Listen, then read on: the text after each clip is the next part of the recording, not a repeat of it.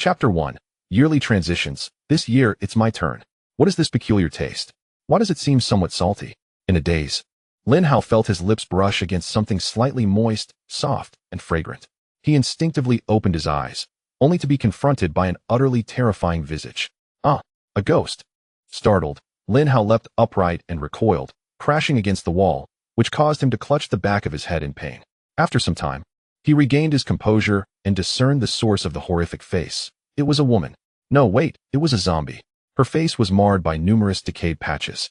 Pockmarked and ghastly, a large slab of concrete pinned her down, having fallen from above. Suddenly, Lin Hao recalled that his lips had indeed touched the lips of the female zombie. Had he just bestowed his first kiss upon a zombie? I cannot believe this. Perhaps the concrete slab had rendered her immobile, as aside from her eyes, her body lay entirely still. Lin Hao felt a wave of relief wash over him. Had she been able to move, he would surely have been bitten during his slumber. How did I end up here? Lin Hao sprang to his feet, glancing around.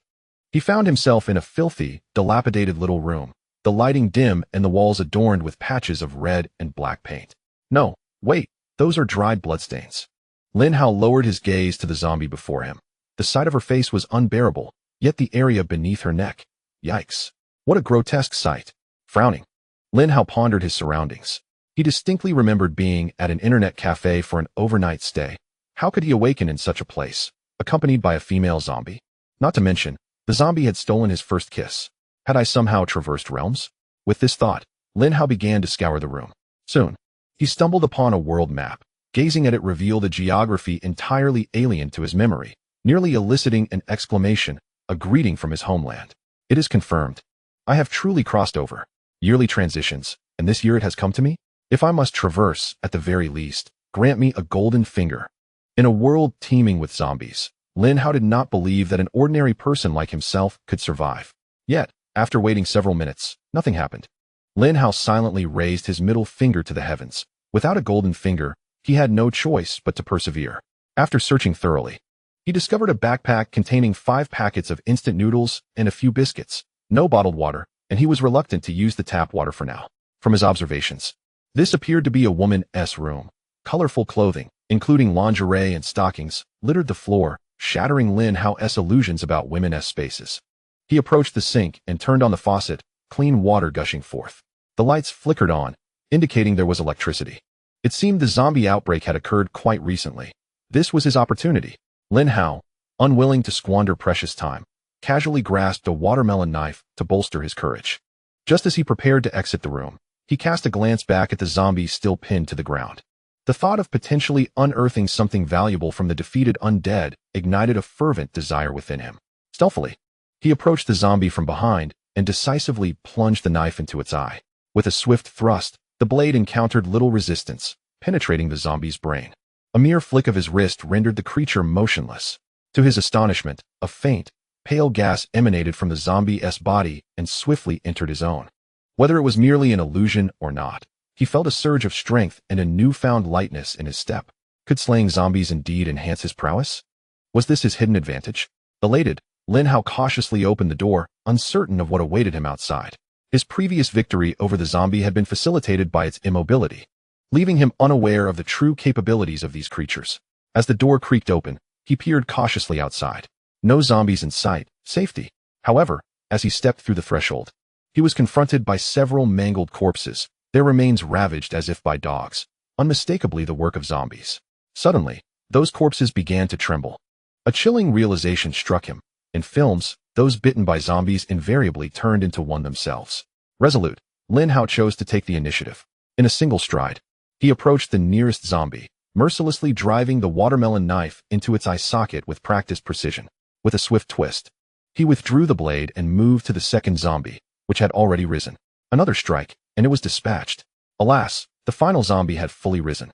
Its jaw grotesquely unhinged, revealing a gaping, dark throat as it fixed its terrifying gaze upon Lin Hao. Gulp. Lin Hao swallowed hard. While he had managed to ambush the first 2, facing a zombie head-on filled him with trepidation. Having slain 2 zombies, he felt the invigorating essence of 2 pale gases coursing through him, instilling a measure of confidence. Lowering his stance, he noted the zombie's movements appeared sluggish.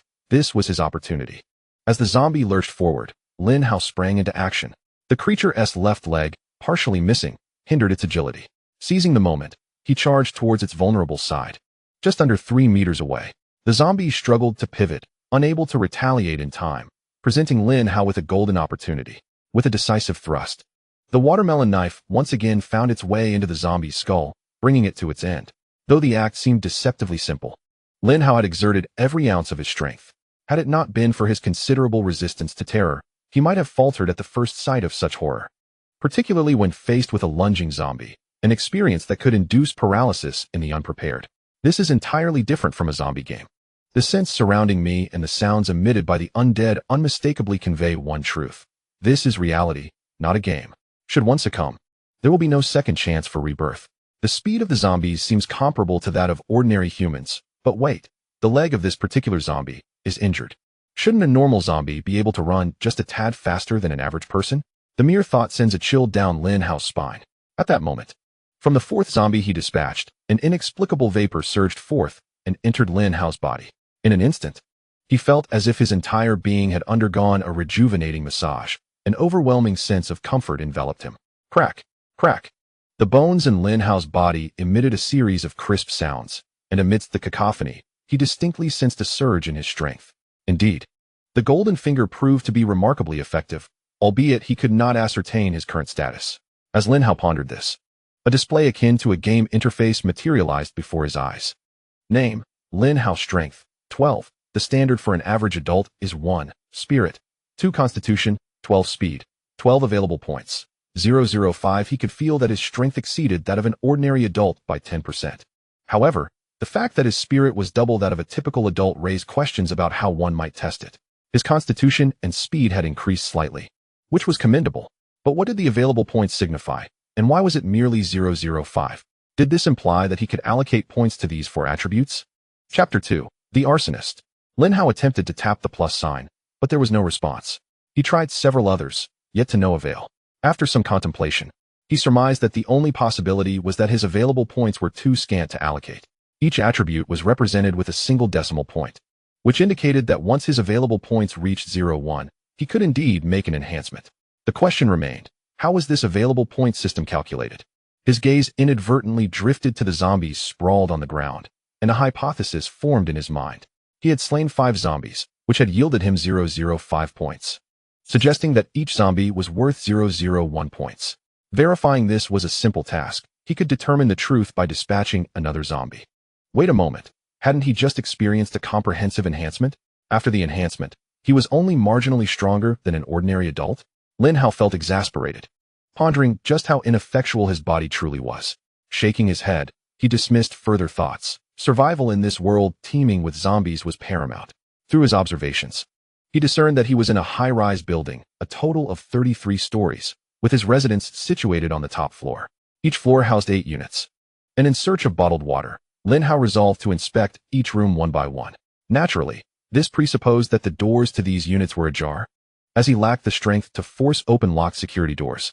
Fortunately, 2 doors on this floor stood open, revealing interiors strewn with blood and dismembered limbs, transforming the rooms into ghastly cages.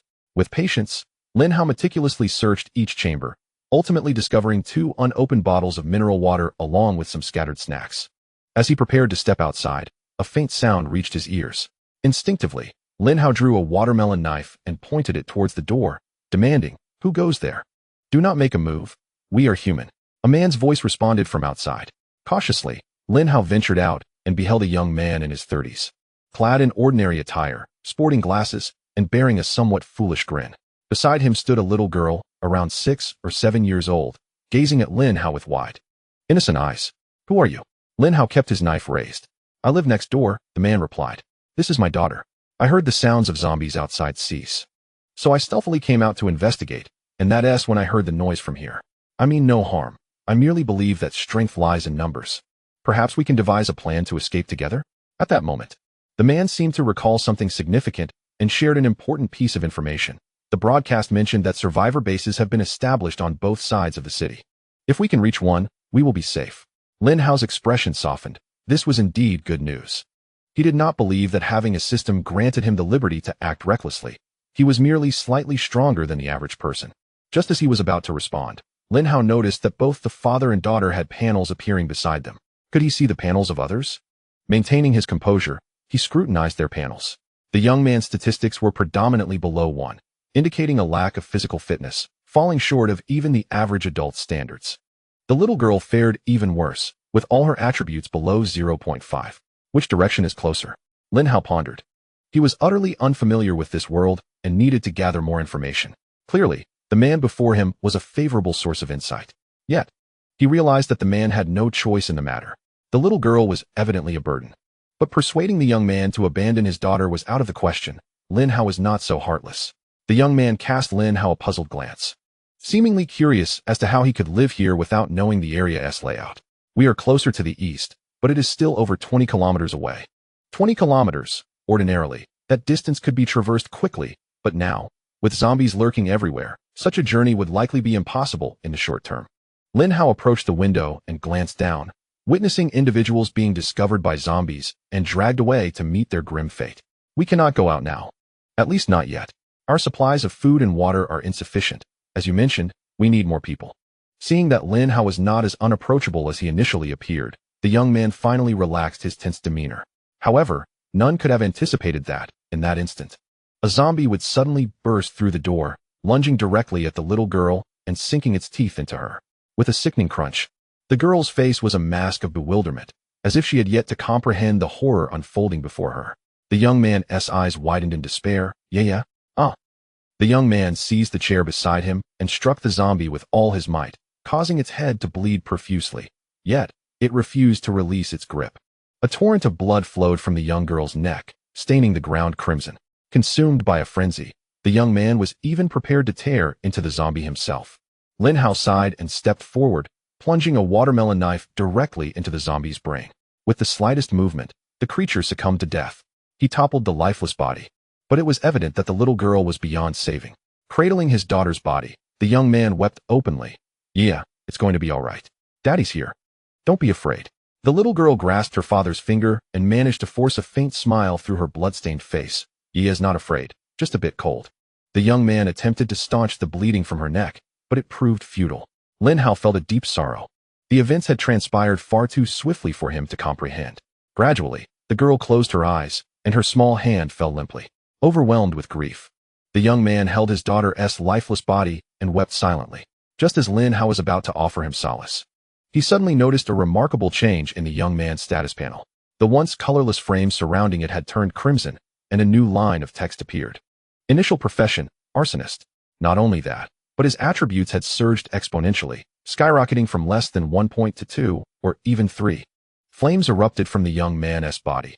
Curiously, these flames did not harm his daughter in the slightest. Yeah.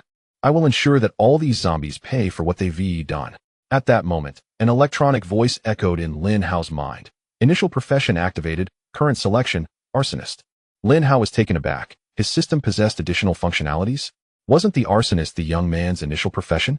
Chapter 3. What do you intend to do?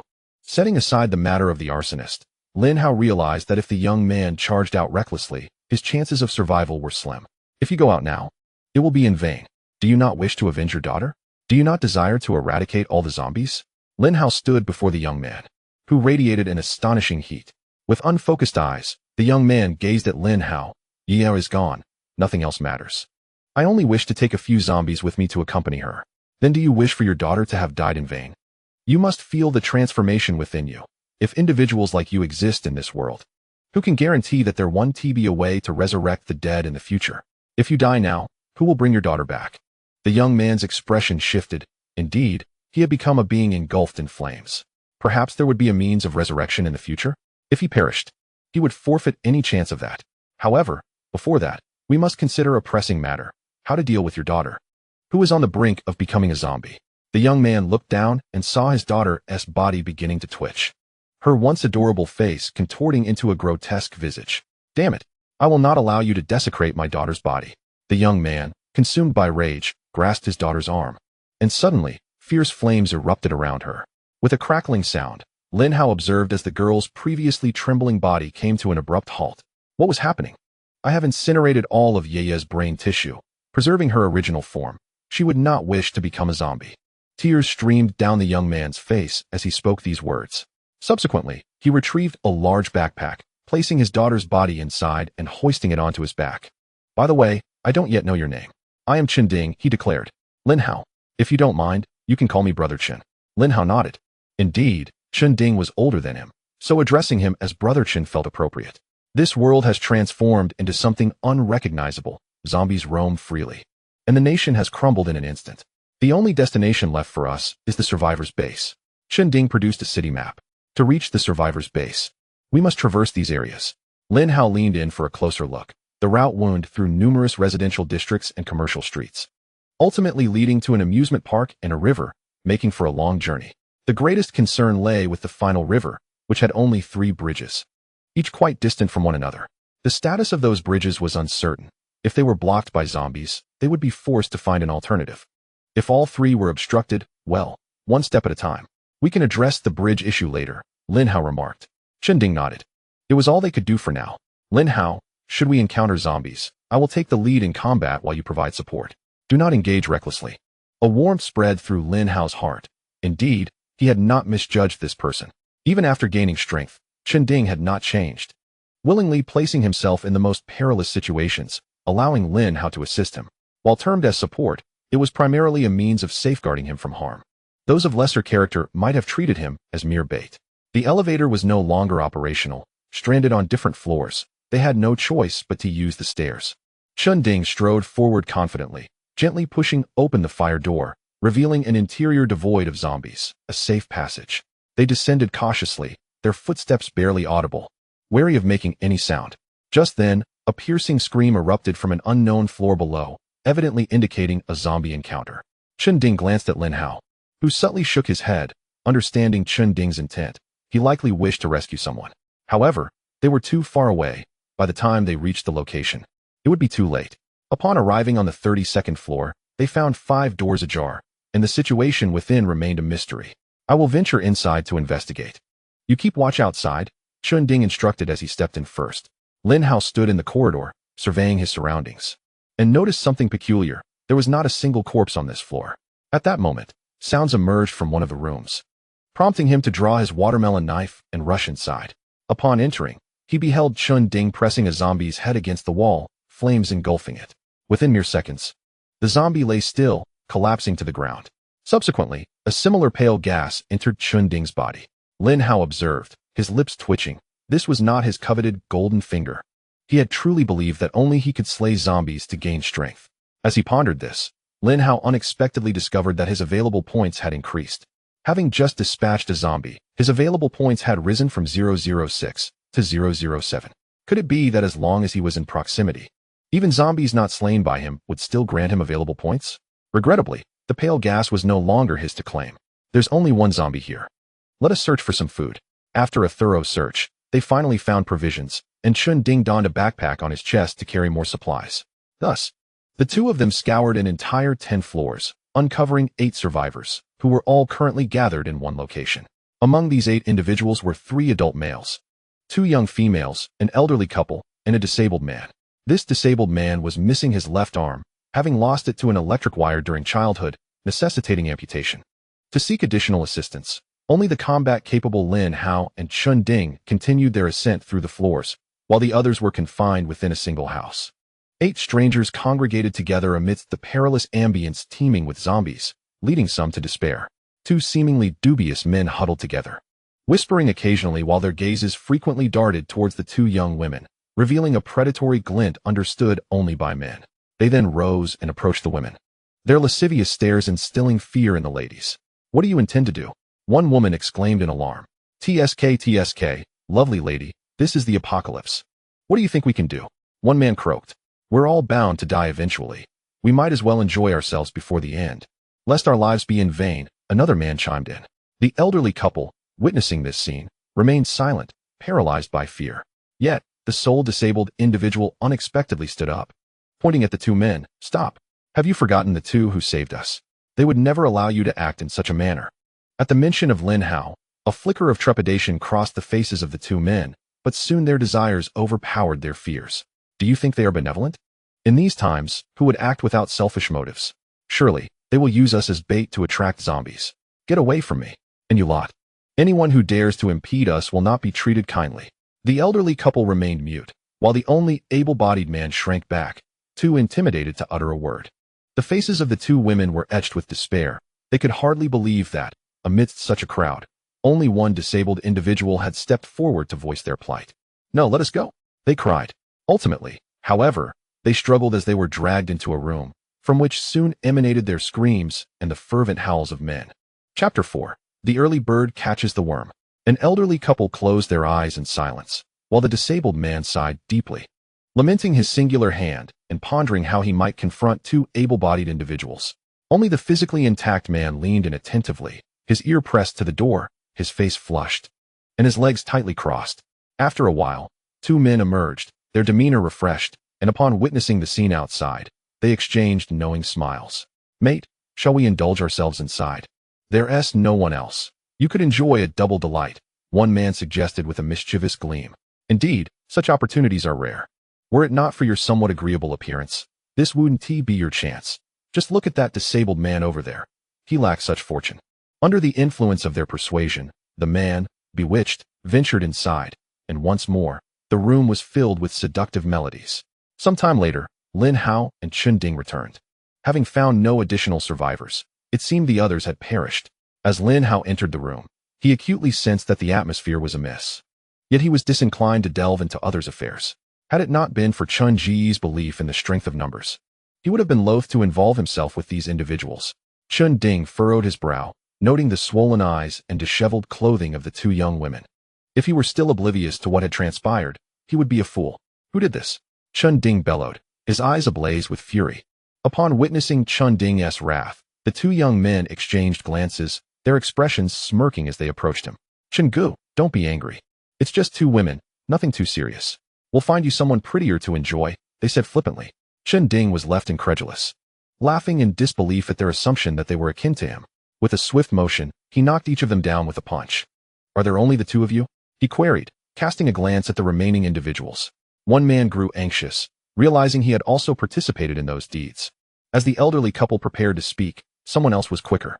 It was the disabled man, who pointed at the cowering man and exclaimed, "It was him." The three of them brought these two sisters into the room and committed unspeakable acts. I was powerless to stop them. With an impassive expression, Chun Ding advanced and delivered a harsh kick, causing the man to tremble on the ground. Lin Hao approached, asking, "Chun Gu, should we eliminate the three of them?" Chun Gu surveyed the trio, then glanced back at the two young women, shaking his head. "First, let us bind them. We shall decide their fate tomorrow." Creak, creak. Lin Hao, deep in slumber, was roused by an unusual sound. He found himself in a bedroom, a place typically devoid of noise. From whence could this sound have emerged? He quietly grasped the watermelon knife and approached the bedroom door, straining his ears to listen intently.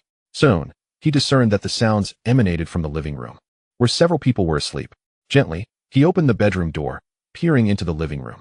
Fortunately, the layout of the house was quite favorable, with the living room just beyond the bedroom door. This fleeting glance nearly caused Lin Hao to cry out. He saw a shadow hunched on the floor, gnawing and swallowing something. A potent stench of blood wafted through the air, heightening Lin Hao's taut nerves. Even without seeing the shadow's face, he surmised that it was a zombie. This creature was feasting upon a human, though he was uncertain who the unfortunate victim was. Another question lingered. How had the zombie entered without breaching the front door? And with such commotion, how could the occupants of the living room remain utterly unresponsive? Were they all in such a deep slumber? It seemed implausible. Lin Hao narrowed his eyes, wishing he could see the zombie's attributes. In the next moment, a panel unexpectedly materialized beside the zombie. "Indeed, my most reliable system, 5 stars for you." Lin Hao silently expressed his approval, then examined the panel. Tier 1 zombie, mental mutation, strength, 15 intelligence, 20 constitution, 15 speed, 15. All 3 attributes stood at 15, with only the intelligence at 2. Coupled with the words mental mutation, Lin Hao concluded that this anomaly had likely bestowed the zombie with some ability, rendering the people in the living room in such a deep sleep. He glanced at his own attributes, which bore little difference from earlier in the day. It appeared that only by initially slaying several zombies could he effectuate a transformation. However, he had accumulated a modest sum of usable points, now totaling 0. 2. This was not to imply that he had slain 20 zombies. Some yielded a pale gas and usable points that were astonishingly doubled upon defeat. Lin Hao referred to this peculiar occurrence as a critical hit. With 0. 2 points at his disposal, he could augment any attribute. In light of the circumstances, he deemed an increase in speed to be paramount. As the saying goes, in the world of martial arts, only the unbreakable stands firm, and only the swift remains unscathed. If his speed were sufficient, the zombie would be unable to pursue him. Lin Hao decisively pressed the plus sign next to speed twice, instantly depleting his usable points. While his speed surged from 12 to 14, just 1 point shy of his adversary, he sensed a tangible enhancement in his speed. And now he was ready to take action. Strike first, and strike hard. Lin Hao's silhouette darted forward, utilizing a sliver of the moonlight to angle the watermelon knife. Aiming it directly at the zombie's jaw. Striking the eyes from behind would be cumbersome, but the jaw posed no such challenge. It could just as easily penetrate the skull. Should he succeed, victory would be his. However, as he closed the distance to approximately 1 meter, the zombie abruptly ceased its feeding, turning its head sharply. Its pitch-black eyes fixating on Lin Hao. At that moment, Lin Hao felt as though his head had been struck violently by a hammer, causing him to emit a muffled groan and nearly collapse to the ground. Fortunately, he steadied himself, gritting his teeth, and thrust the watermelon knife into the zombie's jaw. Crack! However, it veered slightly off course, becoming lodged in the creature's bone. A surge of alarm coursed through Lin Hao. He decisively abandoned the watermelon knife and swiftly retreated to the edge of the living room sofa. Without a weapon, he was left to grapple with the zombie in close quarters, a perilous endeavor, as a single injury would transform him into one of the undead. At that moment, Lin Hao was certain that the pain in his head was undoubtedly inflicted by the zombie. The notion of mental mutation suddenly made sense. The occupants of the living room remained oblivious, seemingly victims of the zombies as well. A gentle breeze wafted through the window, igniting a thought in Lin Hao's mind. Perhaps the zombies had crawled in through the window. This particular zombie was unlike any he had previously encountered. It exhibited remarkable agility and had the ability to launch mental attacks. Had it not been for his comparable mental fortitude, he might have succumbed to unconsciousness moments ago. Then, a realization struck Lin Hao. The system had informed him that he had activated the pyromancer class. Could it be that he too could engulf himself in flames like Brother Chin? With that thought, Lin Hao intoned softly, "System, allow me to become a pyromancer." Initial class. Pyromancer activated. Duration 1 minute. 1 minute? That would suffice. Chapter 5. Exterminating the first stage zombie. In that instant, Lin Hao sensed he could manipulate fire at will. Though the flames remained bound to his body, he could freely control whether the flames scorched anything they touched. Is this what it means to be a pyromancer? Brother Chin's class is truly formidable. Yet now, I am also a pyromancer. A smile spread across Lin Hao's face as flames enveloped him, illuminating the dimly lit room. In that moment, he beheld the state of the living room. 8 individuals in total, 4 of whom were grievously injured, seemingly beyond salvation, while the remaining 4 lay unconscious on the floor. The ground was nearly saturated with flowing blood, and Lin Hao even spotted an unidentified organ at his feet. The gruesome scene causing him to furrow his brow. As he scrutinized the zombie's appearance, he noted that it still resembled a human. However, its hands and feet had morphed into claws, and its face was dominated by a gaping maw. To him, this creature was not merely mentally mutated, but had undergone a physical transformation as well. Emboldened by his pyromancer abilities, Lin Hao charged forward. The zombie lay sprawled on the ground, claws digging into the earth, propelling itself toward him with equal ferocity. Lin Hao understood the strengths and weaknesses of the pyromancer. While fire was indeed potent, it offered no defense. Should the zombie manage to grasp him, he too would become one of the undead. He could not rely on luck. What he required was absolute dominance. In a swift motion, Lin Hao seized the coffee table beside the sofa and hurled it at the oncoming zombie. The zombie moved with remarkable agility, evading in the blink of an eye. Yet this was precisely what Lin Hao required. In that fleeting moment, he threw his projectile. He discerned that the zombie had only one avenue of escape, which was exactly his intention. Lin Hao's flames surged dramatically, even his speed increased slightly, allowing him to execute a swift slide across the slick ceramic tiles of the floor. Fortunately, the family's flooring was made of tiles, making it quite slippery. As the zombie lunged forward, it caught sight of Lin Hao's figure beneath it. The small eyes of the zombie brimmed with confusion. Was it not supposed to feast upon its prey after pouncing?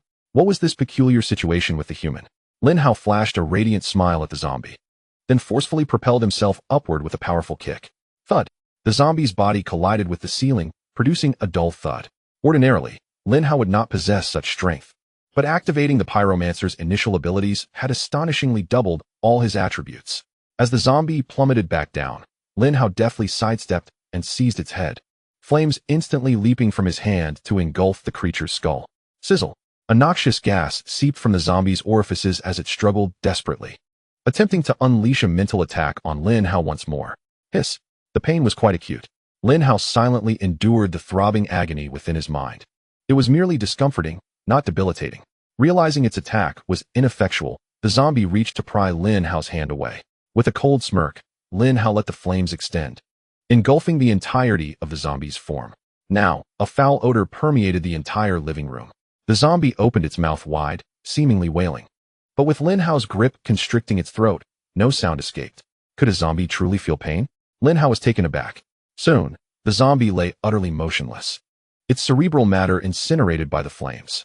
One must admit, the pyromancer's fire was extraordinarily convenient, albeit he could only wield it for a minute. System. How can I extend the pyromancer's duration? The response came promptly. The stronger the host, the longer the ability lasts. Lin Hao understood. Ultimately, his own strength was insufficient. At that moment, a pure white gas emerged from the deceased zombie's body and swiftly entered Lin Hao, instantly enhancing his power slightly. Upon reviewing his status panel, he discovered that his strength had indeed increased by 0.1, an amount typically possessed by nearly 10 zombies. Moreover, his previously depleted points had risen from 0 to 0.12, indicating that this singular zombie was equivalent to 12 ordinary zombies. It seemed this zombie was classified as a first-stage zombie. Did this imply that the previous ones did not even reach that tier? What about individuals like Brother Chen? Was there a hierarchy of strength? With so little information, Lin Hao could not analyze further, but from the recent battle, he recognized the value of speed. Had he been any slower, he would never have accomplished what he had just achieved. Naturally, other attributes were equally significant. After some contemplation, Lin Hao decided to increase his speed, elevating it from 14 to 15. By calculation, his current velocity now rivals that of an average national athlete. As for reaching the standard of a national first-level athlete, Lin Hao felt that he would need to attain a speed of at least 2. It is not merely a matter of his speed being double that of an ordinary person. The actual velocity is affected by the formidable resistance of the air. The world record for the fastest human 100-meter sprint is a mere 9.69 seconds, and at that level, every increment of 0.01 seconds is an immense challenge. Moreover, Lin Hao sensed that his body had become significantly more agile compared to before. Evidently, speed is just a broad concept. At this moment, Lin Hao recalled something. He had already surpassed the average person considerably. What then, he wondered, would be the extent of Chun Gu's prowess? Given his average attributes of around 2, if it were Chun Gu taking action, the first-level zombie would likely have met a swift demise. The tremendous commotion from Lin Hao's battle with the zombie eventually roused the sleeping Chen Ding, who emerged to find Lin Hao standing there. What happened? Chen Ding inquired, extending a hand that ignited in flames, illuminating the surroundings. Upon witnessing the devastation in the living room, his expression changed drastically. Without needing any explanation, he grasped what had transpired. A zombie had stealthily entered and taken the lives of 4 individuals, and Lin Hao had engaged in a fierce struggle to eliminate it. Lin Hao, are you all right? Seeing the concern etched on Chen Ding's face, Lin Hao gently shook his head. I'm fine, but those 4 are beyond saving. We must attend to this immediately, or they will turn into zombies. Chen Ding approached, placing his hand on one of the corpses' heads. Leave the aftermath to me. After a while, the 4 who had fainted finally regained consciousness, and upon seeing the scene in the living room, they were nearly overwhelmed by terror. One elderly man collapsed over a corpse, weeping softly, for it was the body of his beloved partner. Chapter 6. Suicide. After a brief assessment, Lin Hao discovered that the deceased were the 3 men he had bound, and an elderly woman. One of the men's heads resembled that of a dog's chew toy, nearly unrecognizable. Another man met a more straightforward end, with only the area around his heart devoured. The third man and the elderly woman had suffered horrifically. The destruction wrought by the first-level zombie was nothing short of macabre. Except for the elderly man weeping over the woman's body, the other 3 survivors wore expressions of sheer dread. Thank you so much for your help. One of the disabled individuals stammered, swallowing hard. He had not anticipated that the 3 young men, who had been so audacious during the day, would meet such a tragic fate by night. The disabled man realized that this world had transformed entirely from what it once was. Lin Hao briefly recounted the events, and the others understood that it was he who had saved them, expressing their gratitude one by one. Lin Hao waved his hand dismissively. He had not acted out of a desire to rescue them, but rather for his own self-preservation. After all, he had not expected a zombie to invade that night. It appears that when night falls, the windows must be securely closed, leaving no room for carelessness. At this moment, Chunding dealt with the 4 corpses on the ground and approached Lin Hao. I never anticipated that zombies could grow stronger. Only the 2 of us can confront this type of zombie, and we must exercise even greater caution moving forward. Yes, Brother Chun. There is something I must disclose to you. What is it? Concerning your daughter's body, given the current temperature, it cannot be preserved for long. We must find a suitable place for her. Initially, Lin Hao had motivated Chunding to persist by speaking of resurrecting his daughter. Yet carrying her body around was evidently untenable. Chunding's expression faltered. He had seemingly never considered this issue. What shall we do? I have devised a plan. Along our route, there is a tertiary hospital which must possess a morgue. We can temporarily store your daughter's body there until we find a method to bring her back to life. Chunding's eyes lit up. It was indeed a sound plan. However, he quickly recalled a pressing concern. Hospitals are perpetually overcrowded, with a constant influx of visitors each day. Consequently, the number of zombies within the hospital would undoubtedly be substantial, making entry into the morgue a perilous endeavor. I will go in alone, Chunding declared resolutely. Brother Chun, I will accompany you. No, the hospital is too dangerous. Lin Hao feigned displeasure. What do you take me for? If it weren't for you leading the charge during the day, I wouldn't be standing here so safely. In truth, a primary reason lay in the fact that without Chunding's arsonist profession, Lin Hao might struggle against even a first-tier zombie.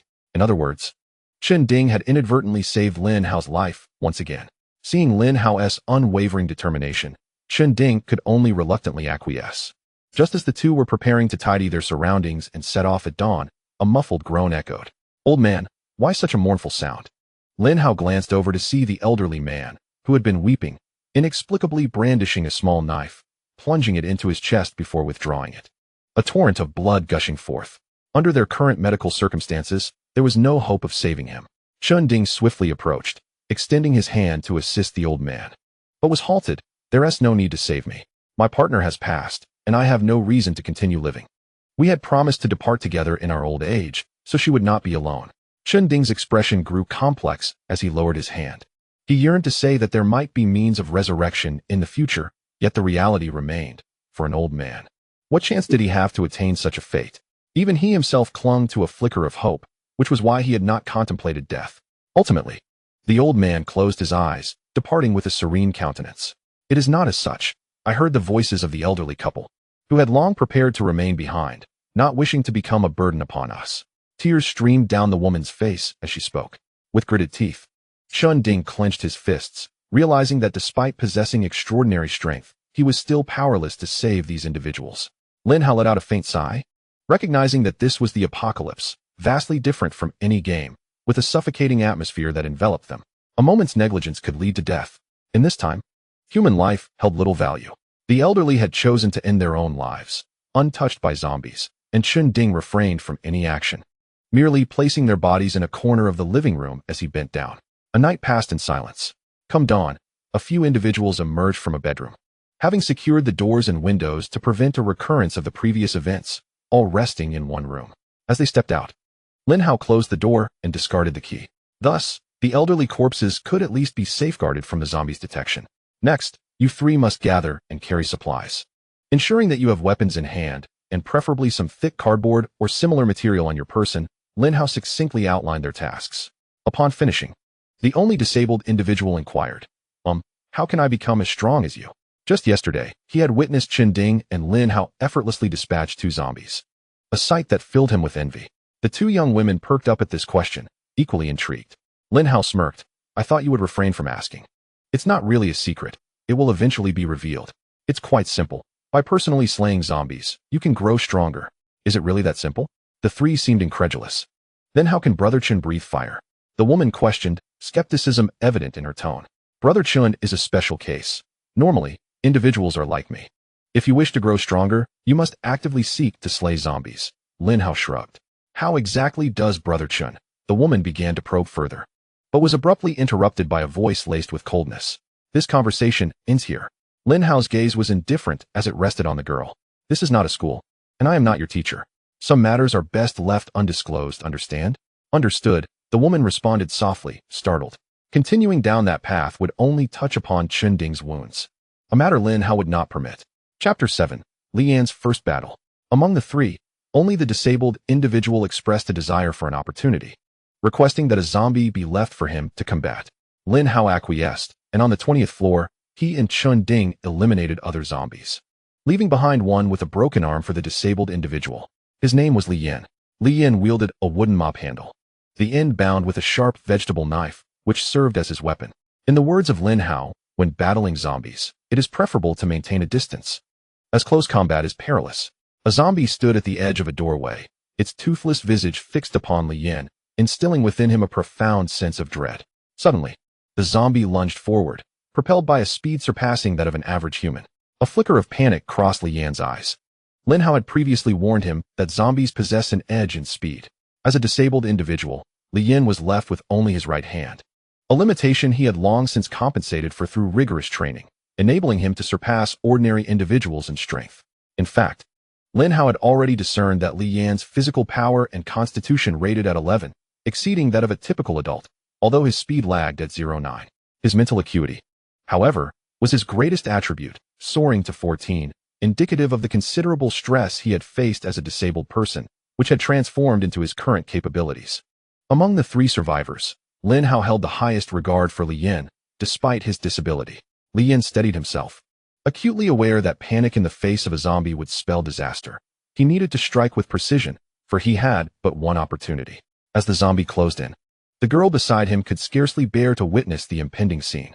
Yet, in an unexpected turn, Li Yin grasped a makeshift spear and assumed a throwing posture.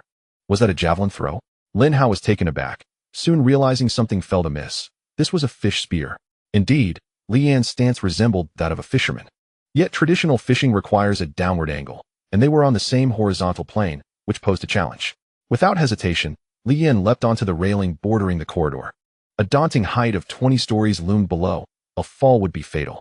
His expression remained unchanged, his focus solely on the zombie. Finally, when the creature was less than 3 meters away, he hurled the spear with all his might. With a sickening thud, the spear's tip pierced through the zombie's eye and into its skull, causing its body to collapse. Yet the zombie remained animated. Li Yin sprang onto the fallen creature, grasping the spear's handle and twisting it forcefully, causing the zombie to finally cease its movement.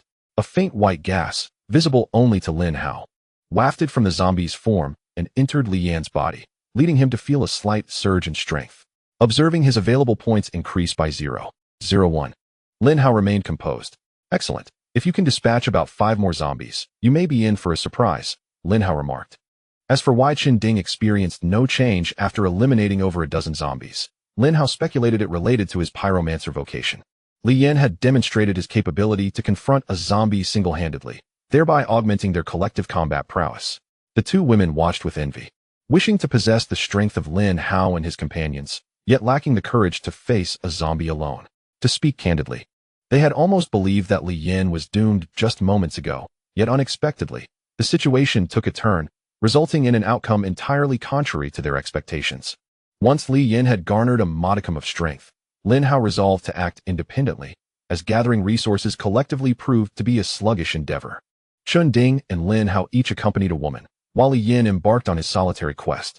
As Lin Hao entered a room, a zombie lunged at him without warning. He maintained his composure, plunging his watermelon knife directly into the creature's eye, dispatching it in a single stroke. The woman behind him nearly succumbed to fright. After a thorough search, no valuable supplies were found. Just as Lin Hao prepared to leave, the woman unexpectedly shut the door behind him. Lin Hao raised an eyebrow, questioning her intentions. The woman, her face flushed, approached him step by step, gradually shedding her garments until she stood before him completely unclothed. "Brother Lin, it seems a bit warm here," she purred, her fair form exuding an irresistible allure. Lin Hao cast her a dispassionate glance and responded, "Put your clothes back on, and I shall act as if nothing has transpired." With that, he turned to exit, but the woman suddenly spread her arms to block his path. "Why pretend to be proper? Don't all men crave my body? You may have it all. I only have one request. Ensure my safety." Her intentions were unmistakable. She sought to barter her body for Lin Hao's protection, fully aware of his superior strength. Lin Hao disregarded her completely, circumventing her and standing at the door, his voice calm yet firm. "Those who only think of such things at a time like this are either fools or worse." As the apocalypse descended, the prospect of survival should take precedence over base desires. Lin Hao felt that some individuals were truly beyond redemption. As for the woman's actions, They were her own choice, and he held no judgment, yet he would not acquiesce to her proposition. Watching him leave, the woman momentarily froze before hastily donning her clothes and pursuing him. "I'm sorry, Brother Lin," she murmured, keeping her head bowed as she trailed behind him. Lin Hao remained silent. Observing his back, the woman's expression was a complex tapestry of emotions. After some time, several small teams regrouped, and they continued their descent, meticulously searching each floor. Regrettably, even upon reaching the 9th level, they had yet to encounter a single living soul. It was as if all below had perished. This building, even if not fully inhabited, should not have such a sparse population, Wang Lanlan remarked, her brow furrowed. "I arrived from out of town a month ago and have resided here since. The foot traffic has always been considerable, yet as we descended, the numbers seemed markedly diminished. Perhaps those individuals managed to escape," Li Yin speculated. "Isn't the typical response to zombies to hide at home and await rescue?" Ling Ximei inquired, her face a mask of confusion. Wang Lanlan is the woman seeking to negotiate with Lin Hao, while Ling Ximei is another figure in this apocalyptic world. In such dire circumstances, they have little inclination to mourn their past sufferings. Their singular focus is survival. The group engages in hushed conversation, their voices deliberately subdued for fear of attracting the undead. Each member carries a heavy backpack, filled with precious provisions of food and water, resources of unimaginable value in this bleak reality. The allure of gold and silver holds no appeal for them. Suddenly, Lin Hao issues a sharp command, "Stop!" The trio immediately halts, their senses heightened as they scan their surroundings, fearing the emergence of zombies. After a brief pause, the silence remains unbroken, leaving them perplexed. "Brother Lin, what is it?" Wang Lanlan inquires. "There's something ahead," Lin Hao replies, gesturing towards the fire door on the 8th floor. Through the gap, they observe strands resembling spider silk, dark purple in hue, accompanied by a viscous purple liquid that evokes a sense of revulsion. Not only on the 8th floor, but a glance downward reveals that similar occurrences abound in the lower levels. "What is this?" Ling Ximei remarks, detecting a faint, unpleasant odor and pinching her nose. "I don't know, but it's likely related to the zombies. It could be even more formidable than those we encountered last night." Shinding steps forward, extending a finger that ignites with flames. Upon contact with the strands, the fire incinerates them, intensifying the foul odor in the air. For the moment, it appears that this scent poses no immediate toxicity. However, the possibility of chronic toxins cannot be dismissed. "I recommend we avoid the 8th floor and those below, and leave this place at once." Chun Ding expresses a twinge of unease at the sight of these phenomena. He remains uncertain about his own strength. Should he face a zombie beyond his capacity to handle, all would be in jeopardy. His counsel resonates with the others, who share a mutual desire to vacate the area. Lin Hao, however, is somewhat indifferent, yet he notes an unsettling detail. Throughout their descent, they have encountered not a single zombie, merely traces of blood. Where have all the zombies gone? Just as this thought crosses his mind, the fire door on the 8th floor opens silently. Startled, Lin Hao instinctively draws his watermelon knife, aiming it toward the opening, where he spots a boy. Chapter 8. The First Grade Crystal. The boy appears to be no more than 7 or 8 years old, sporting a peculiar smile as he gazes at Lin Hao and his companions. "Little one, why are you here alone? Where are your parents?"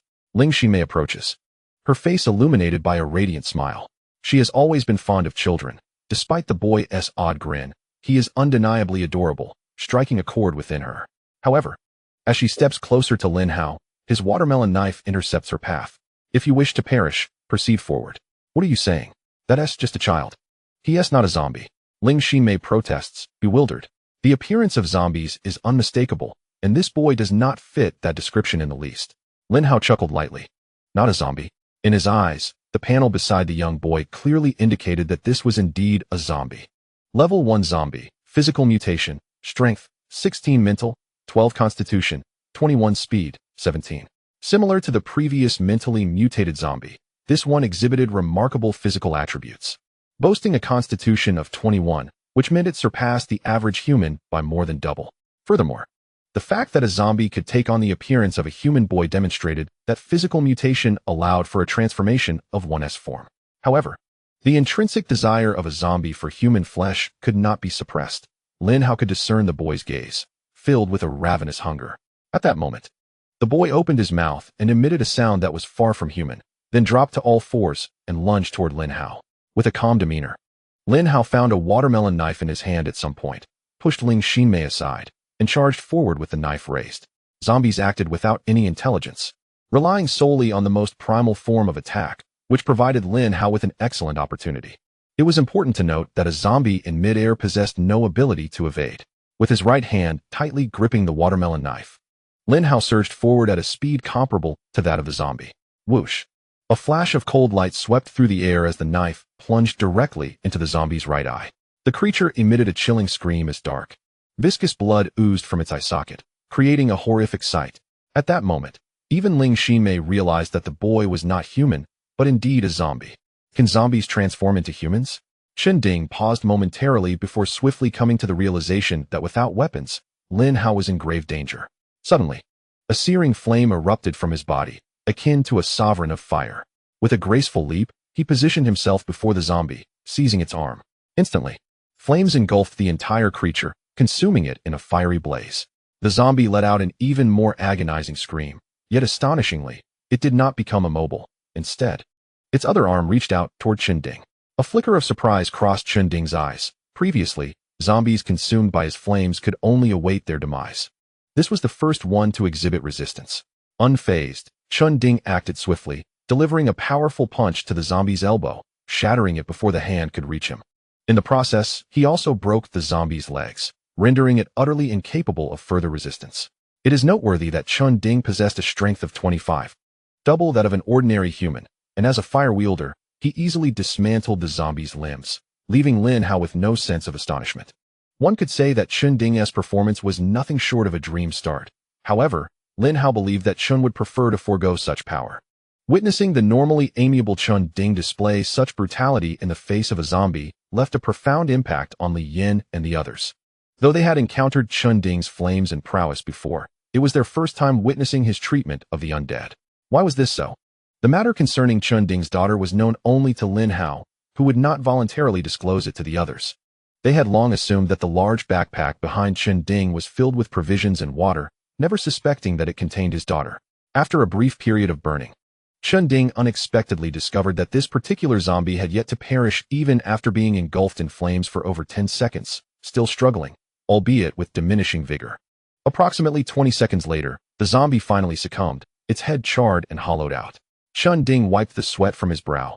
It seemed that wielding fire consumed considerable stamina, and he had exhausted a significant amount this time.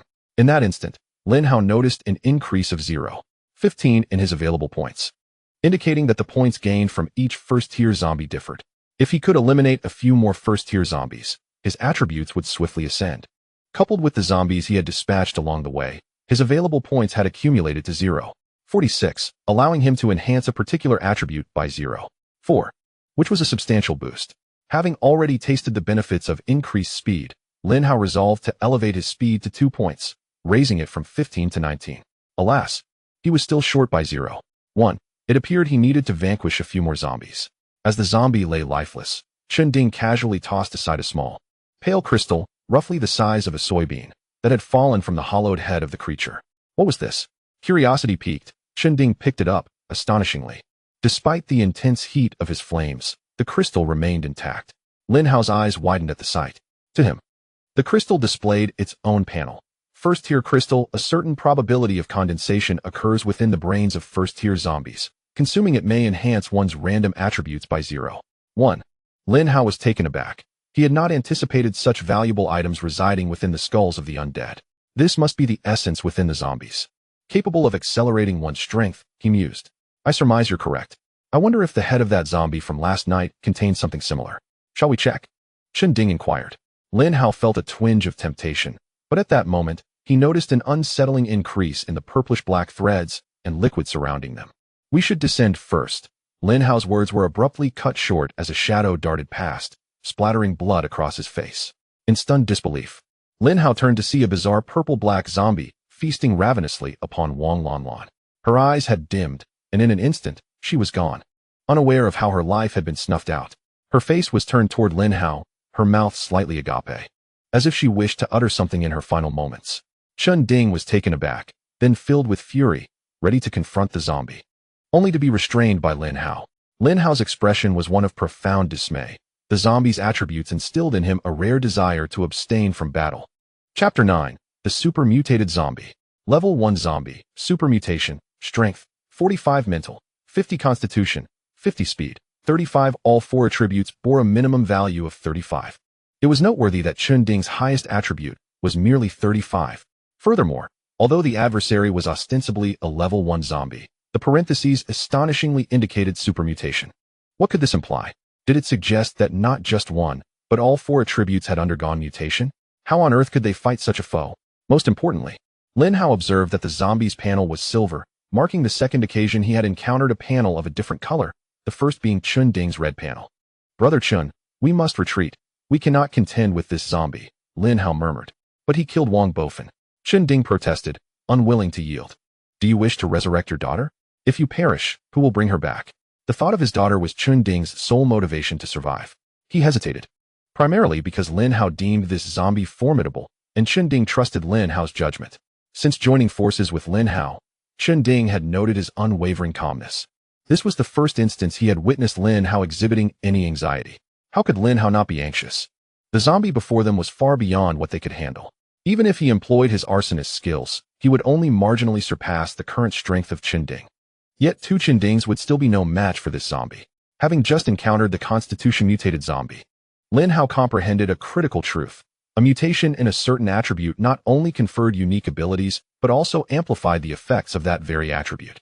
For instance, a mentally mutated zombie possessed the capacity for mental attacks, thus exhibiting formidable resistance in that domain. Constitution mutations could alter an entity's appearance while simultaneously enhancing its physical form. Even Chun Ding's flames could not swiftly incinerate the creature, underscoring the terrors of constitution mutation. And what of a super-mutated zombie with all four attributes altered?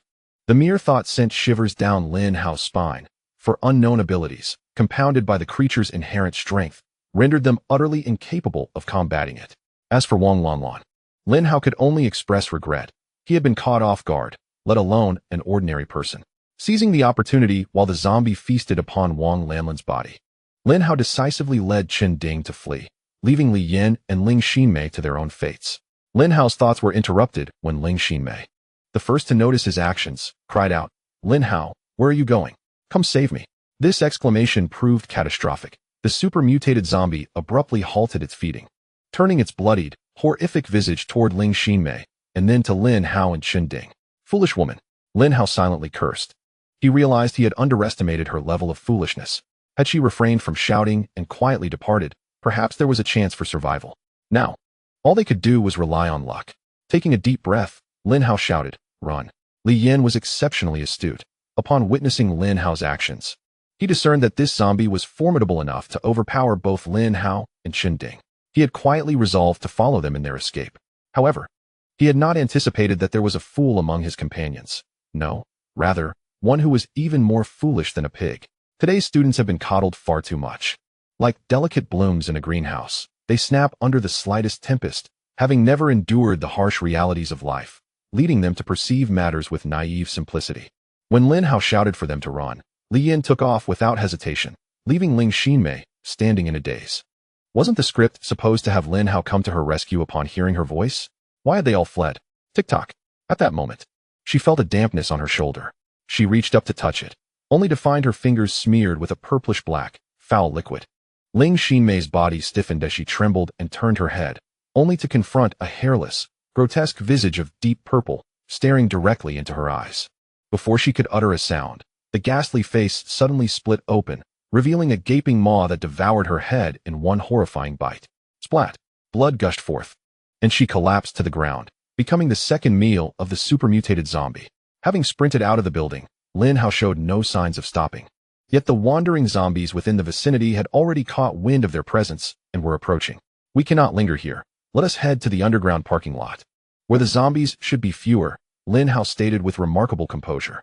At this juncture, it was imperative to remain stealthy in the community. Even the slightest sound could alert the zombies. Venturing outside was impractical, as there were even more wandering zombies beyond the gates. Thus, the parking lot remained their only viable refuge. Every community invariably has a spacious underground parking facility, a fact beyond dispute. Typically, these lots are not densely populated, rendering them an ideal temporary sanctuary. Chun Ding spoke not a word. Instead, he charged to the forefront, engulfed in flames, effortlessly dispatching any approaching zombies. This prowess evoked a tinge of envy in Lin Hao, as his own pyromancer could only sustain such power for a mere minute. In Lin Hao's possession was an additional watermelon knife. Once he realized the potential for losing weapons, he could not settle for just one. His backpack now contained no fewer than 10 high-quality watermelon knives, as he would never settle for those inferior ones sold at a bargain. Indeed, the use of short weapons proved to be quite effective. As Lin Hao dispatched the ordinary zombies, he reflected on his newfound ability to anticipate their movements, preparing himself to evade and strike with lethal precision. Li Yin, however, lacked Lin Hao's formidable strength, often taking considerable time to fell a single zombie. Yet, he was still considerably more capable than most. The trio fought their way to the entrance of an underground parking lot and hurried inside. After a strenuous battle against the last few zombies, they took a moment to rest. Fortunately, the pursuing zombie had not followed them. We cannot remain in this community for long. We must exit before nightfall. Lin Hao abruptly sat down on the ground and casually pulled out a pack of instant noodles to munch on. Are you in such a hurry? Li Yin inquired. Taken aback. You witnessed the zombie just now. It's clearly beyond our current capabilities to handle. I doubt even a month from now, there will be many who can confront it. Li Yin, lacking Lin Hao's system, could not discern the precise strength of the zombie. Just as he was about to speak, a sudden noise echoed through the parking lot, illuminating half of it with light. Who is there? Step forward. Lin Hao sprang to his feet, gripping a watermelon knife, his gaze sweeping the surroundings. Chen Ding and Li Yin also stood alert, watching the area intently, when a young man emerged from behind a vehicle, exclaiming, "Don't be alarmed. I am not a zombie. I am human." Chapter 10. The New Profession, Strengthened Warrior. Upon realizing he was a living person, the trio relaxed their guard. Yet Lin Hao continued to scrutinize the stranger. The man's panel revealed nothing particularly extraordinary. His attributes were merely slightly superior to those of an average individual. Yet it was evident he had slain zombies. Why did you three arrive only at this time? Were you planning to hide above and wait for the military to rescue you? The young man was quite conversational, immediately posing questions. What do you mean? Chen Ding replied, somewhat confused. We broadcasted a message in the community a couple of days ago, didn't you hear? The young man seemed surprised.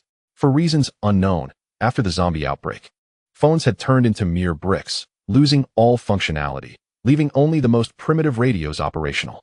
Chen Ding had learned of survivor bases on either side of the city solely through radio broadcasts. However, he had not encountered any announcements from the community.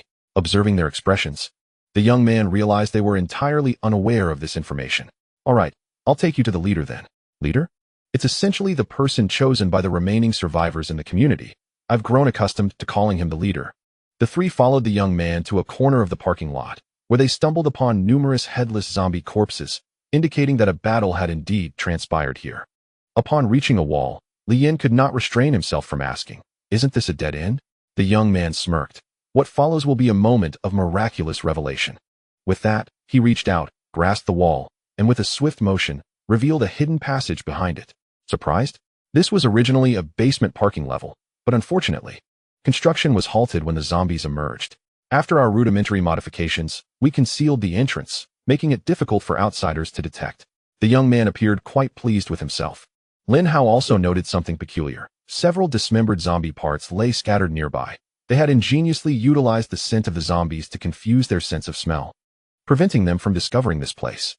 Upon entering, Lin Hao beheld 100 individuals seated on the ground, surrounded by roughly 30 individuals who resembled petty thugs. While at the forefront stood a bald man wielding a cleaver. The scene was evidently troubling. Indeed, the next moment, the young man's expression shifted.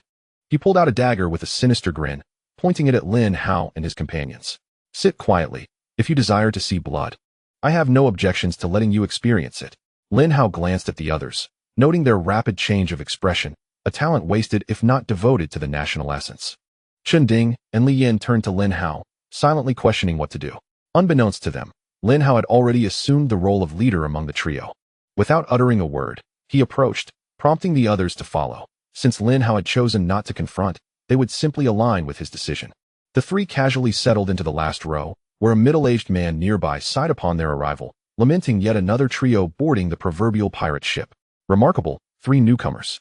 Xiaogua, you performed admirably this time. I shall grant you 3 opportunities to personally slay a zombie. The bald man spoke up. The individual referred to as Xiaogua, the young man who had escorted the trio in, was visibly thrilled, nearly prostrating himself. Thank you, Brother Cohen. As long as you are with me, you will all grow as formidable as I am. To prevent any ill intentions, allow me to demonstrate my power. With a thunderous roar, the bald man seemingly swelled in size, rising at least 20 centimeters in height, his muscles bulging impressively, igniting envy among countless men. In that moment, Lin Hao heard the system's voice resonate within his mind. Initial profession enhanced, strongman. Lin Hao raised an eyebrow. This bald man, resembling a gang leader, was indeed an individual with an initial profession. He pondered how this profession compared to Brother Chen's firestarter. Before the bald man lay a steel pipe. He discarded his machete and picked up the pipe, bending it effortlessly before the onlookers. Li Yin gasped in astonishment. Is such strength even humanly possible? Chun Ding also expressed surprise, surmising that the man, like himself, must have awakened some latent ability. Otherwise, how could an ordinary person possess such might? Lin Hao remained composed, inferring from the name of the profession that there was indeed something extraordinary at play. Such strength was likely augmented by the very nature of the profession itself. The firestarter's prowess lay in flames, while the strongman's resided in sheer force, two entirely distinct vocations. The bald man tossed aside the bent pipe, wearing a smug grin as he reveled in the fear etched on the faces around him. However, when his gaze fell upon the last row, his expression darkened. It seems you three have some objections to me. Do share your thoughts. All eyes turned to the newcomers, none willing to rise in their defense. The collective sentiment was unmistakable, mockery. They scoffed at the trio, oblivious to the gravity of the situation, failing to comply with the bald man's performance. Truly, they were too naive. Am I truly allowed to voice an objection? Lin Hao stood, feigning a submissive demeanor. Chun Ding and Li Yin were left bewildered, questioning Lin Hao's character. Of course, I am quite accommodating, the bald man replied. As the bald man smiled, he revealed his gleaming golden teeth. That's good, he said. I want to mention something. Lin Hao grinned. Your bald head is so shiny. Could you perhaps cover it up? It's quite blinding. Suddenly, the atmosphere grew tense. As the onlookers stared at him in shock, unable to believe Lin Hao dared to utter such words. Everyone knew that mentioning the leader's baldness was strictly taboo. Chun Ding and Li Yin were taken aback. They hadn't anticipated Lin Hao would confront them so boldly. With so many people present, it was somewhat daunting for just the three of them. In an instant, Li Yin sprang to his feet, aiming his makeshift spear forward, ready to respond to anyone who dared approach. Meanwhile, Chun Ding was enveloped in searing flames, startling everyone in the vicinity. Are you a professional? The bald man's expression soured. He had assumed he was the only one fortunate enough to possess such power, only to discover this newcomer was even more formidable, engulfed in flames that surpassed his own. Professional? What does that mean? Chun Ding was perplexed.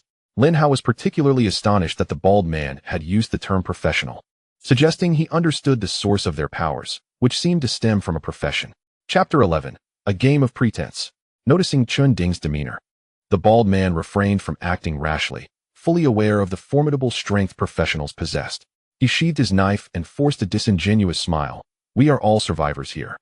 There is no need for such hostility. Someone, please fetch my prized wine. The group of lackeys stood in confusion, expecting their leader to retaliate with violence. But the sudden shift in tone left them bewildered. At that moment, Lin Hao caught sight of the bald man's attributes, which were distinctly different from Chun Ding's. The bald man's panel was a muted yellow. Name, Tang Yuan Strength, 28 Spirit, 17 Constitution, 26 Speed, 15 Initial Profession. Strongman, though his strength and constitution were impressive, his spirit and speed were lacking, placing him at a disadvantage compared to Chun Ding's attributes.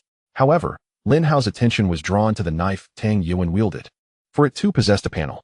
Sharp, great knife, characteristic. Sharp, originally a mundane knife, it had been enhanced with a first-tier crystal, granting it the sharp attribute. What did this mean? Could it be that a first-tier crystal not only bolstered personal attributes, but also strengthened weapons? The question lingered. How did Tang Yuan come to know of this method? With this thought, a smile crept across Lin Hao's face. After all, it was merely a game of pretense. You are too kind, Brother Tang. This is quite embarrassing. Lin Hao beamed as he approached. The unexpected camaraderie between the two left those around them in a state of bewilderment. Moments ago, it seemed they were on the verge of conflict. Yet now they were sharing laughter. The world was changing too rapidly for them to comprehend. Li Yin and Chun Ding remained oblivious to Lin Hao's intentions. Yet they had observed his conduct throughout their journey. Realizing they couldn't afford to lag behind, they lowered their facade of caution and followed closely behind Lin Hao. Tang Yidao was somewhat taken aback. You know me, little brother? Well, I suppose I've just been elevated to little brother status. Lin Hao secretly scoffed. maintaining an unwavering smile on his face. What are you saying, elder brother? In this area, who doesn't know Brother Tang? This statement was directed at the surrounding subordinates, who, not daring to dampen their leader's spirits, readily affirmed Lin Hao's words. Everyone enjoys a compliment, and Tang Yidao's eyes crinkled into slits as he chuckled. Little brother, tonight we shall indulge until inebriation knows no bounds. And you too as well. We shall eat and converse. When it comes to social skills, not even Tin Li Yin or Chun Ding could rival Lin Hao. It is worth noting that before his transference, Lin Hao was the company's top salesman. His eloquence could breathe life into the lifeless, and persuasion was merely a fundamental tactic in his repertoire. The four of them sat on a tattered cloth. This underground parking lot lacked any semblance of tables. Come, come. This is a fine liquor I had specially brought for you. The average person would never have the chance to taste it. Tang Yidao enthusiastically poured a glass of white liquor for each of the three. Chun Ding and Li Yin hesitated, glancing at Lin Hao. Should they drink? If their host had tampered with the liquor, they would be at his mercy. Lin Hao lifted his glass but did not drink. Instead, he inquired, I wonder, Brother Tang, could you elaborate on what a professional is? Tang Yidao seemed unconcerned whether Lin Hao and his companions drank, appearing genuinely interested in forming a connection. He jovially replied, the term professional is not mine to define. It is spoken of in the broadcasts. He informed them that ever since the establishment of the survivor base in the city, broadcasts continually relayed their location while disseminating various pieces of intelligence. Among this information was the concept of professionals and the usage of first-order crystal stones. Anyone could potentially become a professional, but it was often only the fortunate who achieved this status. Once one became a professional, not only did their 4 attributes double, but they could also wield abilities unique to professionals. For instance, his strength-enhancing skill allowed him to enlarge his physique, thereby amplifying his power, particularly when paired with his reinforced machete, rendering him nearly invincible. First-order crystal stones could be consumed directly, randomly augmenting one attribute or enhancing certain items. I have tried it myself. Not everything can be enhanced. Only this machete succeeded, Tang Yidao remarked, patting the weapon beside him. The enhancement of first-order crystal stones is limited, and the number of professionals is quite scarce. Lin Hao mentally cataloged this information, pondering whether encountering more professionals might grant him the potential for multiple professions. The mere thought of such a splendid scenario brought a crooked smile to Lin Hao's lips. After a lengthy exchange, Lin Hao had garnered substantial intelligence and decided to spare himself further idle chatter with Tang Yidao. He concocted a convenient excuse and led the two away. Although this level of the parking lot was still unfinished, it was quite spacious. Tang Yidao gazed at the 3 untouched glasses on the ground, lost in thought. Upon reaching a secluded area, Li Yin produced a candle and a lighter, igniting it to finally cast a flicker of light. Lin Hao gazed at him in astonishment as Li Yin, slightly embarrassed, replied, in the past, the nights in the countryside were shrouded in darkness. So one had to carry these 2 items whenever venturing out. It became a habit. Lin Hao, what are your thoughts? That person earlier is no good. He has long been notorious in this area, a minor leader of the underworld. Chun Ding, a local, was well aware of Tang Yidao's infamous reputation. Brother Chun, do you not wish to save those 100 people? Lin Hao's lips curled into a smirk. He had never engaged in actions devoid of benefit. When the number of individuals reached a certain threshold, they transformed from a burden into an asset. On the path to the survivor's base, a sufficient number of people was essential, though he only required the elite. What constitutes elite? Those who have not been eliminated by zombies are considered elite. Li Yin was a clear example of this. Chun Ding's eyes sparkled. He certainly desired to help, but he was acutely aware that it would be difficult for the 3 of them to rescue so many. Do you have a plan? Of course, but for now, we must refrain from taking any action. Meanwhile, Tang Yidao was conversing with several of his trusted subordinates. Remember, we will go and eliminate them tonight. One of his subordinates chuckled. I knew the boss would not spare them. It's a pity they did not drink, or they would have already collapsed. They had indeed spiked the drinks. One could never change their nature. At the moment Lin Hao uttered those words, Tang Yidao had already condemned them to death in his heart. However, wary of Chun Ding, a professional, he refrained from acting recklessly and instead employed his intellect, seeking an effortless acquisition of their heads. In this era, those without wits would have long been imprisoned. From the outset, Tang Yidao had no intention of heading to the survivor's base. The apocalypse had afforded him the opportunity to fulfill his ambitions. What a splendid world this is. A faint smile graced Tang Yidao's lips. Chapter 12, The Bait. Having hastily consumed a bite to eat, Lin Hao prepared to venture out in search of solitary zombies to slay, thereby enhancing his prowess. Without strength, one could go nowhere. I shall accompany you. Li Yin declared, tightly grasping his long rifle, yearning for greater power. As a disabled individual who had lost an arm, he was acutely aware of his considerable disadvantage. Only through diligence could he bridge the gap. But what about those people? Chun Ding inquired, knowing he had recognized some familiar faces among them. As they all resided in the same community and frequently crossed paths. Brother Chun, those individuals will be fine. Tang Yidao intends to utilize them and will not act against them at this juncture. I suspect he may harbor ambitions of establishing himself as a ruler. It was Li Yin who spoke, not Lin Hao.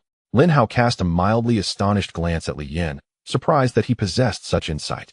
In peaceful times, who would dare utter the words of self-proclamation? It would be tantamount to courting death.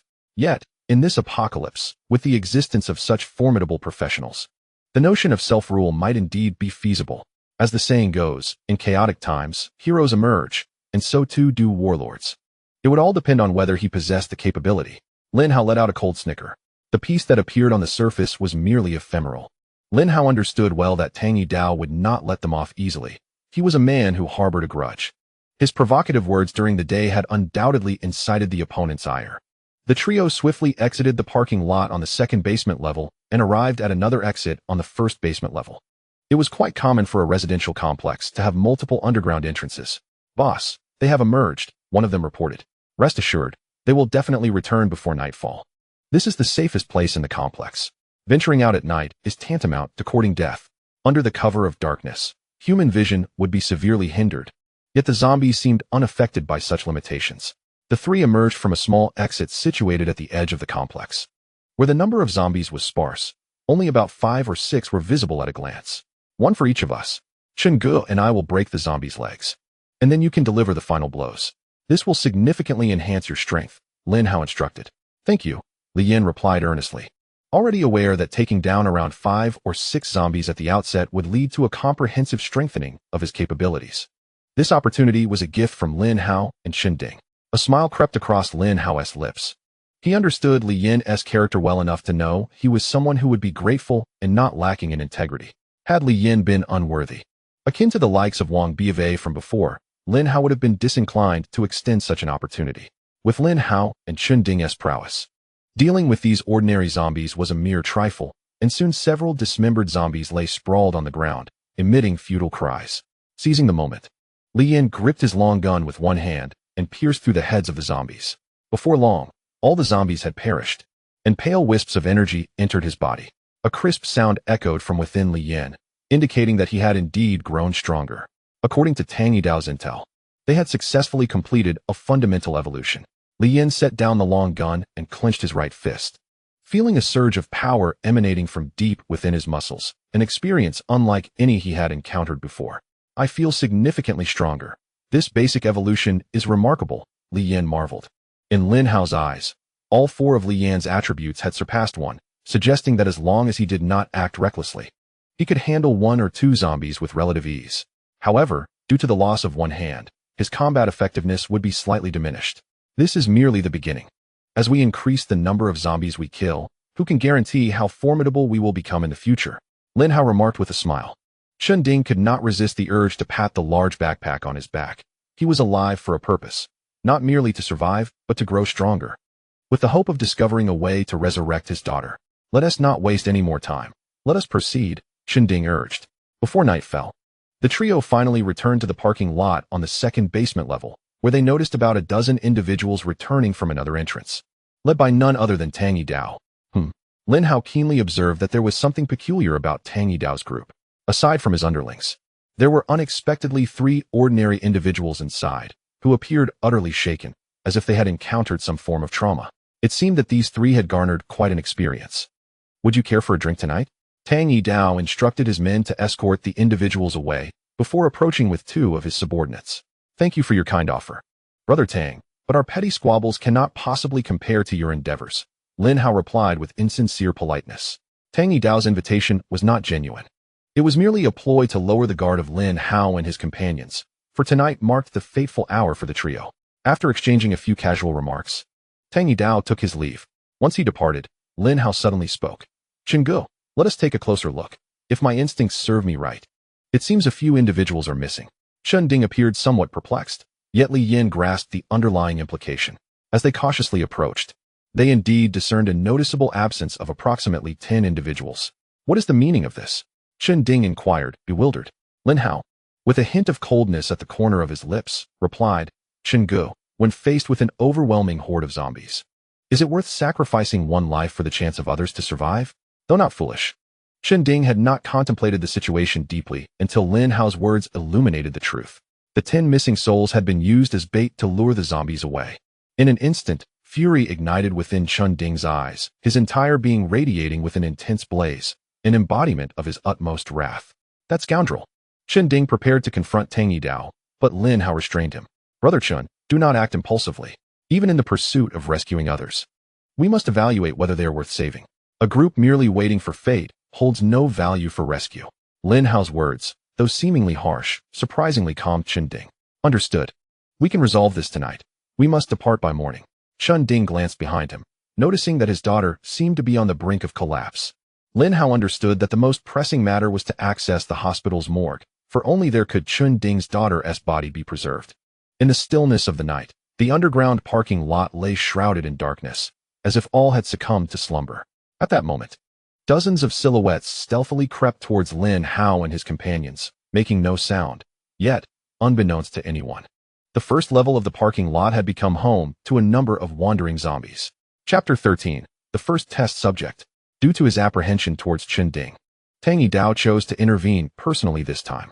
Advancing in the dark was somewhat challenging for others, yet for someone who had become a professional, it was not as daunting as one might imagine. Human eyes naturally adapt to darkness. Even in obscurity, one can faintly discern outlines. Moreover, his enhanced attributes seemed to grant him superior vision, allowing him to perceive more than those around him. In his sight, he could see Lin Hao and his companions lying on the ground, soundly asleep. Finally, Tang Yidao approached within 3 meters of Chen Ding, a distance that was more than sufficient for his purpose. In the blink of an eye, his physique expanded once more. He unleashed the might of a warrior, wielding a razor-sharp broadsword aimed directly at Chen Ding's neck. Tang Yidao seemed to revel in the exhilarating sensation of severing a living head, a thrill incomparable to slaying a mere zombie. However, a towering inferno suddenly illuminated the surroundings, and Chen Ding's body rolled out of the strike's trajectory, leaving Tang Yidao's assault futile. You feign slumber. Tang Yidao's visage, cast in the fire's glow, appeared grotesquely fierce. Not only Chen Ding, but also Lin Hao and Li Yin had risen from the ground. They had never truly been asleep. How else could we lure you here? Chen Ding's countenance was icy, his fury ignited by Tang Yidao's earlier transgressions. With their ruse unveiled, Tang Yidao commanded his minions to encircle the trio. Lin Hao surveyed the scene. The combatants' abilities were generally lacking, with fewer than 5 individuals possessing attributes exceeding 1. It seemed that achieving basic evolution was far from a trivial endeavor. In stark contrast, Chen Ding was a fire starter, with all his attributes measuring at least 2, while Li Yin had also reached a baseline of 1 across the board. As for Lin Hao, he could strategically employ the powers of both the fire starter and the warrior at critical moments, making him the sole hidden trump card, an advantage unbeknownst to Tang Yidao. As the battle loomed, an unexpected shout erupted from Lin Hao. Fire. The apocalypse had only unfolded over the past 2 or 3 days, and many retained instinctual reactions to prior experiences. Ordinary individuals, abruptly awakened by the alarm, instinctively sprang into action, fleeing in panic. This moment provided Lin Hao with a crucial opportunity. If they could not surpass this hurdle, death would be inevitable. Most of Tang Yidao's subordinates were concentrated on this side, leaving fewer than 10 on the opposite flank. He had never anticipated that Lin Hao would resort to such a tactic. Eliminate them. Tang Yidao disregarded the unfolding situation, preferring to focus on vanquishing the 3 before him. Ordinary people could waste time searching outside, but losing the chance to dispatch these 3 would mean uncertainty for the next opportunity. Lin Hao admired Tang Yidao's decisiveness, brandishing a small watermelon knife as he charged towards him. Brother Chen, Li Yin, handle those foes. I shall confront Tang Yidao. Although Chen Ding had intended to face Tang Yidao himself, Lin Hao's bold advance left him no choice but to hasten the defeat of their adversaries to assist Lin Hao. Unbeknownst to Chen Ding, Lin Hao harbored a reckless notion. If slaying zombies could grant him strength, would vanquishing humans, particularly professionals, not yield the same result? Lin Hao abhorred the indiscriminate slaughter of innocents, yet he would show no mercy to those who sought his life. Unfortunately for Tang Yidao, he became Lin Hao's inaugural test subject. As Lin Hao charged forward with the diminutive watermelon knife, Tang Yidao wore a scornful smile. With a thunderous roar, He swung his broadsword towards Lin Hao's head, the blade slicing through the air with a whisper of wind, a testament to the terrifying power Tang Yidao possessed. It can be said that in the eyes of humanity, his strength has reached that of a minor superhero. Coupled with the fact that the machete had been enhanced by Tang Yidao, possessing a razor-sharp quality, Lin Hao was acutely aware that his physique could not withstand such an assault. However, there was no need for a direct confrontation. With a fleeting thought, Lin Hao commanded, "System, activate the warrior class." The warrior class was now engaged, with a duration of 1 minute. In that instant, while Lin Hao's exterior remained unchanged, his attributes experienced a significant augmentation. Yet, it appeared that due to the limitations of the warrior class, his strength and constitution saw substantial increases, while mental acuity and speed were enhanced to a lesser degree. Nevertheless, this enhancement sufficed. Lin Hao precisely required this boost, and thus his speed soared to 25. With a sudden surge in velocity, Lin Hao maneuvered in an oddly peculiar manner, evading Tang Yidao's attack. "What?" Tang Yidao gasped in astonishment, bewildered by the abrupt acceleration of this young man's speed. He remained oblivious to the fact that Lin Hao had activated his class, without any alteration in physique. None could have anticipated that Lin Hao was currently utilizing the warrior class.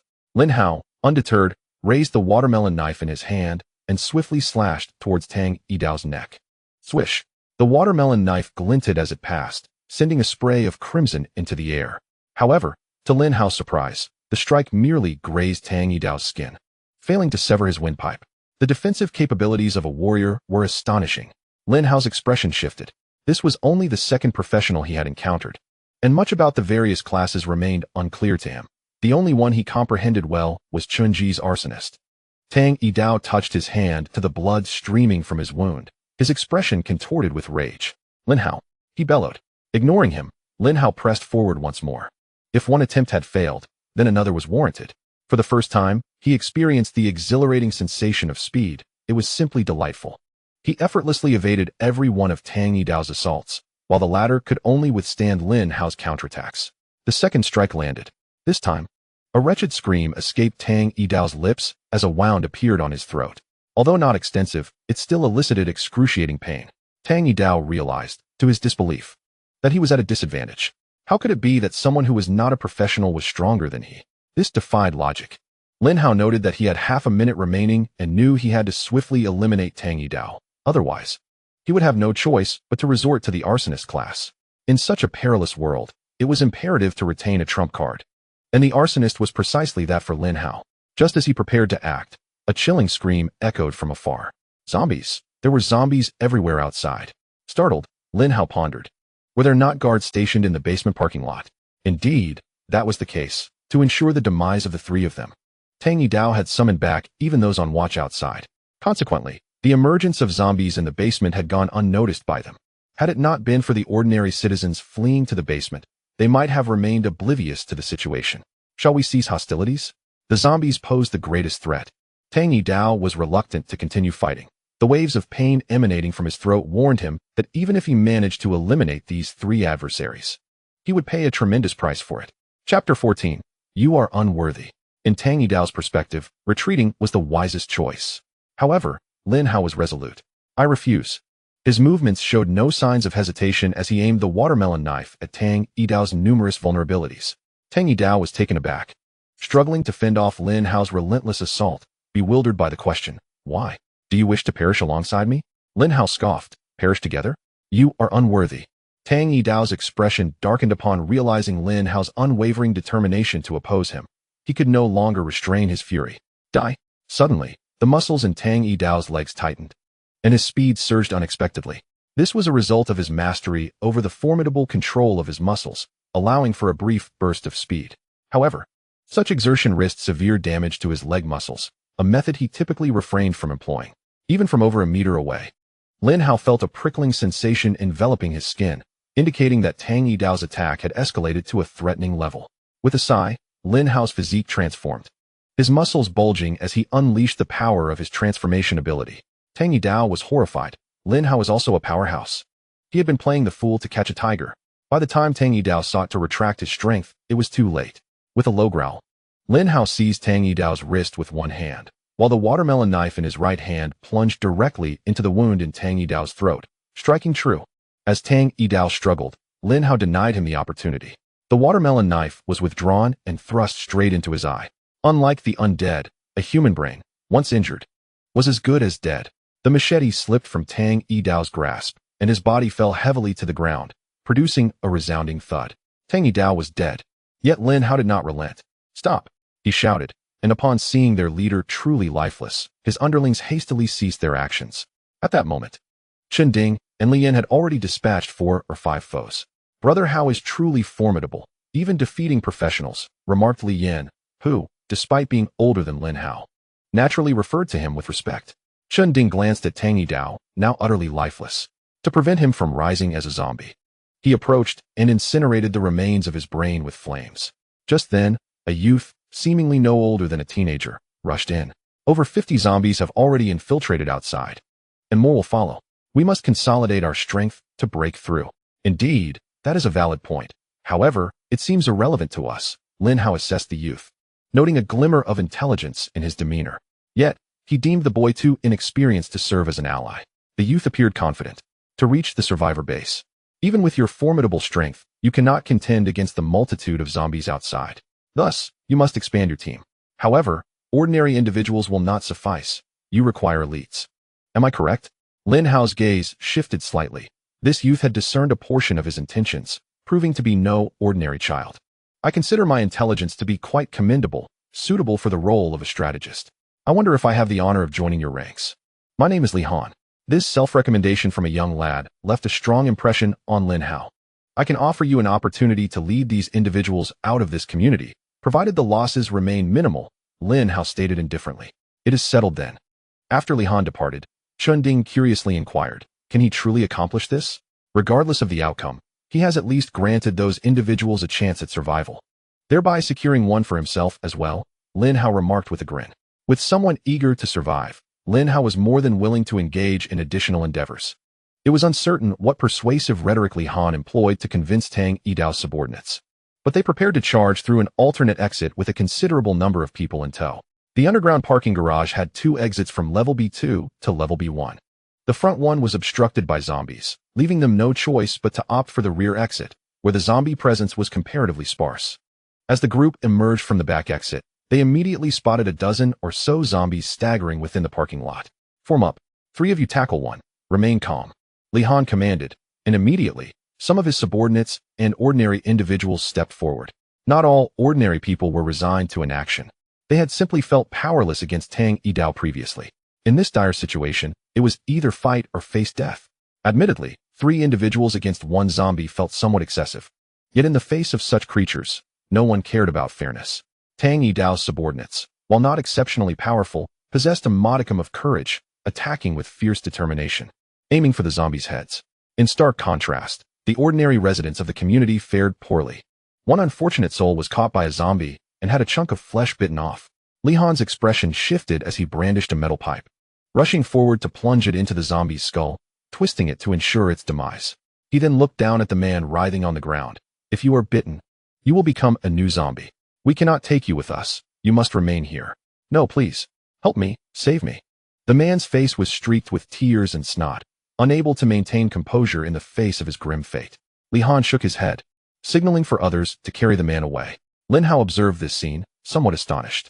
A boy who appeared to be in his teens possessed such fortitude. Remarkable indeed.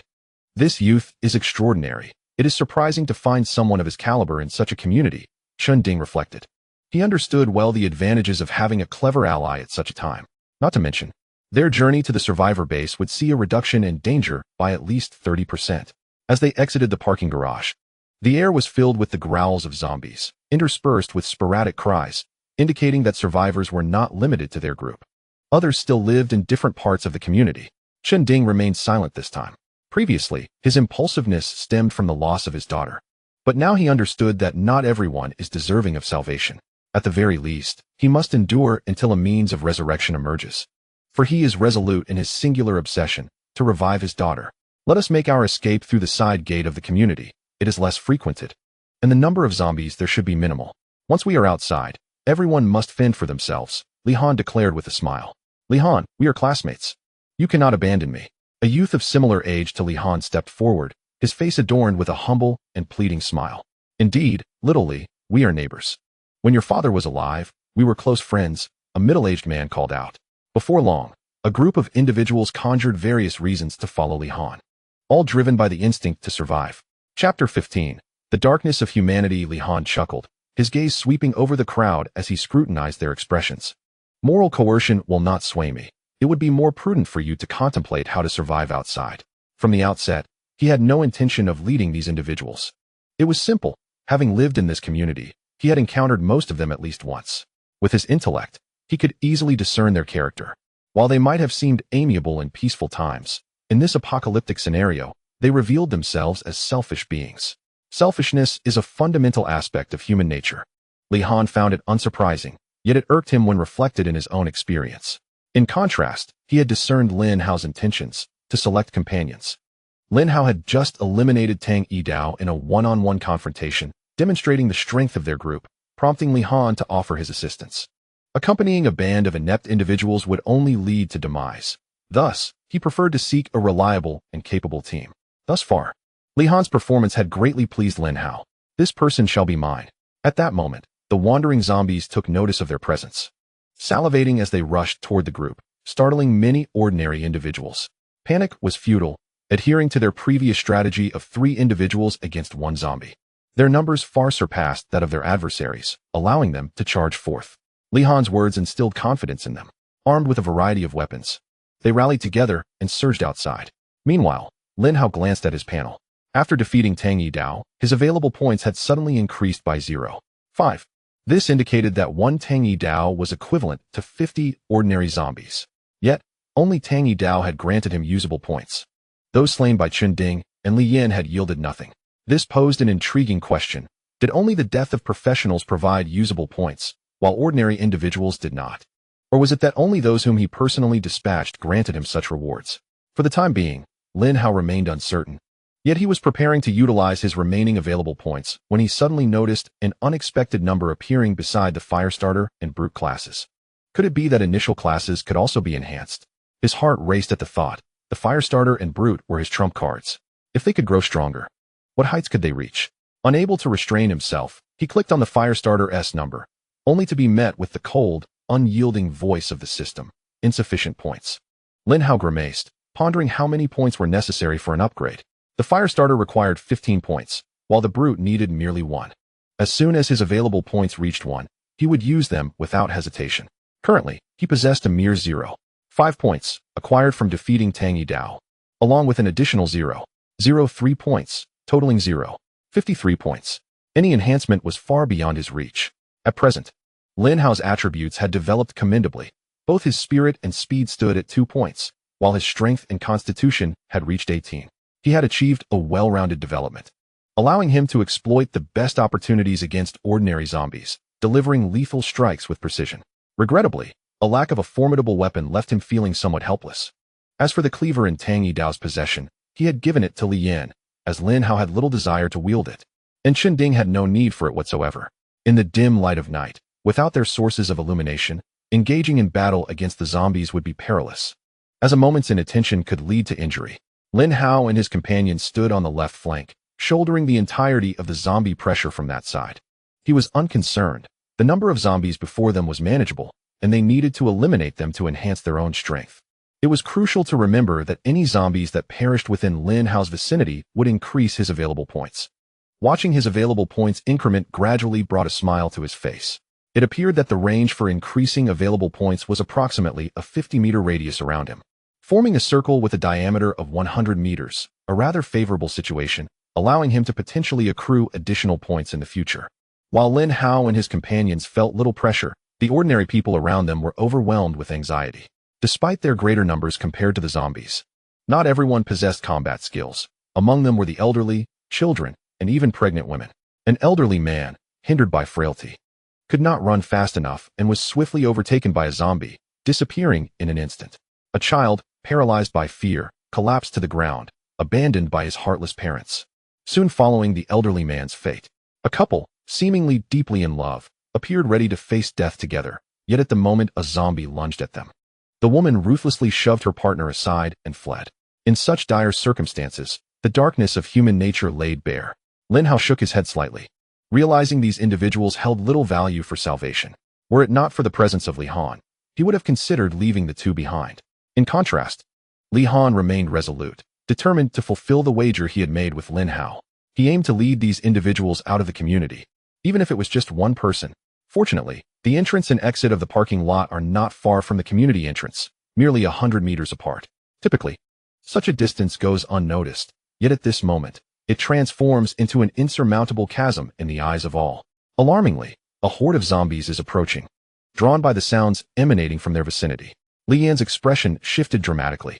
With dozens of zombies in their midst, there remained a glimmer of hope for survival. However, should more zombies appear, their options would dwindle to fleeing or awaiting inevitable demise. Lin Hao remained silent, his movements accelerating as the blade flickered in the air, effortlessly severing the heads of two zombies with a single stroke.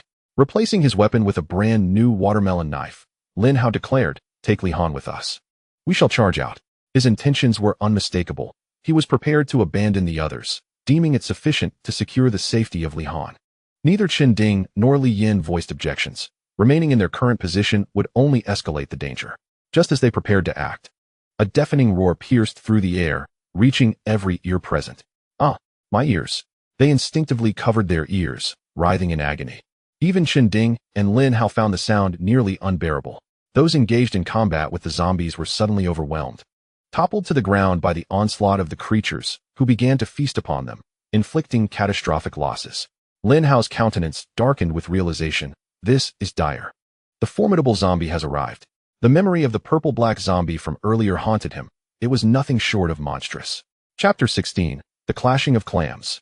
The super-mutated zombie descended from the sky, mercilessly crushing an individual into pulp, then effortlessly seized another, akin to skewering meat, dragging them through the air. The gruesome spectacle sent shivers down Lin Hao's spine. Why had such a grotesque zombie emerged in this community? He noted that the attributes of the super-mutated zombie had surged by approximately 0.1, indicating a rapid growth rate. Now is the time to flee. Do not forget Li Han, Lin Hao urged, bolting towards the exit. Chen Ding and Li Yin, not foolish, quickly followed suit, while the remaining survivors finally grasped the sheer brutality of the pursuing zombie. Li Han's pupils constricted.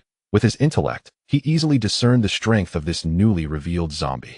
Even amidst the throng, it was uncertain if anyone could withstand its might. As he contemplated his next move, Lin Hao had already reached his side. "Your trial has concluded. Come with us now." Without allowing for a moment's hesitation, Lin Hao surged towards the community's exit. Li Han, not lacking in acumen, took less than a second to comprehend the urgency. If even Lin Hao deemed it necessary to flee from the zombie, what further deliberations could he entertain? Run. Not only Li Han, but the others too cried out in desperation, racing towards the community's entrance. Regrettably, their physical conditions were woefully inadequate compared to Lin Hao and his companions, who had undergone basic evolution, rendering their speed vastly inferior. The super-mutated zombie pursued relentlessly, dispatching individuals with a single hand and discarding them carelessly. Instantly, the surrounding zombies descended upon the fallen, indulging in their feast. The zombie surprisingly tends to its companion's abdomen. Lin Hao glanced ahead and then behind. At their current pace, they would reach the community entrance in under 8 seconds. The issue lay in the fact that if a super-mutated zombie fixated on them, escaping would prove futile regardless of their destination. Their previous escape had been sheer luck, and Lin Hao was not fond of relying on chance. By the way, his fortune had generally been rather poor. "Are the four of us no match for this zombie?" Li Han inquired as they ran. "If I could fight, I wouldn't be running at all," Lin Hao retorted irritably. Zombies possess treasures within their very forms. Defeating them could enhance one's strength, grant usable points, and with a stroke of luck, yield crystal stones. In simple terms, Lin Hao was coveting their bodies. Unfortunately, this encounter with a super-mutated zombie was one he could not handle. Even if he could, it would likely result in mutual destruction. Such foolishness was not for him. Having heard this, Li Han quickened his pace once more, fully believing that Lin Hao would not lie about such matters. As the community's grand entrance loomed closer, a shadow suddenly obstructed their path. Upon closer inspection, it was a teddy bear. However, this teddy was unlike any they had ever known.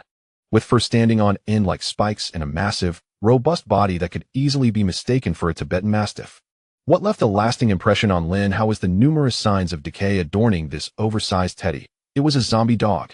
Tier 2 zombie dog teddy. Strength and speed mutation. Strength, 51 spirit, 31 constitution, 48 speed. 55 Lin Hao was taken aback upon seeing Teddy's attributes. This creature was, indeed, a tier 2 zombie dog. Judging by its stats, it was hardly inferior to the super mutated zombie, and it possessed dual attribute mutations. This was a dire situation. They were caught between a rock and a hard place, and the four of them had to make a swift decision.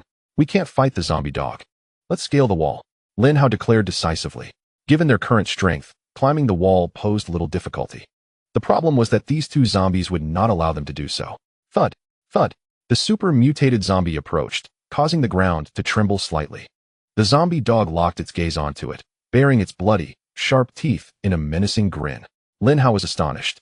Why were these two zombies seemingly fixated on each other? Let us slowly retreat, Lin Hao suggested as the four of them took careful steps backward, clearing the area. Indeed, the two zombies seemed oblivious to their presence. We should hurry and run. This is a prime opportunity, Li Yin whispered. Li Han raised an eyebrow, poised to respond. But Lin Hao interjected first. When the clam and the snipe contend, it is the fisherman who profits. Let us play the role of the fisherman and find a place to hide. I was thinking the same. Once these two zombies engage, even if one triumphs, it shall be a Pyrrhic victory. At that moment, we can strike and eliminate them, Li Han added. In truth, Lin Hao merely sought to acquire usable points. Whether they could defeat these two zombies would remain a matter of fate. The four individuals swiftly sought refuge in a greenbelt, only to discover that the original group of 100 had dwindled to fewer than 30, each scattering in different directions. Lin Hao was certain that survival for these individuals would be a formidable challenge. On such a night, the undead held a distinct advantage over humanity. Engage, Chen Ding whispered urgently. Lin Hao turned to see that the zombies and their canine counterparts showed no signs of communication, immediately launching into a fierce confrontation. Their speeds were astonishing, at least twice his own. Should a conflict arise, he would stand no chance. While the zombies' speed was a significant disadvantage for him, their overall strength was remarkably formidable. The zombie dogs, on the other hand, excelled in speed, evading most of the zombies' attacks, though some could only withstand the onslaught. Yet, their assaults left the zombies grievously wounded. It was Lin Hao's first realization that the attribute of strength could manifest in their teeth. The zombie dogs could indeed gnaw through the flesh of the undead, provoking their wrath. Chen Ding swallowed hard as he observed the ground marred with craters from the battle. Such power is terrifying. If two such zombies exist in our community, the entire city must harbor hundreds, if not thousands. How can humanity endure? Even seasoned professionals like us are no match. Ordinary people would surely meet a grisly fate. Chen Ding's outlook darkened momentarily. Don't dwell on it, Brother Chen. Such formidable zombies cannot be ubiquitous. Perhaps we are merely fortunate to have encountered these two. Lin Hao shared his skepticism about the prevalence of such zombies, believing it to be a stroke of luck that they had crossed paths with these particular creatures. The skirmish persisted for 10 minutes, with the supermutated zombie sustaining numerous injuries, even bearing the marks of canine teeth upon its skull. The zombie dog fared little better, its tail severed at the root, its once prickly fur now matted and bloodied with wounds. Nevertheless, neither seemed inclined to retreat. Both were intent on devouring the other to augment their strength. In a fleeting moment, both combatants lunged, a flash of brilliance illuminating the air as the zombie dog's head was cleaved in two, collapsing lifelessly. The supermutated zombie lost its jaw entirely. Dark and viscous liquids oozing forth, an unsettling sight indeed. It was a battle that left both sides grievously injured. Chapter 17, Lin Hao's Gains. Upon witnessing his available points surge by one, Lin Hao was filled with exhilaration. He had finally accrued points. Without hesitation, he allocated them to the arsonist behind him. Instantly, he noticed the numeral 1 appear behind the arsonist, signifying its upgrade.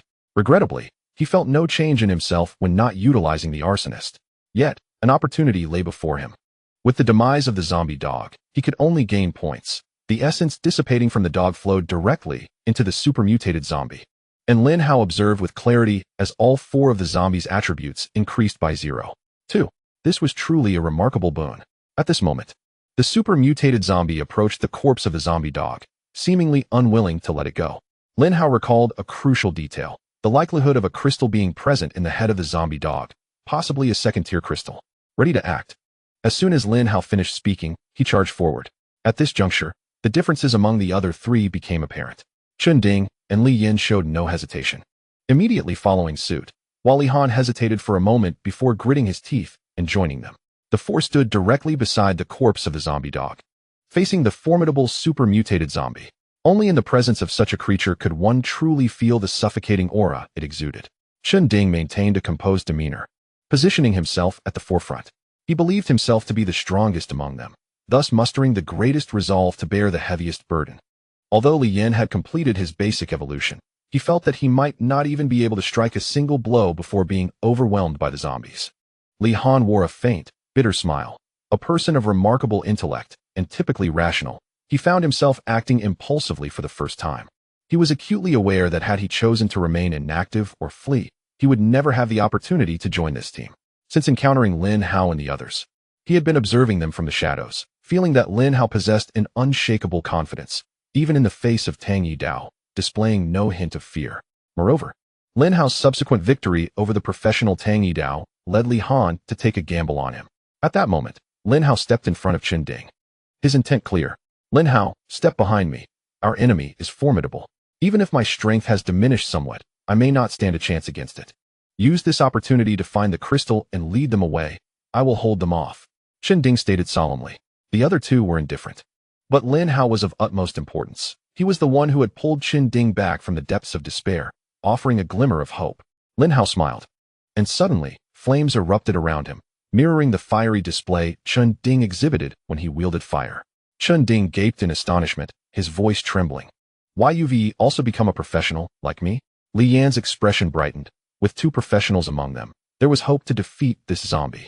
Li Han felt a surge of certainty. Indeed, he had made the right bet. There was a second professional in this team. And it appeared Lin Hao's strength surpassed even Chen Ding's. After all, Lin Hao had never before demonstrated the capabilities of a professional, attesting to his formidable prowess. This is all thanks to Brother Chen, Lin Hao remarked with a smile. Chen Ding looked on in confusion, unaware that had he not activated the pyromancer profession, Lin Hao would not have gained access to its abilities. Flames also flickered around Chen Ding, and the two stood together like two figures of living fire. I feel as though we are merely filling numbers, Li Han said to Li Yan. I share the same sentiment, yet we can handle the zombies surrounding us. Li Yan replied, gesturing to the nearby undead, uncertain if it was the irresistible allure of the zombie dog-esque carcass. A horde of zombies began to converge upon the vicinity, their hollow gazes fixated solely on the lifeless form. Should any one of them consume the remains of the zombie dog, they would undoubtedly transform into a first-tier zombie with singular attributes, or, if fortune favored them, a double attribute variant.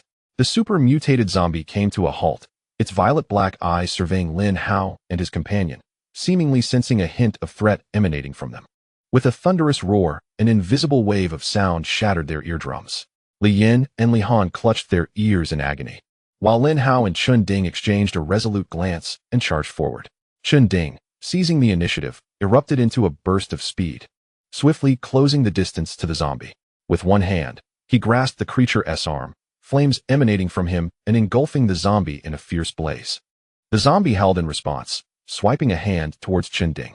Reluctantly, he retreated, watching as the flames gradually extinguished. This was the inherent flaw of an arsonist. Once contact was severed, the fire would soon die out. At that moment, Lin Hao had somehow maneuvered behind the zombie, wielding his watermelon knife with determination, attempting to pierce through its jaw. Yet, to his astonishment, it failed to penetrate. In that instant, he recalled that this formidable foe was a super-mutated zombie, possessing a transformation across all four attributes, indicating a significant enhancement in its defensive capabilities. Lin Hao promptly recalibrated his understanding of physical mutations. They did not merely alter one's form, but could confer various effects. As the zombie swung its arm again, Lin Hao was compelled to retreat. Chen Ding's arsonist abilities were not limited by restrictions, unlike Lin Hao, whose enhancements seemed to have amplified his duration to 2 minutes following a recent upgrade. Furthermore, his attributes had doubled, surpassing even those of Chen Ding, instilling him with newfound confidence. If the jaw was impervious, he would not be deterred from testing the resilience of its eyes. The jaw boasted skin for protection, but the eyes did not share such a luxury. Moreover, his attack was not solely reliant on the watermelon knife, but also on the flames of the arsonist. Lin Hao pushed his speed to the limits, feeling the rush of wind whip past his ears, the blade glinting ominously as it flickered. With a decisive thrust, the watermelon knife plunged into the zombie's eye, eliciting a pained scream from the creature as flames surged along the blade, igniting its entire body. Not to be outdone, Chen Ding placed a hand upon the zombie's head, summoning another layer of flames. The spectacle of two arsonists unleashing their fire was nothing short of spectacular. Within a fleeting second, the zombie's skin charred to a deep black, wisps of dark smoke rising from its head, indicating a decisive shift in the battle's tide. Li Han, vigilant throughout the ordeal, keenly observed a peculiar movement from the zombie's abdomen, prompting him to shout a warning. Be careful. Heeding Li Han's alert, Lin Hao and Chun Ding did not linger. They retreated with urgency. In that instant, the zombie's abdomen split open, revealing the head of a woman emerging from within. Chapter 18. A direct confrontation. Lin Hao was perplexed by the peculiar nature of this woman's head. Logically, when humans transform into zombies, it should not result in the emergence of an additional head. Was it possible that the mutation had led to some unforeseen alteration in her physiology?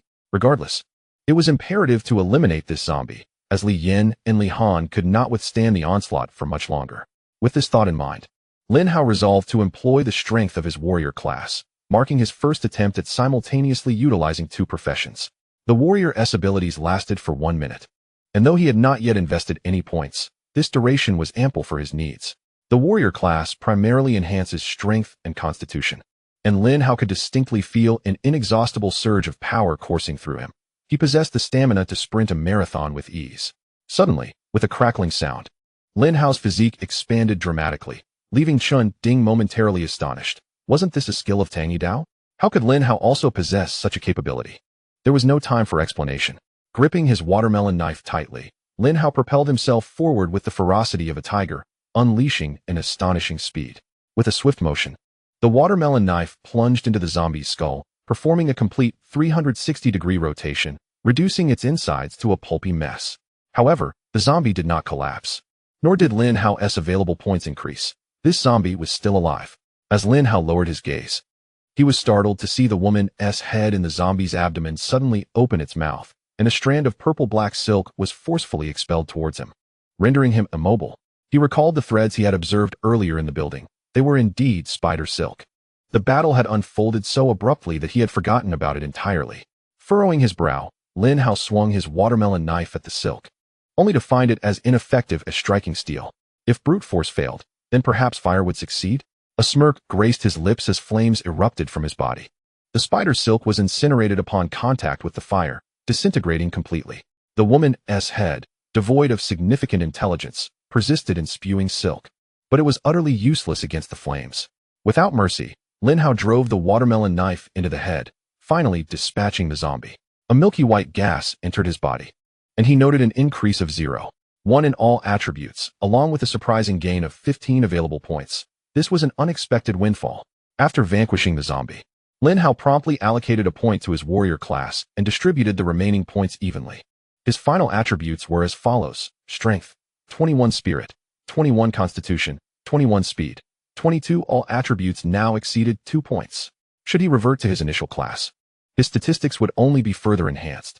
Searching within the zombie's head, Lin Hao discovered a milky white crystal, though curiously, it was a first-grade crystal. First-grade mutant crystal, a rare occurrence within first-grade zombies. It has a chance to coalesce. Consuming it can randomly enhance attributes by 0.5. Meanwhile, Li Han and Li Yin approached, each holding a second-grade crystal in their hands. Second-tier crystal stones possess a certain probability of condensing within the brains of second-tier zombies. Consuming them can enhance random attributes. It appears that first-tier mutated crystal stones surpass their second-tier counterparts in potency. Ultimately, the crystals fell into Lin Hao's hands. As Chun Ding remarked, without Lin Hao, they might have perished in this place. No one inquired about Lin Hao's recent transformation. The three others seemed to have come to a silent agreement, remaining taciturn. They could not linger here any longer. After exiting, they would first seek a place to stay for the night, planning to set off towards the survivor base in the east the following morning. I am fairly familiar with the area. There is a private hotel designed for certain distinguished individuals, boasting excellent conditions, and it is unlikely to be overrun by zombies, making it suitable for an overnight stay. Li Han pulled out a map and pointed to a location. Lin Hao glanced at it and found no issues. So the four of them proceeded in that direction. As they stepped outside the confines of the community, they were greeted by a street littered with abandoned vehicles and dismembered corpses, a scene reminiscent of hell. To avoid detection by zombies, they had extinguished all sources of light, relying solely on the faint moonlight to navigate. Even when encountering zombies, they swiftly dealt with them, cautious not to make excessive noise. In the eerie quiet of the night, any sound would carry far, potentially attracting a horde of zombies. The hotel was less than a kilometer away, yet it took them nearly an hour to traverse that distance. "This is it. Let us enter," Lihan remarked, surveying the building before them. "I never expected I would have the opportunity to enter such an upscale establishment." Lian chuckled. Lin Hao observed the surroundings. There were but a few zombies inside the hotel. Judging by their attire, they appeared to be security personnel and staff. After effortlessly dispatching the zombies, the four ventured inside, casually selecting an open room to spend the night. "Ah, finally, a chance to rest. I am utterly exhausted," Lin Hao declared as he collapsed onto the bed. The earlier battle with the super-mutated zombies had drained a significant amount of his strength and energy. Truth be told, had it not been for the weakened state of the zombies and zombie dogs, Lin Hao was unsure he would have emerged victorious. The disparity in fundamental attributes was too vast, leaving little room for triumph. As the four prepared to rest, a piercing scream suddenly echoed from outside. Was that a woman's voice? Lin Hao's ears perked up. "Should we go rescue her?" Chen Ding inquired. "I have no preference," Li Yin shrugged. "My personal recommendation is against intervening. However, there is an objective concern. That woman's scream is likely to attract zombies, necessitating our involvement," Li Han analyzed. With no other choice, Lin Hao understood that to ensure a restful night, they would have to take action. The four quietly exited their room, stealthily approaching the source of the sound. Fortunately, the hotel's corridors were carpeted, allowing them to move nearly soundlessly. At that moment, they spotted a room at the end of the hall, where four zombies were relentlessly battering a door. Clearly, the woman's screams originated from within. The four individuals exchanged glances and decisively sprang into action. In an instant, the zombies before them were vanquished. Yet, at that moment, several more zombie figures materialized at the far end of the corridor, drawn in by a woman's voice. "These zombies are for you," one of them declared. "I shall go knock on the door." Knock, knock. There was no response from within. Lin Hao furrowed his brow and said, "I shall grant you 3 seconds to open the door. If not, I shall force my way inside." However, before he could commence his count, a woman's voice emerged from within. "I will open the door immediately." The door creaked open, revealing the situation inside. Chapter 19. The Superstar. There were 3 individuals within, 2 living women and the lifeless body of a man. The man appeared as though he had been frozen in a cold storage. His form encased in frost, his face contorted in a mask of horror, as if he were trying to convey something. Lin Hao had not anticipated such a scene upon entering. "Hey, aren't you the superstar Feng Shui?" came the astonished voice of Li Han. Chen Ding and Li Yin leaned in for a closer look, confirming the identity. Lin Hao, being from a different world, was entirely unaware of who Feng Shui was. "Come in and shut the door," he instructed. With a brief period of silence, they would eventually disperse. Lin Hao had been observing the zombies' behaviors over the past few days, including their tendency not to linger in one spot for too long. Once the door was shut, they paid no mind to the zombies outside as they battered against it. "Miss Fong, could you enlighten us as to why you called out earlier, and what the situation is with this individual?" Lin Hao inquired. At this juncture, a middle-aged woman standing beside Feng Shui stepped forward, her voice sharp and caustic. "Who are you? Who gave you the right to speak to my Shui in such a tone? Do you have any idea who she is? The mere fact that you can stand here and converse is a blessing from our ancestors." Upon hearing this, the 4 of them frowned. Li Yin stepped forward, brandishing his machete at the middle-aged woman. "I have slain dozens of zombies alone and would not hesitate to eliminate one more." In Li Yan's eyes, Lin Hao was his savior, and he would not permit anyone to show disrespect towards him. Individuals like him, with disabilities, would have likely been abandoned by others. Yet Lin Hao had not done so. Instead, he had offered him the chance to become strong. The middle-aged woman seemed to shrink back, intimidated by Li Yan's demeanor, and fell silent. Observing her subdued state, the superstar Feng Shui finally spoke up, her voice ethereal and soothing. "Sister Hong's remarks were inappropriate. I apologize on her behalf." It must be noted that when a beautiful woman offers an apology, most would likely refrain from pursuing the matter further, and even Li Yin felt hesitant to respond. However, Lin Hao interjected, "Miss, it seems you have yet to answer my earlier question, or do you prefer to remain silent?" Even if Feng Shui chose not to respond, Lin Hao had already caught sight of her icy blue panel. Feng Shui strength, 16 spirit, 23 constitution, 15 speed, 17 initial profession, ice controller. Upon observing this panel, Lin Hao immediately deduced that the frost enveloping the man was a result of Feng Shui's abilities. Yet, he still posed the question, eager to discern whether this woman would weave a web of deceit. As he scrutinized her panel, he noted that a new profession had been added to his repertoire. The host's current profession cap was limited to 3, and upon discovering a new profession, the host could opt to replace an existing one. Lin Hao furrowed his brow. A mere 3 options felt rather constricting. How could he augment the number of his professions? The answer came swiftly. Once the host's 4 attributes each reached a threshold of 10 points, an additional profession slot would be unlocked. Achieving a score of 10 in all 4 attributes seemed a distant ambition, especially considering that he had only managed to attain 2 points thus far. Nevertheless, Lin Hao remained resolute in his determination. To be candid, the professions of arsonist and ice controller bore a degree of overlap, both wielding similar powers, rendering them less versatile compared to a powerhouse like the strength warrior. Feng Shui appeared to hesitate for a moment before letting out a soft sigh. I am not entirely certain of the specifics. I only discovered this ability by chance just now. With a graceful motion, she raised her right hand, conjuring an ice shard that materialized in her palm. The scene was so enchanting that the 4 bystanders exhibited no signs of astonishment. Instead, Feng Shui found it curious. Aren't you afraid? What is there to fear? I possess a similar ability, Chun Ding responded, flames igniting around him. In truth, when Feng Shui first realized she possessed such powers, she was terrified of becoming an outcast. The presence of someone with a comparable gift eased her heart considerably. As for her gaze directed at the man lying on the bed, she found herself at a loss for words. Then, Hong Jie stepped forward, her tone considerably more amiable. This individual is the son of an investor in our production team, a privileged heir. The 3 of us were huddled together when he attempted to force himself upon Shui, at which point she unexpectedly manifested her ability, resulting in his current state. Lin Hao instantly grasped the situation. It was merely a case of a wealthy heir getting carried away and subsequently meeting his demise at the hands of Feng Shui. Captain, I propose we integrate her into our team. A professional can prove immensely beneficial, especially one who can create ice. After all, water can be derived from melted ice. Li Han whispered to Lin Hao. Unbeknownst to him, Li Han had begun referring to Lin Hao as captain, a title that the others soon adopted as well. In this apocalyptic landscape, what mattered most was not food, but water. Their backpacks were laden primarily with water, while provisions were secondary. Without food, they could sustain themselves for a time, but without water, survival was utterly impossible. Very well, Lin Hao nodded slightly. Turning to Feng Shui, would you consider joining our team?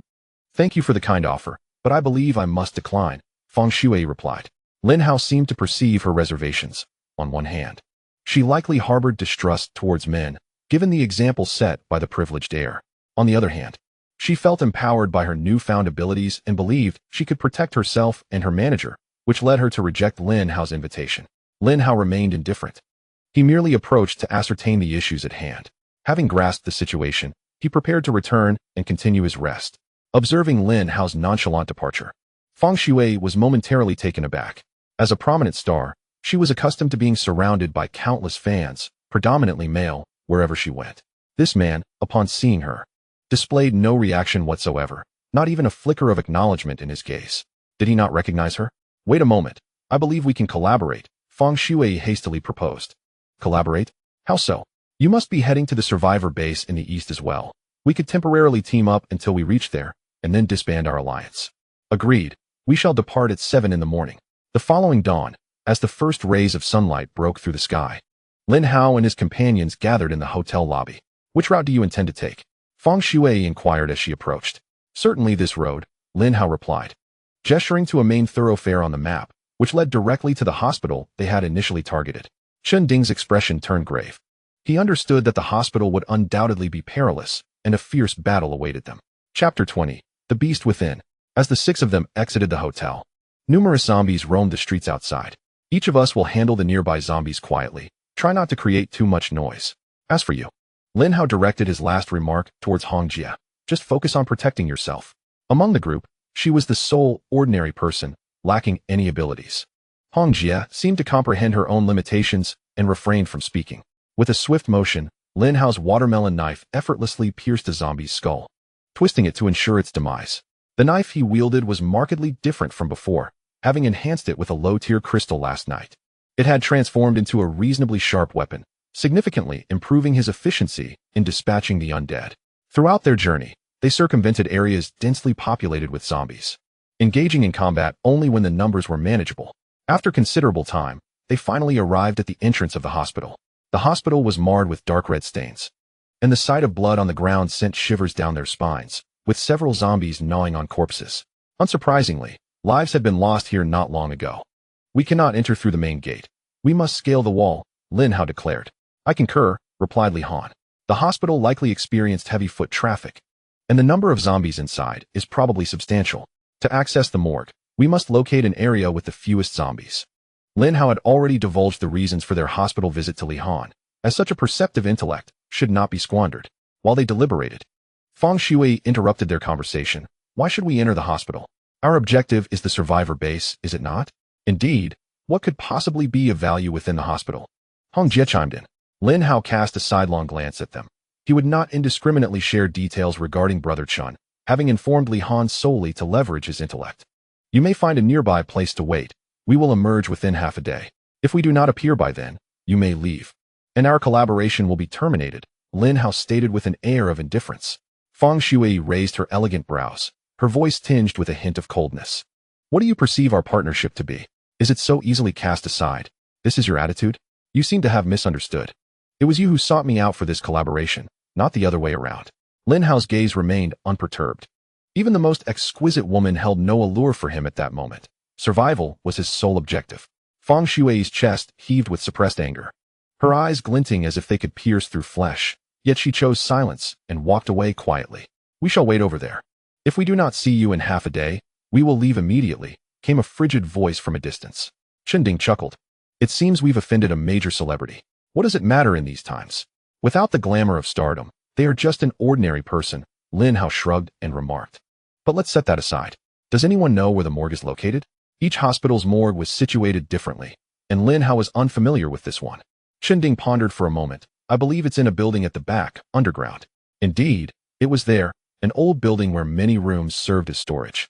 With the morgue located beneath, Li Han had even more precise knowledge. Now that the location was known, matters would proceed more smoothly. However, Chinding interjected. This is my personal affair.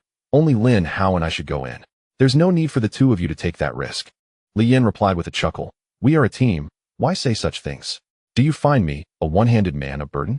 Li Han smiled slightly. In this world, it is akin to rowing against the current. If one does not advance, they regress. I wish to assist Brother Chun, but more importantly, I aim to enhance my own capabilities. Such an opportunity is rare. Li Yin remained silent, while Li Han's resolve undoubtedly garnered Chinding's gratitude, especially since Li Han was a recent addition to their ranks.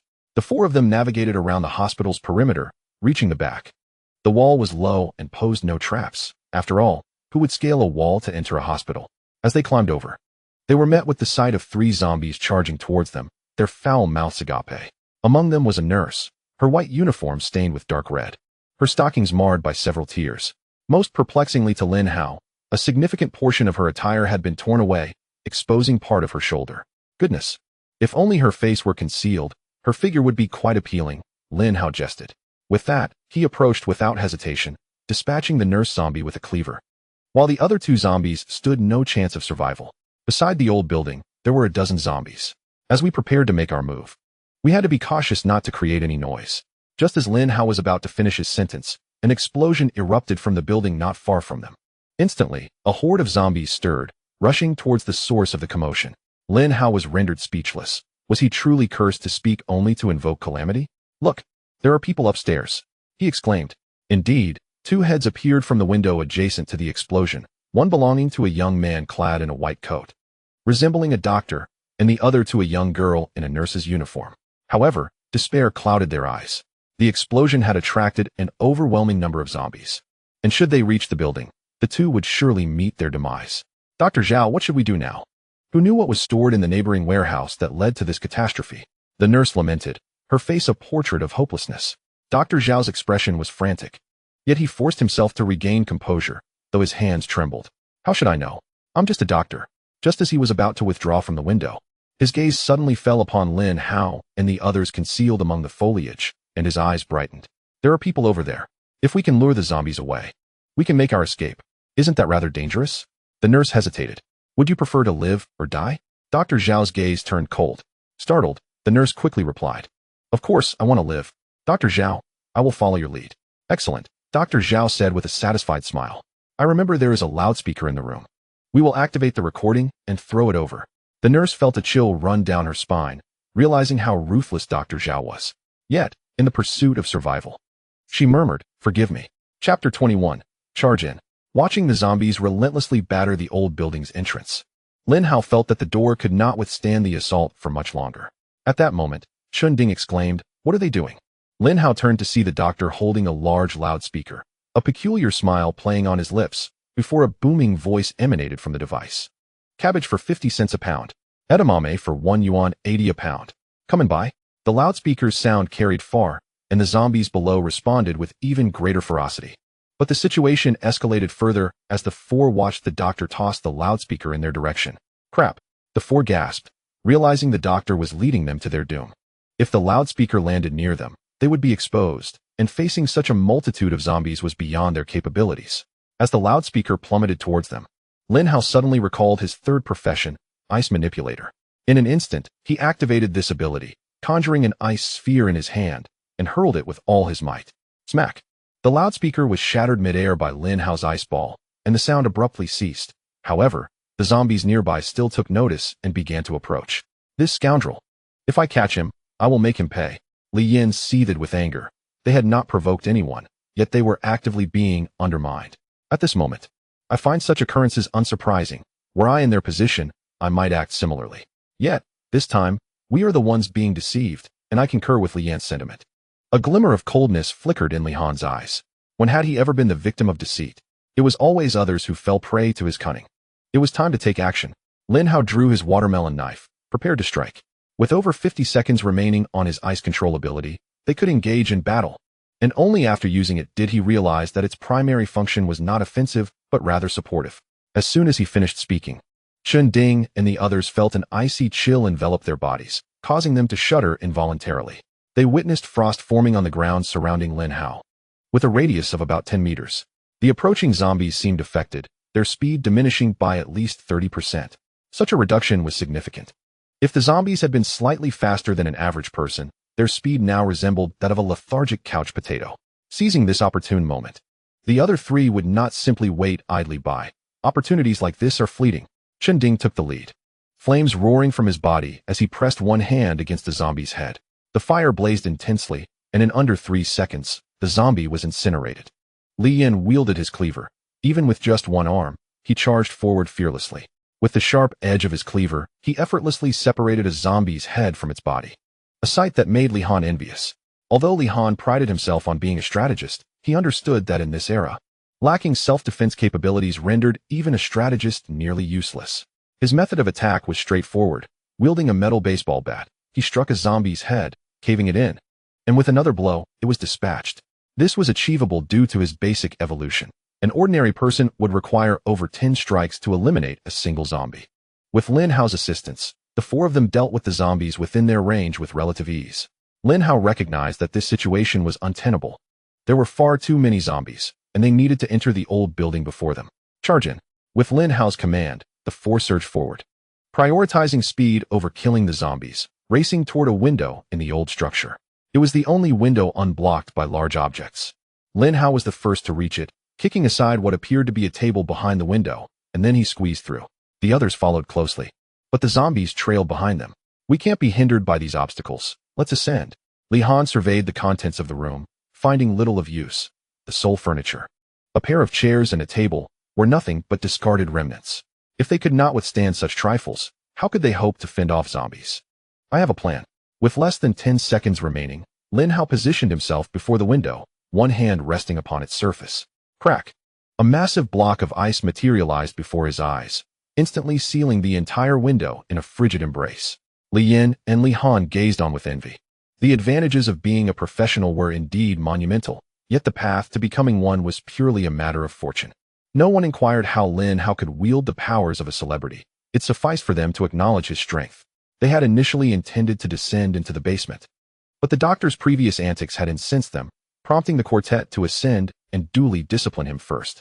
Upon reaching the staircase, they found it obstructed by a plethora of clutter, leaving scant room to navigate.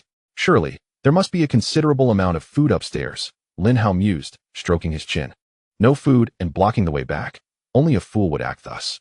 Regardless of provisions, I am determined to eliminate that scoundrel. I shall forge the path, Li Yin declared, brandishing his machete.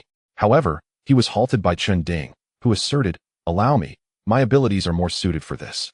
With that, Chun Ding stepped forward, placing a hand upon the debris, and instantly, flames erupted, incinerating all obstacles upon the staircase and enveloping the area in a thick haze. Perhaps the arsonist's flames were more potent than ordinary fire. Within mere moments, the clutter had been reduced to mere ash, astonishing them all as the flames spared the surrounding environment. "Brother Chun, can you control the range of your flames?" Li Han inquired, curiosity evident in his tone. "Indeed. This appears to be an innate ability of my profession," Chun Ding replied with a nod. Unhindered by debris, they ascended to the topmost floor of the old building. Li Yin charged forward, delivering a powerful kick that splintered the door of a room. Given the building's age, the door yielded easily. "Brothers, I swear, I am not responsible for what transpired earlier. She coerced me into it. I was forced." The doctor, upon seeing the four, fell to his knees in terror, bowing his head in supplication. He had witnessed their previous confrontation with the horde. "Oh, I have consistently asserted that the four brothers will undoubtedly come to our rescue and will not allow us to come to harm. Yet you refuse to believe it, resorting to such underhanded tactics to frame them. I can no longer tolerate this." The nurse, her eyes wide with disbelief, pointed a trembling finger at Dr. Zhao, her face etched with resentment. She yearned to expose his actions, but her throat was slashed, rendering her voiceless. As the blood ebbed away, her vision blurred, and her eyelids gradually descended. No one anticipated that this young physician could be so ruthless, capable of murder without hesitation. With no witnesses to testify, Lin Hao and his companions remained oblivious to whose idea it had been, but they were unconcerned.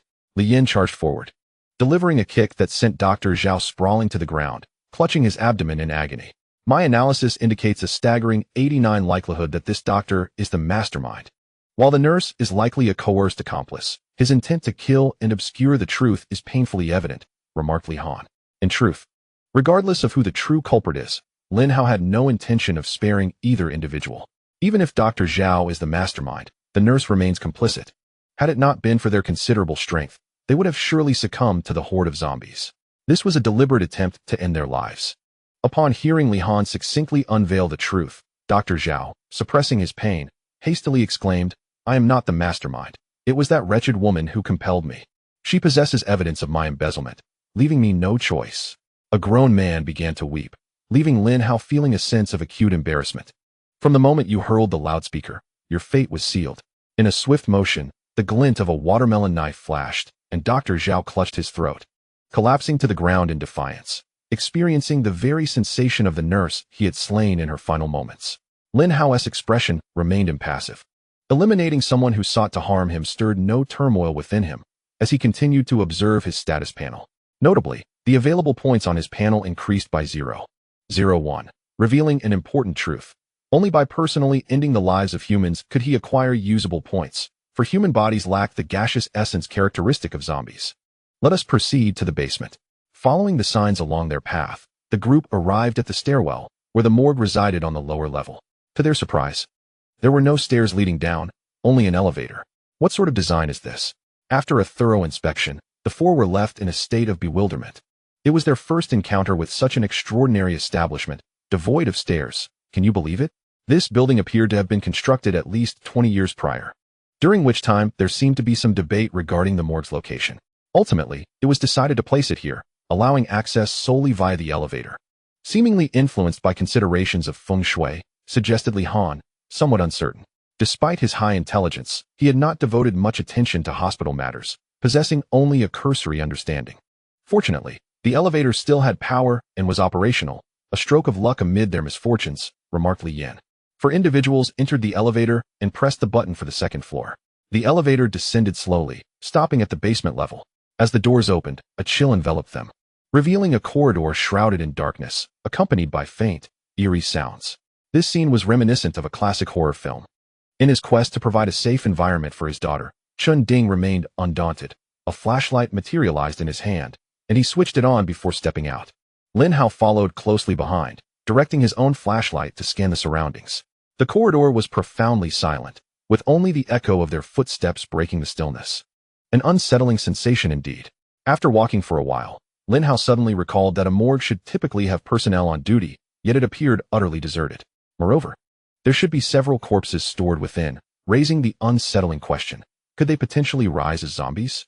However, the eerie tranquility of the place rendered them apprehensive. "We are approaching the morgue. Proceed with caution," Lin Hao whispered. The other three, not lacking in awareness, shared glances that conveyed their mutual concerns regarding potential unforeseen events within the morgue. They gently opened the door, revealing an impeccably clean interior devoid of any occupants, save for several empty metal tables and rows of metal cabinets leaning against the walls.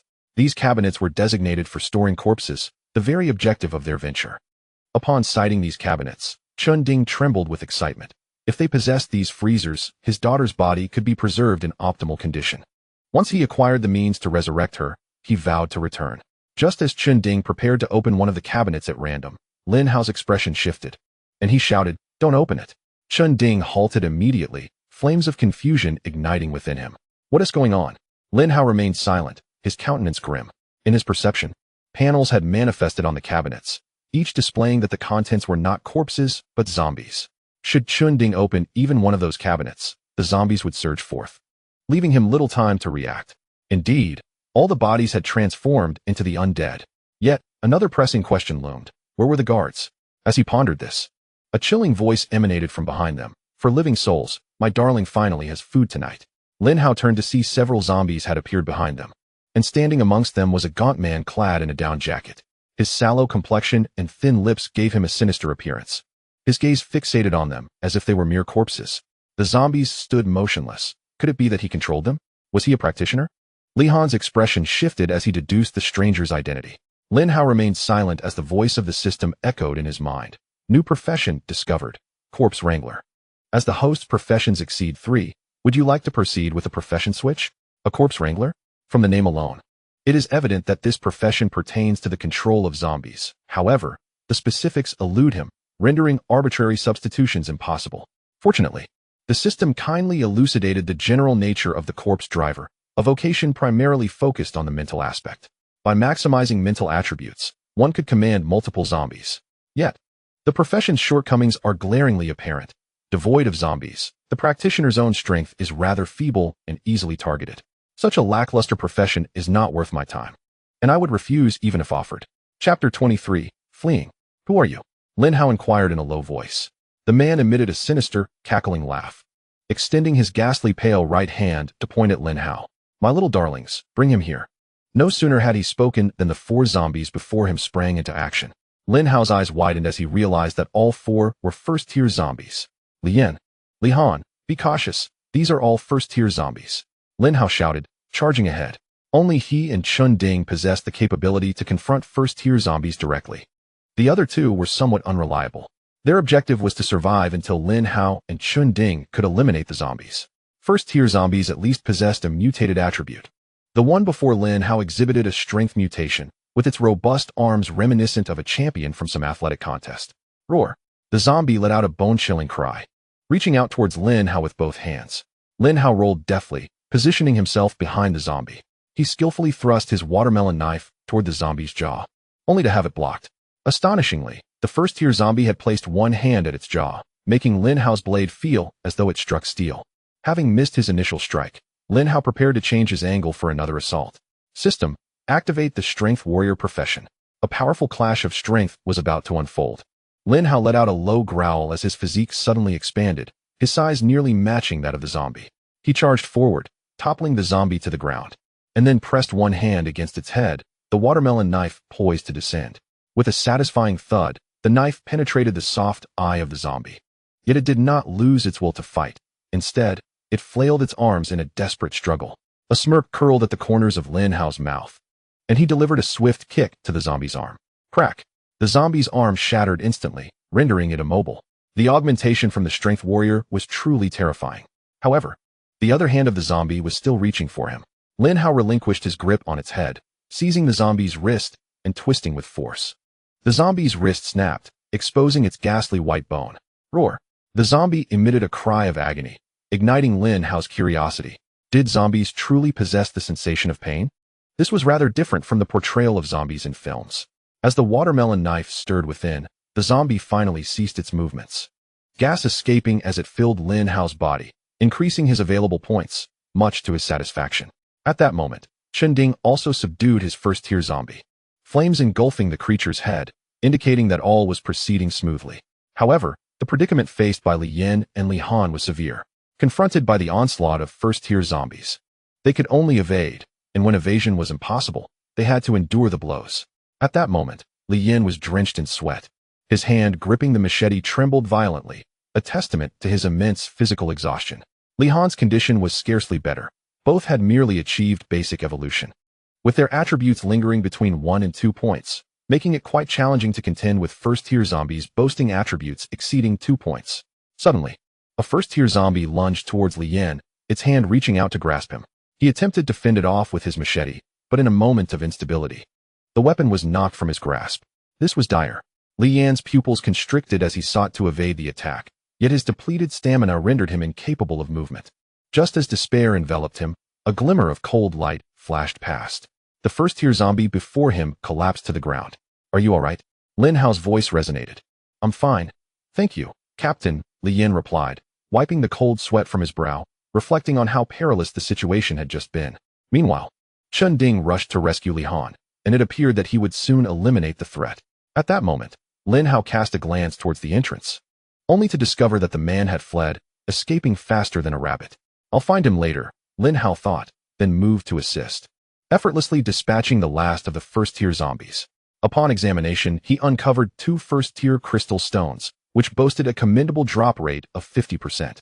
He decided to allocate these crystals to Li Han and Chun Ding, as both lacked adequate weaponry, putting them at a disadvantage in combat. Yet another issue arose: how to deal with the zombies trapped within the freezers.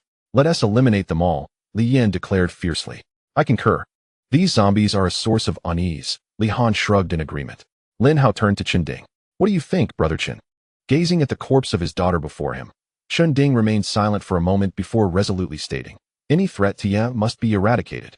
With a decision made, the subsequent actions were straightforward. They each opened a freezer, striking down the zombies as they emerged, ensuring that each person contributed to the effort, evenly distributing the kills. After all, vanquishing zombies would enhance their own strength. They continued until every last one had been dispatched, at which point Chun Ding selected a freezer to place his daughter's body inside. "Yeah, I will surely find a way to resurrect you. Wait for me here." Chun Ding's voice trembled with emotion. Lin Hao approached and gently patted his shoulder. After a moment, Chun Ding composed himself, wiping the tears from his eyes, and said, "Let us go. We need to find that man. With zombies lurking outside, he must still be within this building." No one wished for such a professional to be covertly watching them. The 4 exited the morgue and began their search, meticulously examining every potential hiding place.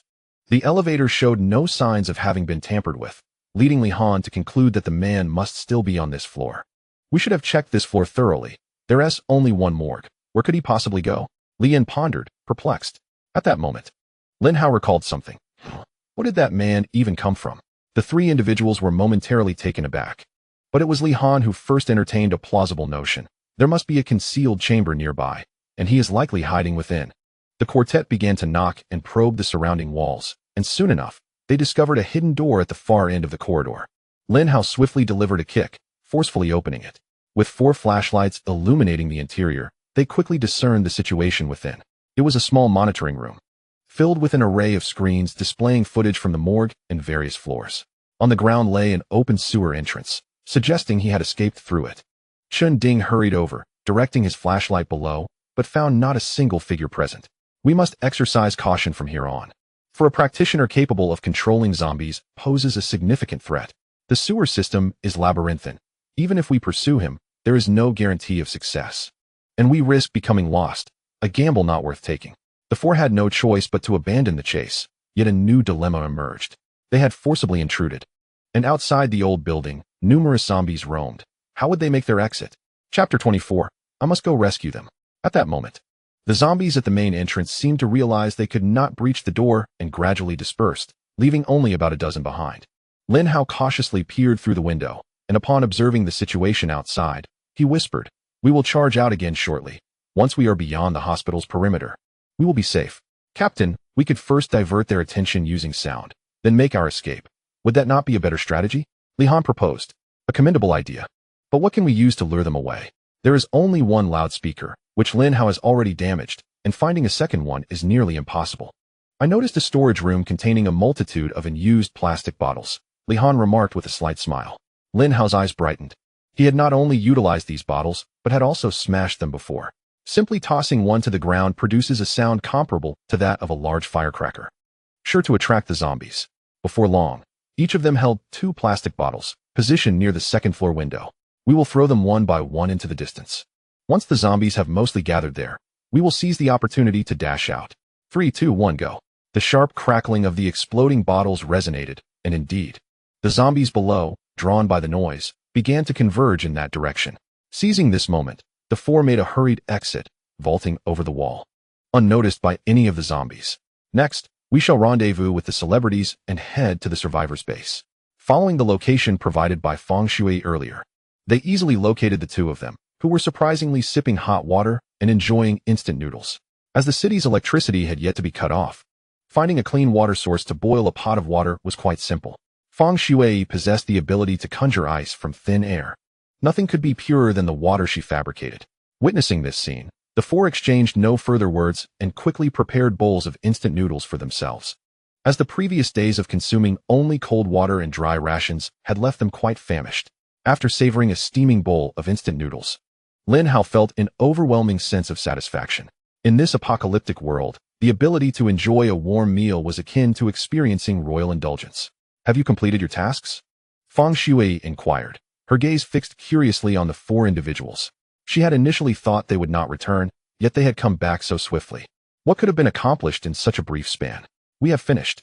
Next, we shall proceed to the survivor base. The other locations pose no issues.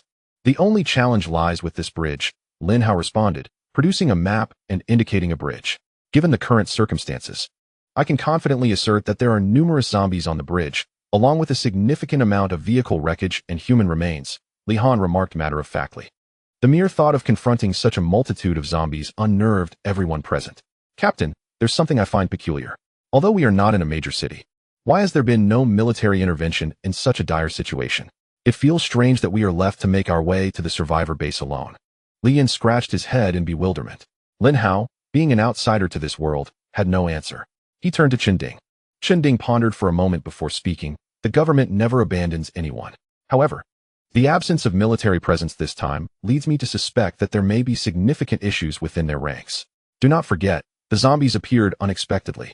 No one anticipated that those nearby would suddenly transform into the undead, and it is likely that the military faces the same predicament. In essence, they are too preoccupied with their own survival to assist us, hence the reliance on broadcasts directing us to the survivor base. His reasoning was sound and compelling. Regardless of the military situation, we must focus on our own survival. Let us proceed. The road was teeming with zombies, forcing them to navigate through narrow alleys. Occasionally, they encountered a few zombies, which Li Yin and Li Han dispatched. Only when faced with a larger number of zombies or a first-tier zombie would Lin Hao and Qinding engage. As for Feng Shui and her companion, they were responsible for their own affairs, and Lin Hao's group was not inclined to interfere. This arrangement suited Feng Shui perfectly. Her relationship with these individuals was merely one of cooperation, which entailed banding together against formidable zombies while maintaining individual autonomy during calmer periods. After traversing approximately 5 kilometers, taking nearly 2 hours, they paused in front of a supermarket to replenish their supplies. Li Han observed the surroundings closely and remarked, "It appears that someone has already scoured this place. There are remnants of zombie brain matter on the ground." Lin Hao confirmed this observation. "It is likely that others are present inside. We must tread cautiously." With trepidation, the group stepped onto the filthy ground and entered the supermarket. Upon crossing the threshold, Lin Hao immediately noticed several dismembered corpses positioned at the entrance. Having witnessed such sights before, the others were largely unfazed. But Feng Shui and the agent were not so fortunate. The agent was overwhelmed and retched at the gruesome scene. Feng Shui gritted her teeth, fighting the urge to succumb to nausea. She understood that such harrowing sights would be frequent in the future, and she had to acclimatize, lest she be cast aside in this merciless world. Upon witnessing Feng Shui's performance, Lin Hao found some redeeming qualities in the celebrity. As they ventured further inside, many items from the exterior had vanished, presumably taken by someone. The supermarket was located in the basement level, with flickering lights casting an eerie glow, accompanied by the remnants of shattered stores, creating a haunting atmosphere. Suddenly, a sharp sound echoed ahead. Lin Hao exchanged a glance with Li Yin. who gripped his machete and cautiously approached, peering around the corner. He then signaled to Lin Hao, indicating the presence of several zombies ahead. Zombies were not the primary concern. The real issue lay in the uncertainty of how many lurked in the shadows. Provoking a hornet's nest could spell disaster. As the group prepared to discuss a strategy, an enormous sound resonated from within the supermarket, prompting the zombies to charge towards it. Indeed, there were people inside. "Captain, we can seize this opportunity to gather supplies and then leave," Li Han suggested, his proposal appearing rather ruthless yet pragmatic in such dire times. Lin Hao and the others did not refute him. After all, the individual was a stranger, and they were not inclined to risk their lives for someone they hardly knew. However, to their surprise, a cool voice interjected, "I am going to save them.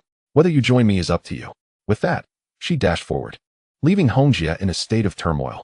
She glanced at Lin Hao and the others before ultimately deciding to follow Feng Shui. She was acutely aware that the four did not regard her favorably. Without Feng Shui, her survival would be in jeopardy. Chapter 25. Wait. To be honest, Feng Shui's choice astonished them. "I dare wager she is doomed. Our collaboration is likely at an end," Li Han shrugged.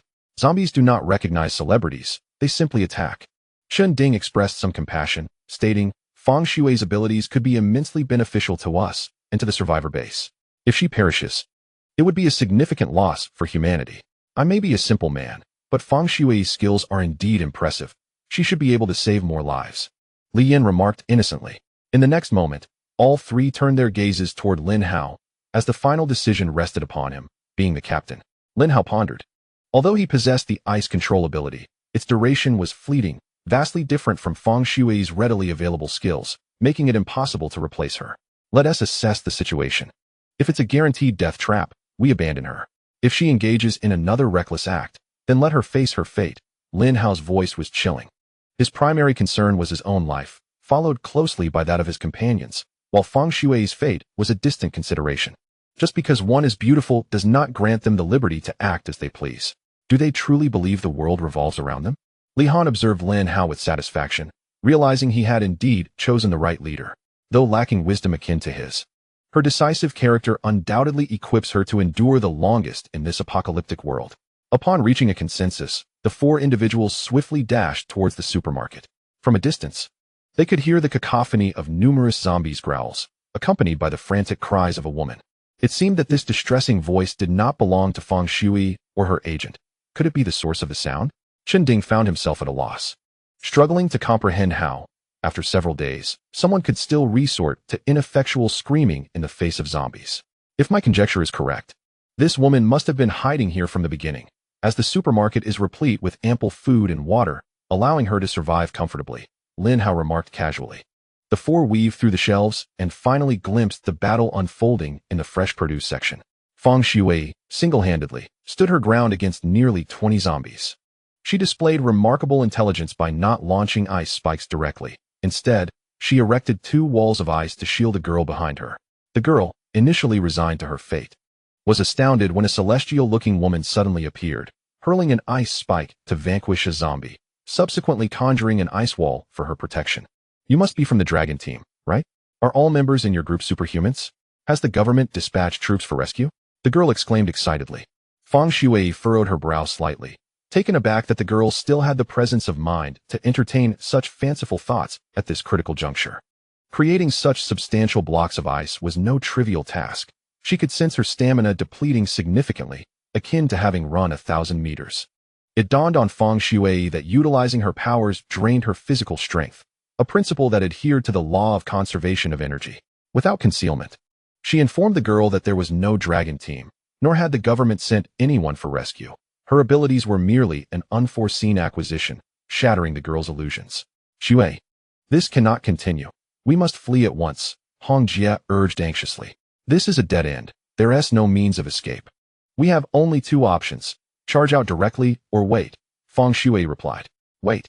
Wait for whom?" Hong Jie queried, puzzled. "For those 4 individuals." Despite her irritation, Feng Shui recognized that Chen Ding among the 4 was undoubtedly stronger than she. If they arrived, they would be their salvation. But given our previous predicament, will they even come for us? Hong Jie murmured. A flicker of helplessness crossed Feng Shui's eyes. She had overestimated her own capabilities, leading to this dire situation. At that moment, the girl interjected, "Are the 4 you speak of the ones outside?" Feng Shui was taken aback, glancing over to see Lin Hao and his companions. Akin to reapers, launching a surprise attack from behind the zombies, dispatching 7 or 8 of them on the spot. There were fewer than 20 zombies in total, all ordinary ones, presenting little challenge to Lin Hao and his comrades, a primary reason for Lin Hao's willingness to engage. However, as he had previously stated, there was but a single opportunity. Should Feng Shui dare to act recklessly again, I would bid her farewell without hesitation. In less than 2 minutes, these zombies were swiftly dispatched by the 4, with Lin Hao outperforming Chen Ding in the kill count. As his usable points increased, so too did his attributes, each reaching a commendable 2 points, surpassing even Chen Ding, the arsonist. Am I mistaken, or do these zombies seem to have weakened? Li Yan mused, swinging his machete with a lingering sense of dissatisfaction. Li Han chuckled. It is not that the zombies have grown weaker, but rather that we have become stronger. The sheer number we have slain, nearly 100, has significantly enhanced our capabilities. If we were to become professionals, our strength would only multiply, Lin Hao casually remarked, wiping the blood from his watermelon knife with a scrap of cloth. For him, the boost from ordinary zombies was negligible. He sought first-tier zombies. Unfortunately, such creatures were exceedingly rare, and this supermarket appeared devoid of them. Among the 4, only Chen Ding employed the most straightforward and brutal approach, seizing a zombie by the head and incinerating it in mere seconds. Li Han envied him. He too wished to become a professional. Yet the path to such a transformation remained shrouded in mystery. The few professionals he encountered had stumbled into their roles by chance. If only he knew the criteria. Brother Chen became a professional out of grief after losing his daughter to a zombie, while Tang Yidao had done so under perilous circumstances. The captain's circumstances were unclear. Yet it was evident that one's emotions played a significant role in becoming a professional, presenting a formidable challenge for me, Li Han pondered. He was a clever individual. Even in dire straits, he would not succumb to despair, but rather seek solutions, albeit this was his Achilles heel. The prospect of harnessing emotions to become a professional seemed unlikely. Perhaps a different approach was warranted. He hoped the survivor base might offer a solution. Chapter 26. Do not eat. After dispatching the zombies, Lin Hao approached Feng Shui, their proximity a mere 20 centimeters. What do you intend to do? Feng Shui instinctively felt a twinge of fear at the closeness of a man. I do not wish for a recurrence of today's events. Otherwise, I would not hesitate to employ my moral authority, Lin Hao declared. I am here to save lives, and should there be a next time, I shall act similarly. Feng Shui's stubbornness flared. Lin Hao chose not to argue. As long as she dared to act recklessly, he would not hold back. Hong Jia, perceptive to the situation, discreetly tugged at Feng Shui's sleeve, urging her to soften her stance for the sake of preserving everyone's dignity. As a manager, she understood the importance of timing, recognizing that confronting Lin Hao head-on would yield no benefits. In this recent turn of events, Lin Hao acquired a considerable amount of usable points and promptly allocated them. Feeling a slight enhancement in his own strength, he could not help but feel satisfied. Suddenly, Chen Ding shouted, "Who goes there? Step forward." From the shadows of a shelf emerged a man. Do not misconstrue my intentions. I am not your foe. That foolish girl is my girlfriend. Allow me to introduce myself. I am Xiaqiu, the man said with a hearty laugh. Upon seeing Xiaqiu, the girl immediately rushed into his embrace. Lin Hao, with his keen perception, sensed something amiss and inquired, "How many survivors do you have here?" "There are nearly 30 of us." It just so happened that it was this girl's turn to gather provisions, and I felt a bit uneasy, so I came to check on her. I am grateful to you all for coming to her aid, Xiaqiu replied earnestly, bowing slightly. Lin Hao scrutinized Xiaqiu carefully, a mysterious smile playing on his lips. "It is nothing. Might you lead us to meet your leader among the survivors?" he asked. Xiaqiu paused for a moment before responding, "Of course. Our leader will surely be delighted to see you." With Xiaqiu leading the way, Li Han seized the opportunity to approach Lin Hao and whispered, "Captain, why do we need to meet these survivors?" Lin Hao replied, "I am not particularly interested in the survivors, but rather in Xiaqiu." In Lin Hao's eyes, he noticed that Xiaqiu's status panel was, astonishingly, pink in hue. Unlike others, his panel bore no profession, but rather a unique attribute, talent. Indeed, Xiaqiu possessed the talent of romantic fortune. That is to say, the kind of charm that, in the minds of many, draws women to him with an almost mindless affection. This was the first time Lin Hao encountered someone with such a talent, piquing his curiosity. He glanced at Chen Ding, noting that he displayed no talent, confirming that this was indeed a peculiar trait of Xiaqiu. He had expected the system to respond to Xiaqiu's talent. Yet this time, there was no reaction at all. Lin Hao could not help but ask, "System, What is the nature of this talent? The system replied, talent is inherent from birth. To acquire a talent, the host must expend points. Lin Hao understood, realizing that his insufficient usable points had led to the system's silence. However, he had no desire for a talent such as romantic fortune. Beyond hastening the hormonal attraction of women towards him, he saw little utility in it. With no woman in his heart, he remained focused and resolute. Thus far, he had yet to encounter a woman who could truly penetrate his inner world. As they arrived at the warehouse where the supermarket stored its goods, they indeed found over 20 individuals, each appearing to be in good condition. It was hardly surprising, considering they were in a supermarket with ample food and drink available at their disposal. Boss, my girlfriend was almost discovered by zombies while gathering supplies, but thankfully, they rescued her. A seemingly ordinary young man stood up, revealing himself as the leader. His face bore a friendly smile, and he immediately extended his hand, saying, "Thank you so much. Please, you must stay. I would like to treat you." Compared to Tang Yidao, this leader was far more agreeable and did not appear malevolent in any regard. That would be troublesome, Lin Hao replied with a cheerful smile. The leader is merely an ordinary individual, incomparable to Tang Yidao. Lin Hao possesses unwavering confidence that he could eliminate him in an instant. Just as his body passed by the edge of Xiaoqiu, a faint sound reached his ears. Do not consume anything. Frankly, had Lin Hao not undergone significant enhancements in various aspects, he might not have discerned this whisper. Soon, their group settled on the ground. Before them lay a makeshift table crafted from cardboard, adorned with a variety of supermarket delicacies. I wonder where you all plan to head next. If you ask me, why not stay here? Look at all this food. We could linger for quite some time, the leader chuckled. Among the group, the first to succumb to temptation was Hong Jie, with Feng Shui unable to intervene in time. Individuals who achieve stardom are hardly naive. They have navigated through countless deceptions and are well aware that there is no such thing as a free lunch in this world. The manner in which this person is treating them likely harbors ulterior motives. We intend to head to the survivor base to the east. It is the safest place. Lin Hao replied. The survivor base? The leader's expression shifted oddly. Are you truly going there? Lin Hao sensed that this individual might be privy to some insider information. Of course, are you not planning to go? Lin Hao retorted provocatively. The leader produced a cigarette, lit it, and then responded, I certainly wish to go. But as you can see, with just us, it's likely we wouldn't make it far. Moreover, whether we can cross that large bridge remains uncertain. Let us not dwell on that. Let us eat something, he added. However, aside from Hong Jie, none of the others touched the food. Having experienced the ordeal with Tang Yidao, they had grown exceedingly cautious. Why is everyone refusing to eat? These are the finest items from the supermarket, fresh pork and beef that you can't find outside, the leader implored. Lin Hao shook his head, his gaze icy as he regarded the leader. No, thank you. I have no desire to lose consciousness after eating. The leader's expression changed abruptly. How could he possibly know? Meanwhile, Hong Jie, who had been indulging heartily, suddenly paled, dropping her food in disbelief. Did you poison it? Faced with the exposure of his actions, the leader maintained his composure. I'm not sure what you mean. I invited you to a meal out of goodwill, and you accuse me of poisoning? It's simple to prove. Just take a bite. Naturally, the leader dared not partake, knowing the food was tainted. He feigned outrage and overturned the cardboard table in a fit of anger.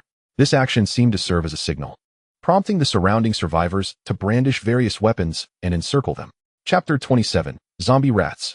Lin Hao nearly laughed at the audacity of these ordinary people attempting to surround them. 3 professionals, do you not fear? It appeared these individuals were oblivious to the existence of professionals, suggesting that their knowledge of the survivor base likely stemmed from hearsay. Initially, he had contemplated rendering them unconscious, allowing them to perish without sensation, yet now they were courting their own demise. The leader rose, a sinister grin etched upon his face. Subsequently, his gaze fell upon Feng Shui, as if his eyes sought to penetrate her very attire. Such a gaze was one she had encountered far too often. In truth, my sole ambition was to capture the attention of the illustrious star, Feng Shui. You are merely collateral damage. Had this been before the apocalypse, I would never have dared approach a celebrity so closely.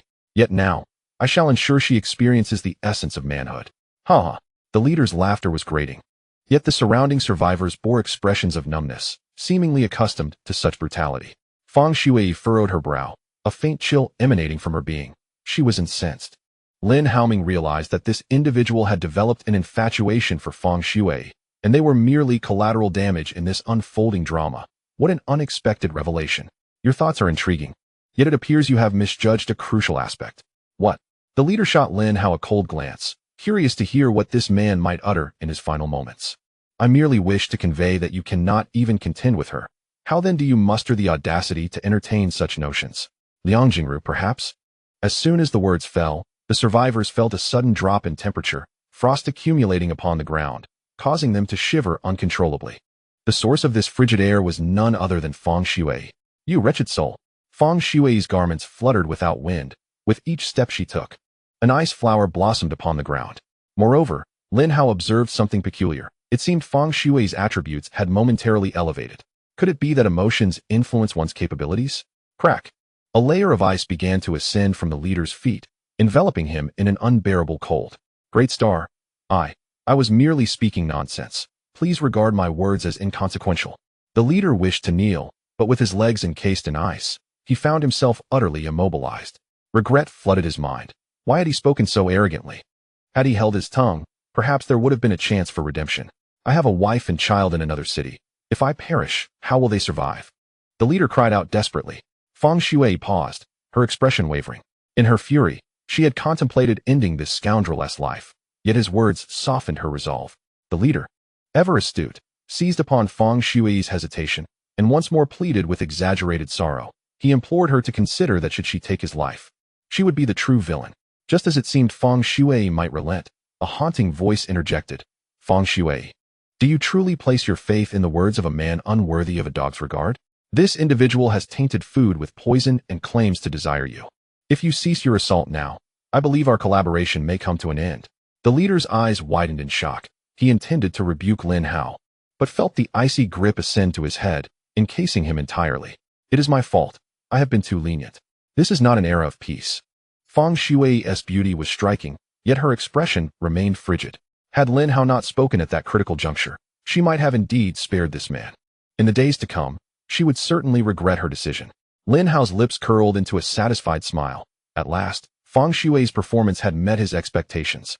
Merely possessing ability without adequate temperament rendered survival in a post-apocalyptic world nearly impossible.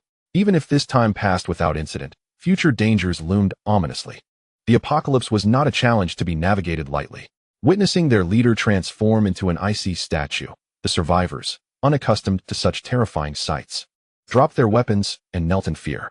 However, two among them remained unmoved, Xiaoqiu and his girlfriend, who had refrained from attacking Lin Hao and his group, instead opting to stand by and do nothing. Suddenly, the effects of the drugs surged through Hongjie, causing her to collapse onto the ground.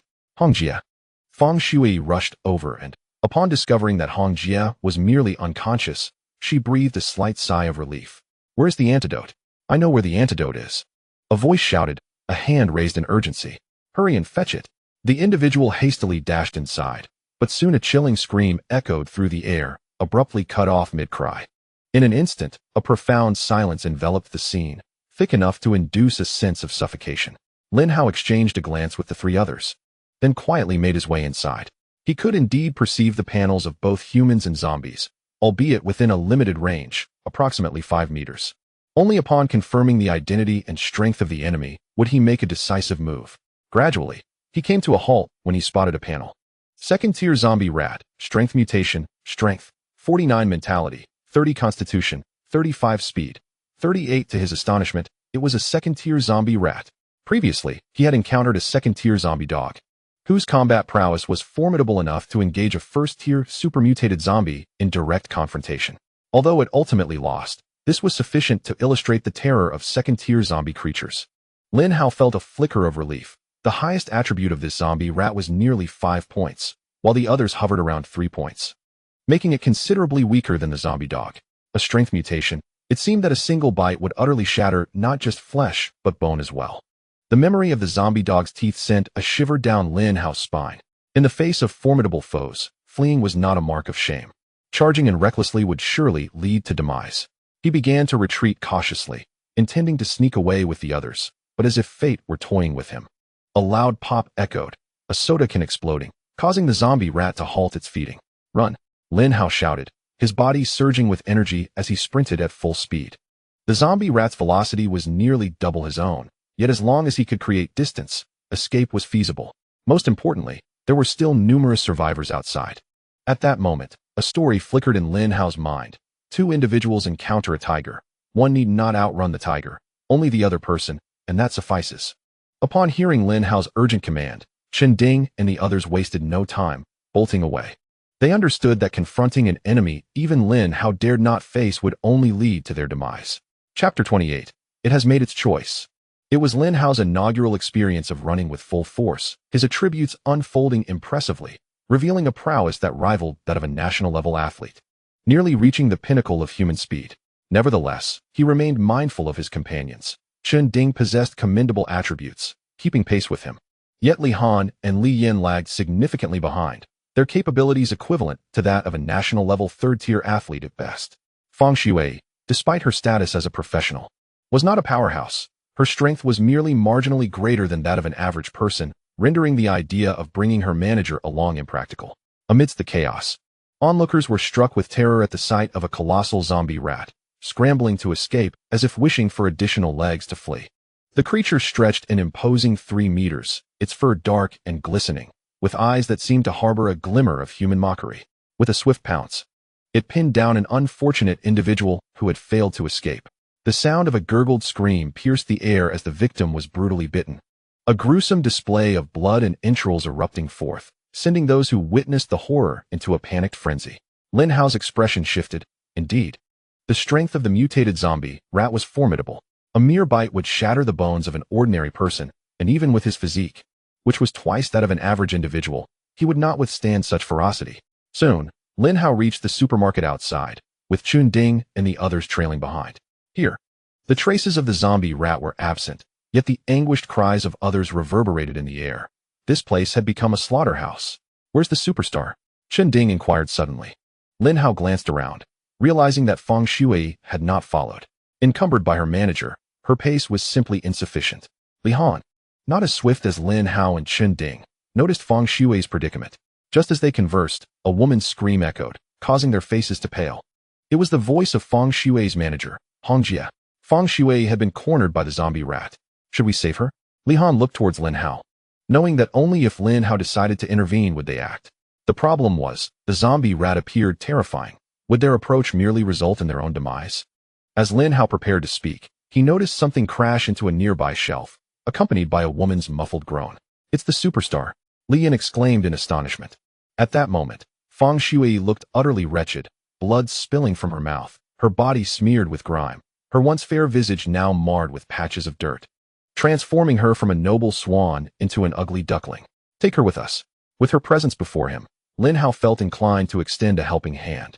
Without hesitation, Li Yin and Li Han rushed to support Fang Shui, yet she resisted, tears welling in her eyes. Let me go back. I must kill that monster. Hong Jie. Hong Jie has been devoured. The four remained silent. Upon hearing Hong Jie's scream, they had already grasped the grim reality of her fate. Had it not been for Fang Shui's professional status, granting her a slim chance of self-preservation, she too might have met a similar end. The zombie rat seemed to sense that Fang Shui was not so easily devoured. It shifted its focus to other prey, and its next target was Xia Qiu and his girlfriend. Xiao Dao, you go ahead. I will hold it off. Xia Qiu urged his girlfriend, brandishing 2 frying pans, ready to confront the zombie rat with fierce determination. Although Xia Qiu possessed a certain charm with the ladies, he had never acted recklessly and had always remained devoted to his girlfriend.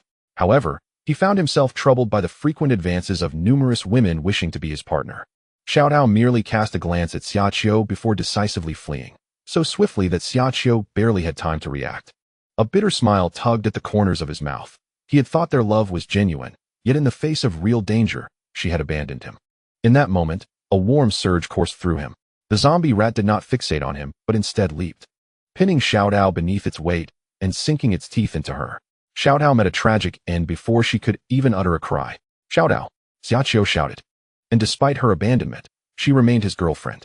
Perhaps it was an illusion, but he could swear he saw a translucent apparition of Xiao Dao, her eyes vacant, drifting before him like a specter.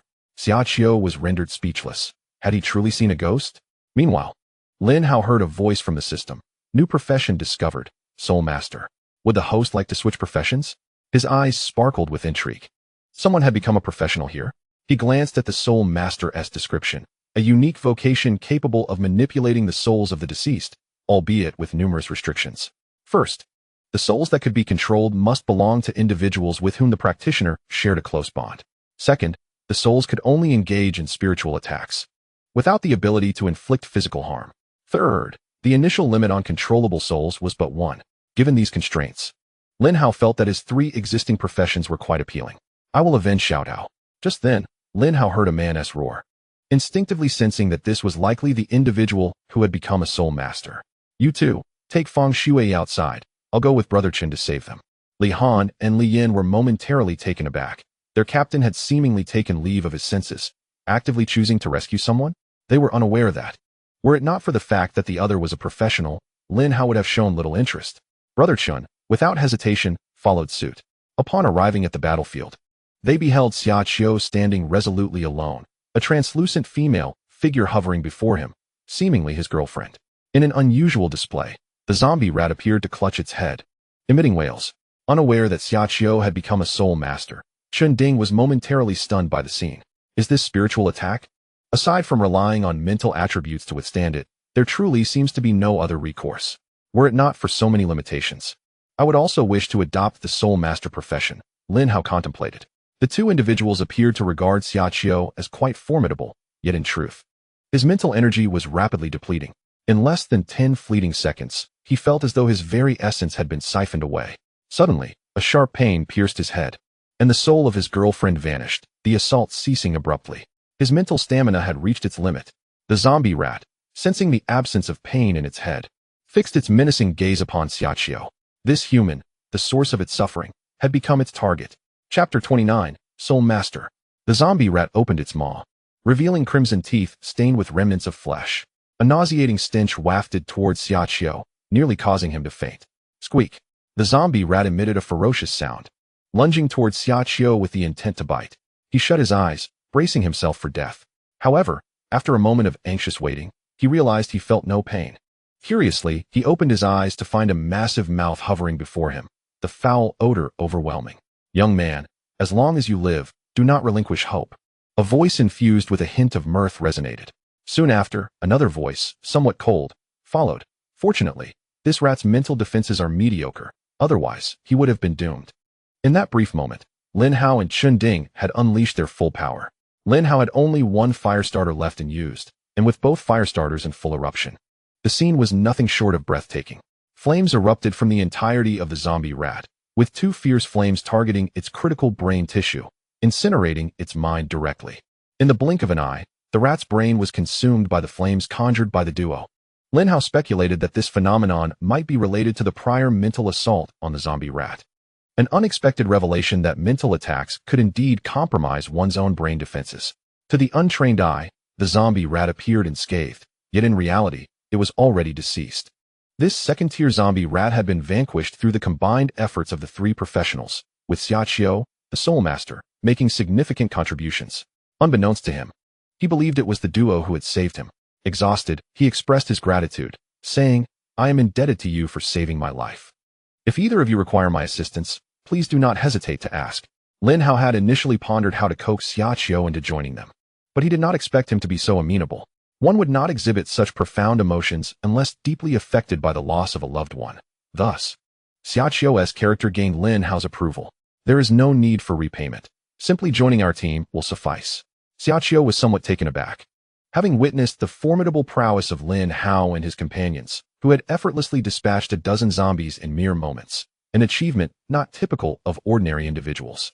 Yet, he soon recalled that he, too, was no ordinary person. Then I thank you, Captain. Xia Qiu was astute. This team was evidently strong, and joining their ranks would significantly enhance his chances of survival.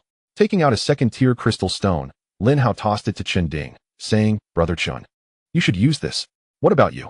Chen Ding inquired. My strength seems to be advancing at a faster pace than yours. I believe you need this now. Lin Hao replied with a slight smile. Chen Ding pondered for a moment and realized that it was indeed true. When he had just become a professional, he was significantly stronger than Lin Hao, but now Lin Hao had surpassed him. Without hesitation, he consumed the second-tier crystal stone. Lin Hao observed as Chen Ding's mental strength surged by 0.4, nearing the 3-point mark. The trio soon located Li Han and the others, quickly grabbing some food before hastily departing the area. None dared to guarantee that the earlier commotion wouldn't attract more zombies. Leaving was undoubtedly the wisest choice. Shortly after their departure, a larger zombie rat arrived at the scene. Upon seeing its deceased kin, it emitted an eerie cry, seemingly lamenting. Its gaze then fixed upon a particular direction, eyes brimming with hatred, and it opened its mouth to devour the body of the fallen zombie rat. The group found a relatively clean spot, laying Feng Shui on a bed. As they gazed at her pallid complexion, uncertainty clouded their minds. "Captain, I just performed a rudimentary examination using some unfamiliar medical knowledge. The celebrity has a fracture in her right arm, while other areas only show some bruises. This is likely due to the robust physique of a professional," Li Han explained. "If it were an ordinary person, a collision with the zombie rat would have resulted in shattering fractures throughout. Can it be managed?" "It shouldn't be a problem," Li Han asserted confidently, despite never having treated a fracture before. Soon, they procured the necessary medications and equipment from a nearby clinic to assist Feng Shui in her treatment. However, this meant her right arm would be unusable for the time being. "Thank you," Feng Shui whispered to Li Han. "There's no need to thank me. It was the captain's directive to save you. If you wish to express gratitude, direct it towards the captain," Li Han humbly replied. Feng Shui glanced at Lin Hao, who stood by the window, her expression complex. At first, she believed that becoming a professional would enable her to protect herself and Hong Jie. But the harsh reality proved her naive. Hong Jie had been consumed by a zombie rat, and she herself had been flung away during the battle. Had she not conjured an ice wall in that instant, she might have met her end. As Feng Shui was about to voice her gratitude, Lin Hao interrupted. "I don't wish to hear any other words. Saving you was merely incidental." His gaze remained fixed on the window. Feng Shui nodded slightly, understanding that her relationship with Lin Hao was merely one of cooperation. After consuming a small amount of food to replenish their energy, the group set off once more. A 6-member team with 4 professionals. Such a fact would be hard to believe if spoken aloud. Li Han and Li Yin exchanged glances, secretly envious, wishing to become professionals themselves. "System, is there a way to become a professional?" Lin Hao pondered. Natural awakening or consuming more crystal stones was the answer that came to him. Lin Hao's eyes brightened. Indeed, there were other methods. "How much is needed?" "It depends on luck." Lin Hao's lips twitched. Indeed, this was a world where appearances held sway. With a plan in mind, he resolved to find an opportunity to transform Li Yin and Li Han into professionals as well. As they strolled along, they came to a halt before a vast congregation of zombies. Ahead loomed a high school, seemingly still in the throes of dismissal. The sight of so many zombies sent a shiver down Chun Ding's spine from a distance. If he were to be encircled by such a horde, his demise would be all but assured. The initial estimate of the undead numbered in the thousands, rendering this route impassable. They would have to seek an alternative path. Lin Hao pulled out a map, pointing to a specific location. "We can circumvent this area, passing through the adjacent commercial street and crossing the bridge. The survivor base lies just ahead." "Wait, Captain, it appears there are people over there," interjected Xiaqiao. Lin Hao looked up to see a small team of about 8 individuals drawing near to the school, oblivious to the massive throng of zombies ahead. Their enhanced vision, a consequence of their physical augmentation, allowed them to detect movement, yet their eyesight paled in comparison to Lin Hao's group. Should they advance further and attract the attention of the zombies, they would undoubtedly face dire consequences. "We must prevent them from proceeding." "Leave this to me," Li Yin volunteered. Armed with a sharp machete following his basic evolution, he possessed the strength to contend even with first-tier zombies, let alone these ordinary individuals. With a swift crouch, Li Yin dashed forward, his legs propelling him with remarkable speed. Within a minute, he had caught up to the unsuspecting group. "What do you intend to do?" A startled voice exclaimed as the team caught sight of Li Yin brandishing his machete, their expressions shifting to one of alarm as they brandished an array of peculiar weapons, stools, frying pans, and kitchen knives. Realizing that his weapon might be misconstrued, Li Yin lowered his machete and explained, "There is a large gathering of zombies ahead. You will be detected if you proceed." The group was taken aback and quickly glanced ahead, yet saw nothing amiss. One man, visibly irked, retorted, "What nonsense are you spouting? There are clearly no zombies ahead. Do you intend to deceive us?" Their guarded demeanor suggested they had encountered perilous situations before, rendering them skeptical of Li Yin's warning.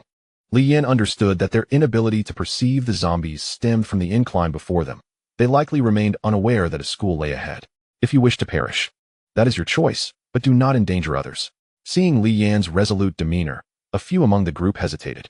The man, realizing the situation was slipping from his grasp, decided to intervene. He brandished a shovel, striking it against the ground with a deafening thud, and shouted, "What the hell do you think you're doing? Do you want me to bury you right here?" Li Yin paid no mind to the man's threats. He instinctively sensed that danger was imminent with the sound of the impact resonating through the air. Indeed, in the following moment, a cacophony of zombie roars echoed from the distance as they surged towards this very spot, causing the ground to tremble violently. Without a word, Li Yin decisively fled. It appeared that the man had also sensed something amiss. Gazing into the distance, he saw a dark mass of zombies at the end of the road. The disabled person had not deceived him after all. You foolish man. They came to aid us, yet you led the zombies right to us. Get lost. The other men in the group, upon witnessing the emergence of the undead, turned pale with fear.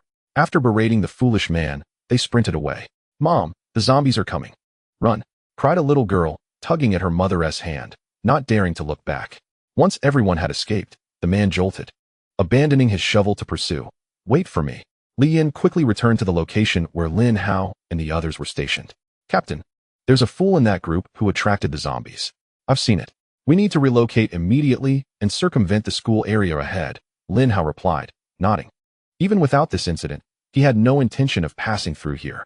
Feng Shui had just had her arms set in a cast. Running long distances was nearly impossible for her, thus someone would need to carry her. Among those present, only Lin Hao and Chun Ding possessed the physical capability exceeding 2 points, allowing them to bear another person without significant detriment.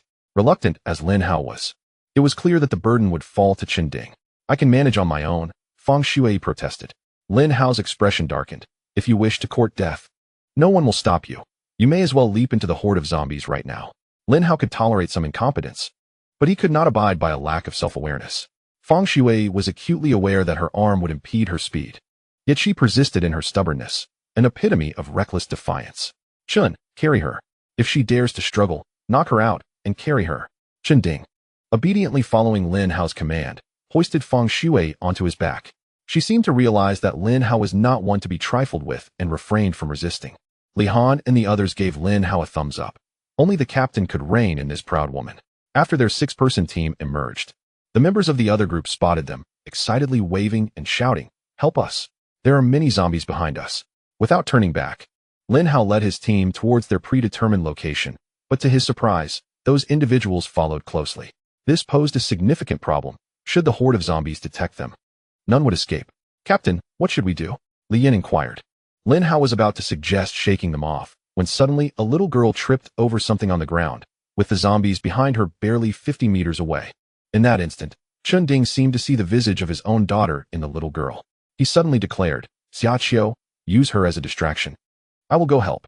Xiaqiu, momentarily stunned, carried Feng Shui on her back, watching as Chun Ding dashed into the fray, unsure of what to say. Captain, Li Han was at a loss for words as well. Lin Hao understood that Chun Ding was likely stirred by emotions, not wishing to witness a girl of a similar age to his own daughter being devoured by zombies. He proposed a change in strategy. They would transport everyone to the designated safe location, while he and Brother Chun would momentarily hold off the horde of zombies, promising to reunite later. Without hesitation, Lin Hao pivoted and sprinted towards the throng of the undead. Chun Ding reached the little girl first, just as her mother had arrived, having turned back the moment she saw her daughter fall. Despite her awareness that rushing over could lead to being consumed by zombies, she could not abandon her child. Standing expressionless before the mother and daughter, Chun Ding was suddenly enveloped in intense flames. "Mom, it's fire. The uncle is on fire," the girl exclaimed in astonishment. Though the girl's mother was unaware of the existence of professionals, the sight of flames erupting from a person instantly led her to think of superpowers. Chun Ding had long recognized the limitations of his abilities, particularly the absence of ranged attacks. After ensuring the girl's safety, he devised a plan. He retrieved a bottle of liquid alcohol from his backpack and splashed it ahead. Then, with a mere touch of his finger on the alcohol, a fiery barrier ignited before him. Naturally, such a small quantity of alcohol would not burn for long, but it was sufficient to temporarily halt the advance of the zombies. "Brother Chun, I suggest you bring some gasoline next time. It works better than alcohol," Lin Hao remarked with a grin. Chapter 31, Zombies. Chun Ding had discovered that zombies possessed a sense of pain, albeit to a lesser degree than humans. This meant that the pain experienced by humans was diminished by 1 or 2 levels in zombies. As flames emerged ahead, the horde began to slow down, ultimately halting several meters from the fire and emitting guttural growls. "We should move quickly," Chun Ding urged as the flames subsided, turning to the mother and daughter behind him. "Thank you for saving us," the girl's mother expressed gratefully, pulling her daughter back as they retreated. Lin Hao approached and cast a glance at Chen Ding. Brother Chun, you were reckless just now. I understand, and I will accept the consequences. For the next day, I will handle all trivial matters, Chen Ding replied, fully aware that a team could only thrive under a single leader. If he repeatedly disregarded Lin Hao's commands without repercussions, the team would inevitably falter. Moreover, since Lin Hao had rescued him, he had no intention of embarrassing him. I'm not referring to that. Next time, just inform me beforehand. Do I seem so unapproachable? Lin Hao retorted, somewhat irritably. While he could overlook the opinions of others, Chen Ding was different, having been the one to grant him his first professional status. Without this arsonist, it would be exceedingly difficult to safely exit the building. Chen Ding felt a twinge of embarrassment, but stood firm. I will certainly inform you next time. But this time, a punishment is necessary. As the flames gradually waned, the two exchanged a decisive glance and promptly made their escape. Upon their arrival at the originally designated destination, they were met with a standoff between two factions. One group consisted of Li Han and his companions, accompanied by a few others who had followed them, while the opposing side was unexpectedly a cluster of high school students. Lin Hao's immediate reaction was that these students had escaped from their perilous school. Managing to flee from such danger was no small feat. What was the situation here? Lin Hao glanced at Li Han and the others. Captain, here's the situation, Li Han explained succinctly. The matter was quite straightforward. The position chosen by Lin Hao coincided perfectly with the hiding place of these high school students. They presumed that Li Han and his group had come to seize their refuge, prompting them to unite in resistance. Wasn't this merely a misunderstanding? With your capabilities, you should be able to resolve this easily, Lin Hao remarked, somewhat puzzled. Li Han offered a wry smile. Captain, I have tried. Those high school students are quite obstinate. They insist that we leave immediately. Primarily, we are all waiting for you and Brother Chun. Otherwise, we wouldn't be in this predicament. Li Han felt genuinely helpless. Against adults, he could employ various verbal tactics to make them relent, but when faced with a group of fervent high school students, no matter what he said, they would not concede, adamantly demanding their immediate departure. What could he do? Had it not been for Xia Qiu stepping forward and summoning the spirit of his girlfriend, which startled the high schoolers, a confrontation might have already erupted. The zombies will inevitably discover this place. Let us rest for 5 minutes before we proceed. With that, he and Chen Ding casually found a spot to sit, completely disregarding the group of high school students and the unfamiliar individuals. This indifference irked the high schoolers.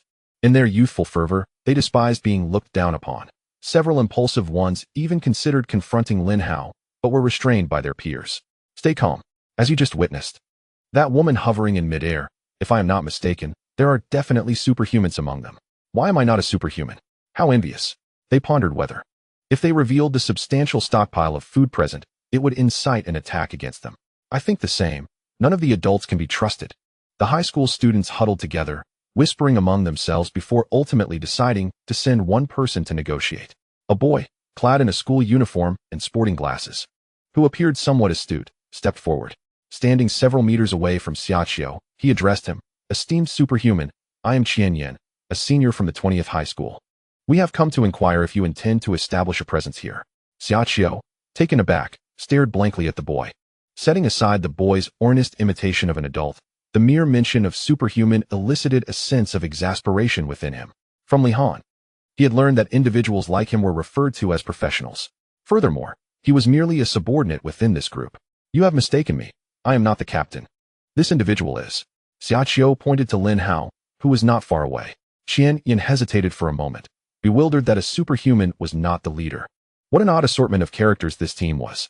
However, he soon adjusted his mindset and approached Lin Hao. Just as he was about to speak, Lin Hao interjected. We will be leaving shortly. This place still belongs to you, but allow me to offer a friendly warning. Many zombies will soon be arriving. If you wish to avoid death, it would be wise to vacate the premises. After delivering this message, Lin Hao closed his eyes to conserve energy, disregarding him entirely. Qian Yan could only return to the group of high school students and relay the situation. Huh, zombies are coming? I suspect he has his eyes set on our food. Someone scoffed. It's hardly surprising. With so many of us gathered here, it's evident we have ample food and water. A curious thought crossed his mind. Why was that superpowered individual not the leader, allowing others to take charge instead?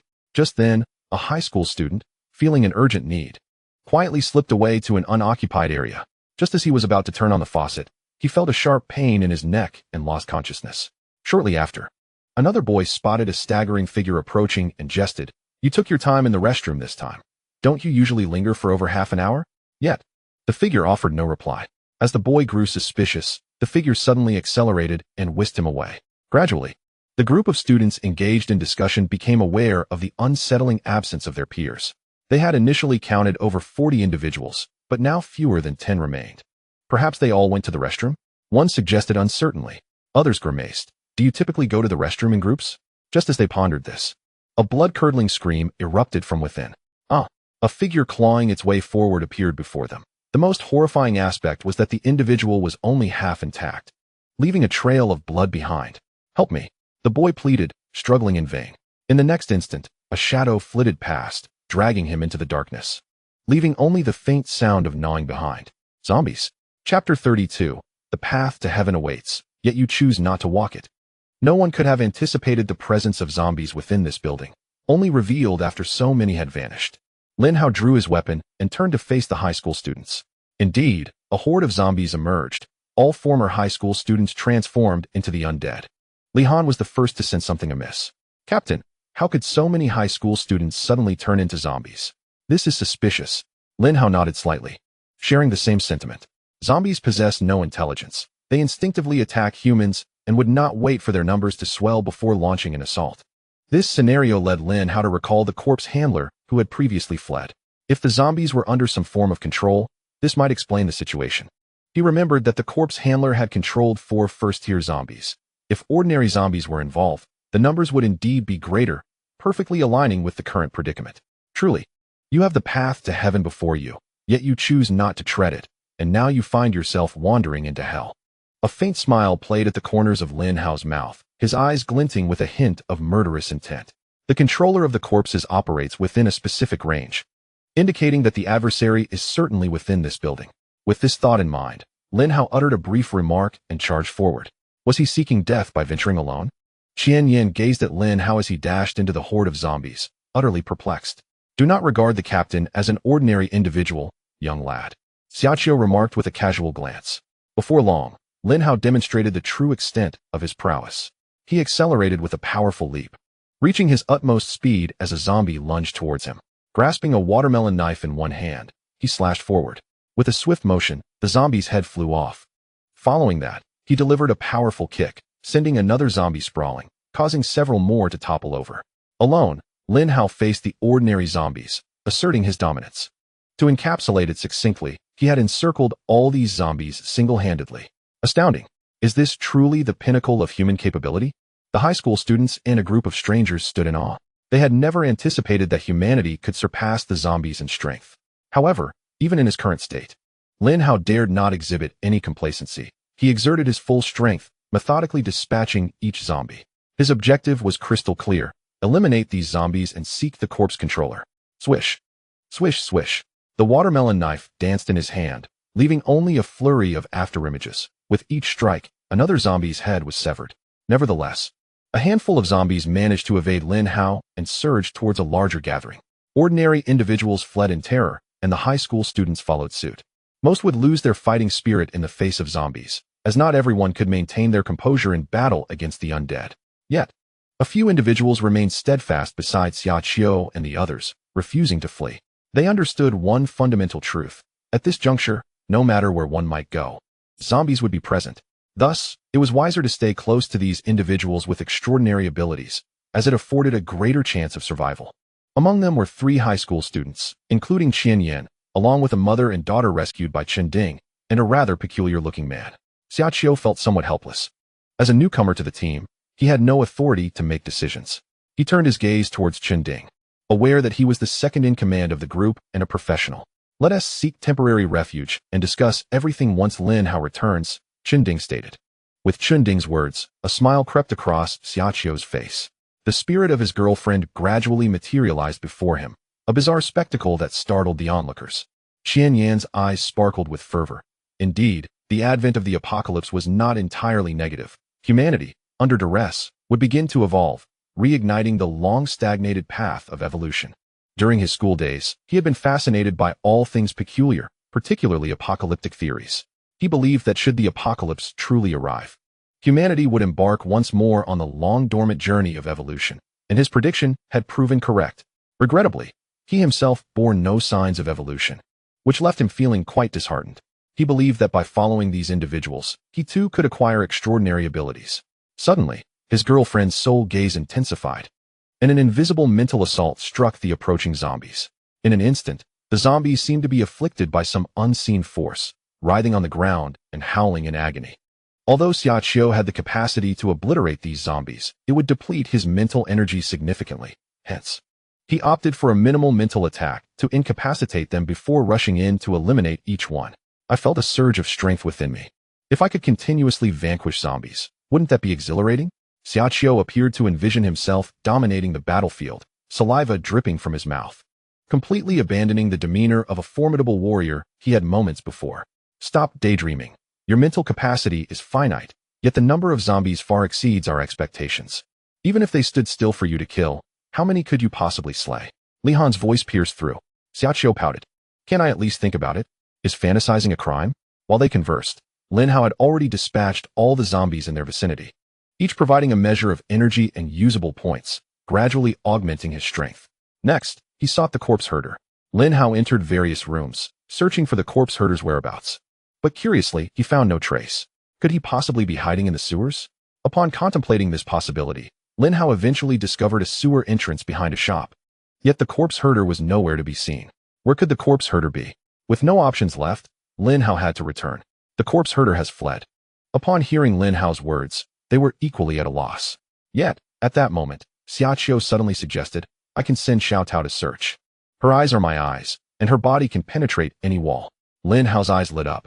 Could the soul be utilized in this manner? Go check the sewer. It is the most likely hiding place. Xiaoqiu nodded, and soon Xiao Tao's figure gradually descended into the ground, beginning her search in the sewer. At that moment, Xiaoqiu's vision split into two. One was his normal perspective, and the other was from Xiao Tao's sight. The sewer was nearly pitch black, devoid of visibility. Yet in that darkness, Xiaoqiu faintly discerned a glimmer of light ahead. Someone was illuminating their surroundings with a phone. Captain, the corpse herder is directly below, in the sewer. Without hesitation, Lin Hao plunged into the sewer.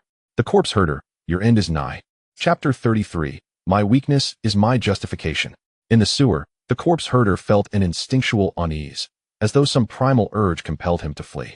The zombies he had controlled were all dispatched, which he had anticipated. They were merely fodder.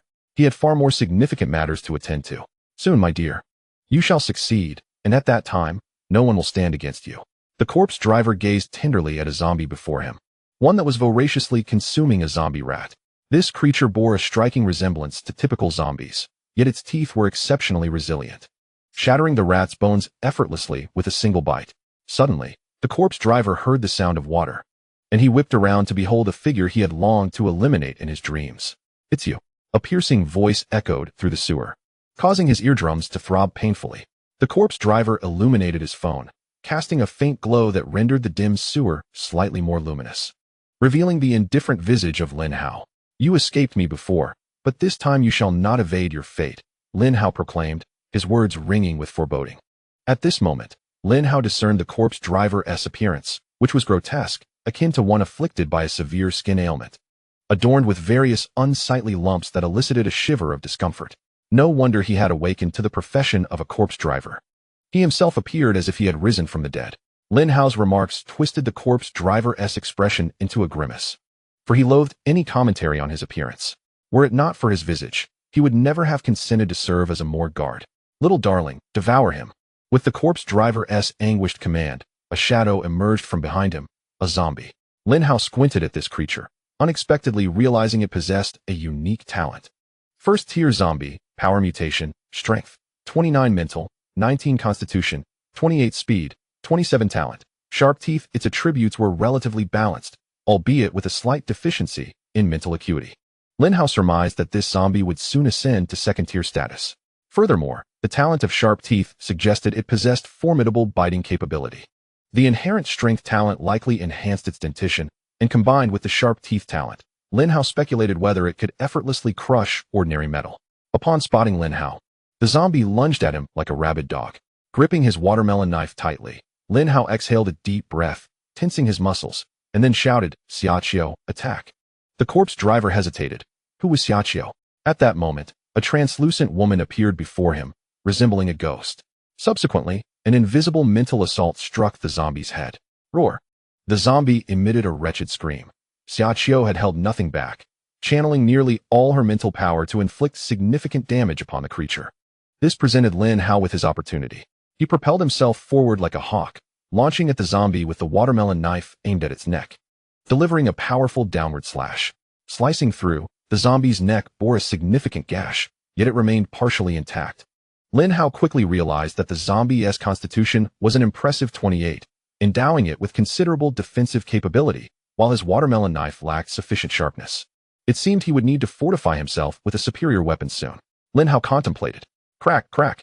The zombie turned its head. The sound of bones grinding echoed. Its teeth clacked incessantly, and its eyes were filled solely with ravenous hunger, a scene reminiscent of a chilling horror film. Suddenly, the zombie let out a deafening roar. Its speed surged, surpassing even Lin Hao's.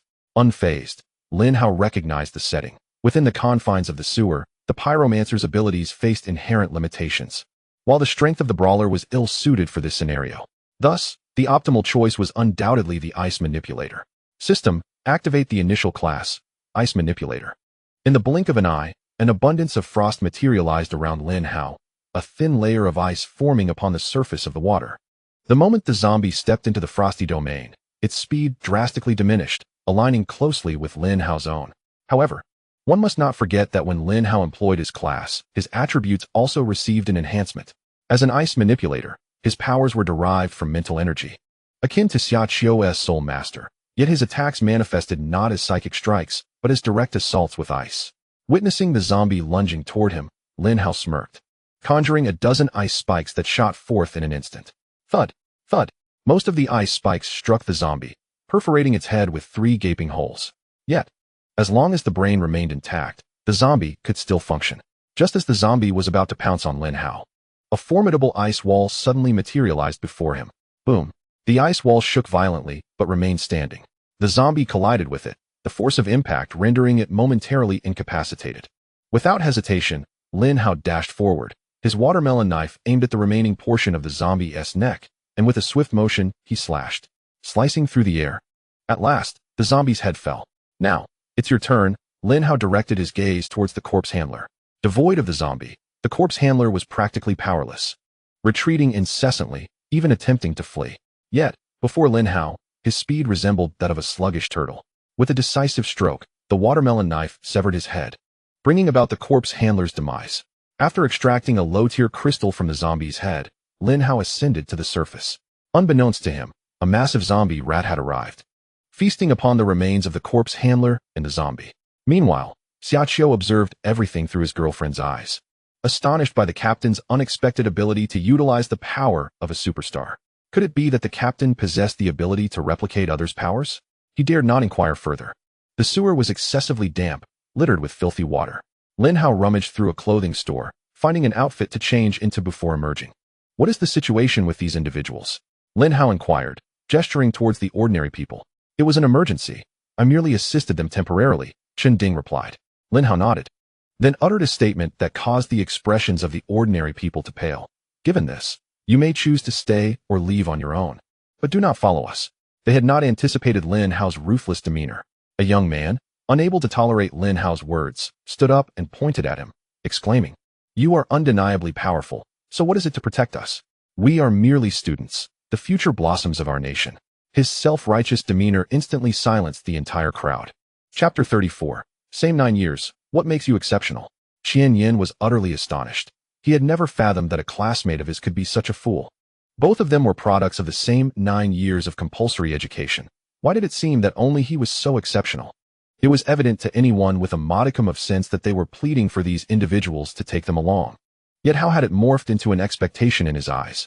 This student, brimming with self-satisfaction, noticed the silence around him and became even more pleased with himself. I know you must be extraordinary individuals, perhaps members of a special national force. How else could you all possess superpowers? You are soldiers, and we are students. Shouldn't you protect us? Qian Yin was nearly convinced by this fool's absurdity. What gave him the audacity to claim they were soldiers? If they were not soldiers, why should anyone protect them? He immediately seized the arm of a female classmate, distancing himself from the imbecile, signaling that he was not acquainted with him. Lin Hao couldn't help but chuckle. What were these young ones thinking? Believing that their fragility entitled them to everything? Xiaoqiu's eyes sparkled. This was a splendid opportunity. He charged forward and kicked the young man to the ground. Spitting in his face, "Fool, it's truly a miracle you've lived this long without being beaten to death." Qian Yin nodded in deep agreement, unable to comprehend how this person could be his classmate. "You, a soldier, how dare you strike me? I will report you." The young man stubbornly maintained his belief that they were soldiers. Xiaoqiu, at a loss for words, thought to himself that this person truly had a one-track mind. In the words of the internet, there was no hope for him. He might as well await his demise. Lin Hao, indifferent to the foolishness of the imbecile, was about to lead his team onward when he was blocked by two individuals, the mother and daughter saved by Qinding. The mother appeared anxious, her hand trembling as she held her daughter's. She understood that if she did not seize this opportunity, she and her daughter would soon become fodder for the zombies. "I wish to join you. I am willing to pay any price." As she spoke, she bit her lip, fully aware of the implications of her words, trusting that these individuals would comprehend her desperation. Feng Shui, biting her teeth, glared fiercely at Lin Hao ahead. She knew that only Lin Hao's words held weight in this team. If he spoke, they would accept the mother and daughter, having faced Lin Hao's reprimand before. She feared that if she interceded now, she might be abandoned on the spot. The man's ruthlessness left her helpless. As a woman, she felt deep sympathy for the plight of the mother and daughter, yet in this team, her voice held no sway.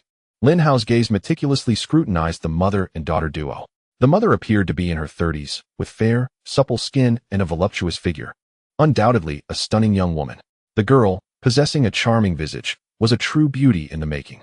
Should they join the group, they would undoubtedly add two burdens. However, within the team, there was currently only Feng Shui as the sole female, leading to an imbalance in gender ratio. In the short term, this might pose no issues. But over time, various complications would inevitably arise. In this lawless apocalypse, a man subjected to prolonged suppression would likely erupt with even greater intensity in the future. And women often serve as effective outlets for such frustrations. Lin Hao was confident in his ability to control his desires, but what of the others? "Brother Chun, what do you think?" Lin Hao suddenly turned to Qinding. Qinding was momentarily taken aback. He could not find the words to refuse as he met the hopeful gaze of the mother and daughter. Upon seeing the little girl, he was reminded of his own daughter. Yeah. "I will take responsibility for their protection. This is a personal decision and has nothing to do with the team," Qinding stated. Lin Hao chuckled. "Brother Chun, what nonsense are you speaking? You are part of the team, and the people you protect are those the team must safeguard as well. However, they can only serve as logistical support, engaging in non-combat activities." Even if he agreed to their joining, he would not allow them to become mere dependents. They would need to undertake other tasks, such as gathering supplies and preparing meals. Upon hearing they could join the team, the mother and daughter beamed with delight. Observing new recruits, the others began to stir, but Lin Hao's words swiftly quelled their excitement. "You lot, only this girl may join. We have no need for men." His bluntness left the girl blushing, for she was merely a student. "Wait, are you of age?" Lin Hao inquired of the girl. "I just turned 18 last month," she replied. "Then that's settled. It's your choice whether to come. I will join." The girl was no fool. She recognized this as her sole opportunity. Otherwise, following others could lead to an untimely demise. Qian Yin and another man were dumbfounded. "No men? What are we to do?" They regretted not being women, for if they were, they would have had a chance to join. What to do? What to do? Qian Yin fretted, until a thought struck him. This was his only possibility. "Wait." He rushed in front of Lin Hao, speaking rapidly. "I want to trade information for your protection to the survivor's base." Lin Hao halted, asking, "What information?" Qian Yin understood that this was not the time for bargaining. He trusted that Lin Hao would not deceive a high school student. This was his only chance. "I know where there are boats by the river. The bridge is likely impassable. The ferry is the only way across." Lin Hao was taken aback. This young lad had managed to grasp such a critical point. A feat not easily achieved. If the bridge was indeed unpassable, then the ferry would be the sole option. Yet the challenge remained that others would certainly have realized this as well, and the number of boats would be insufficient. "Are you certain there are boats there?"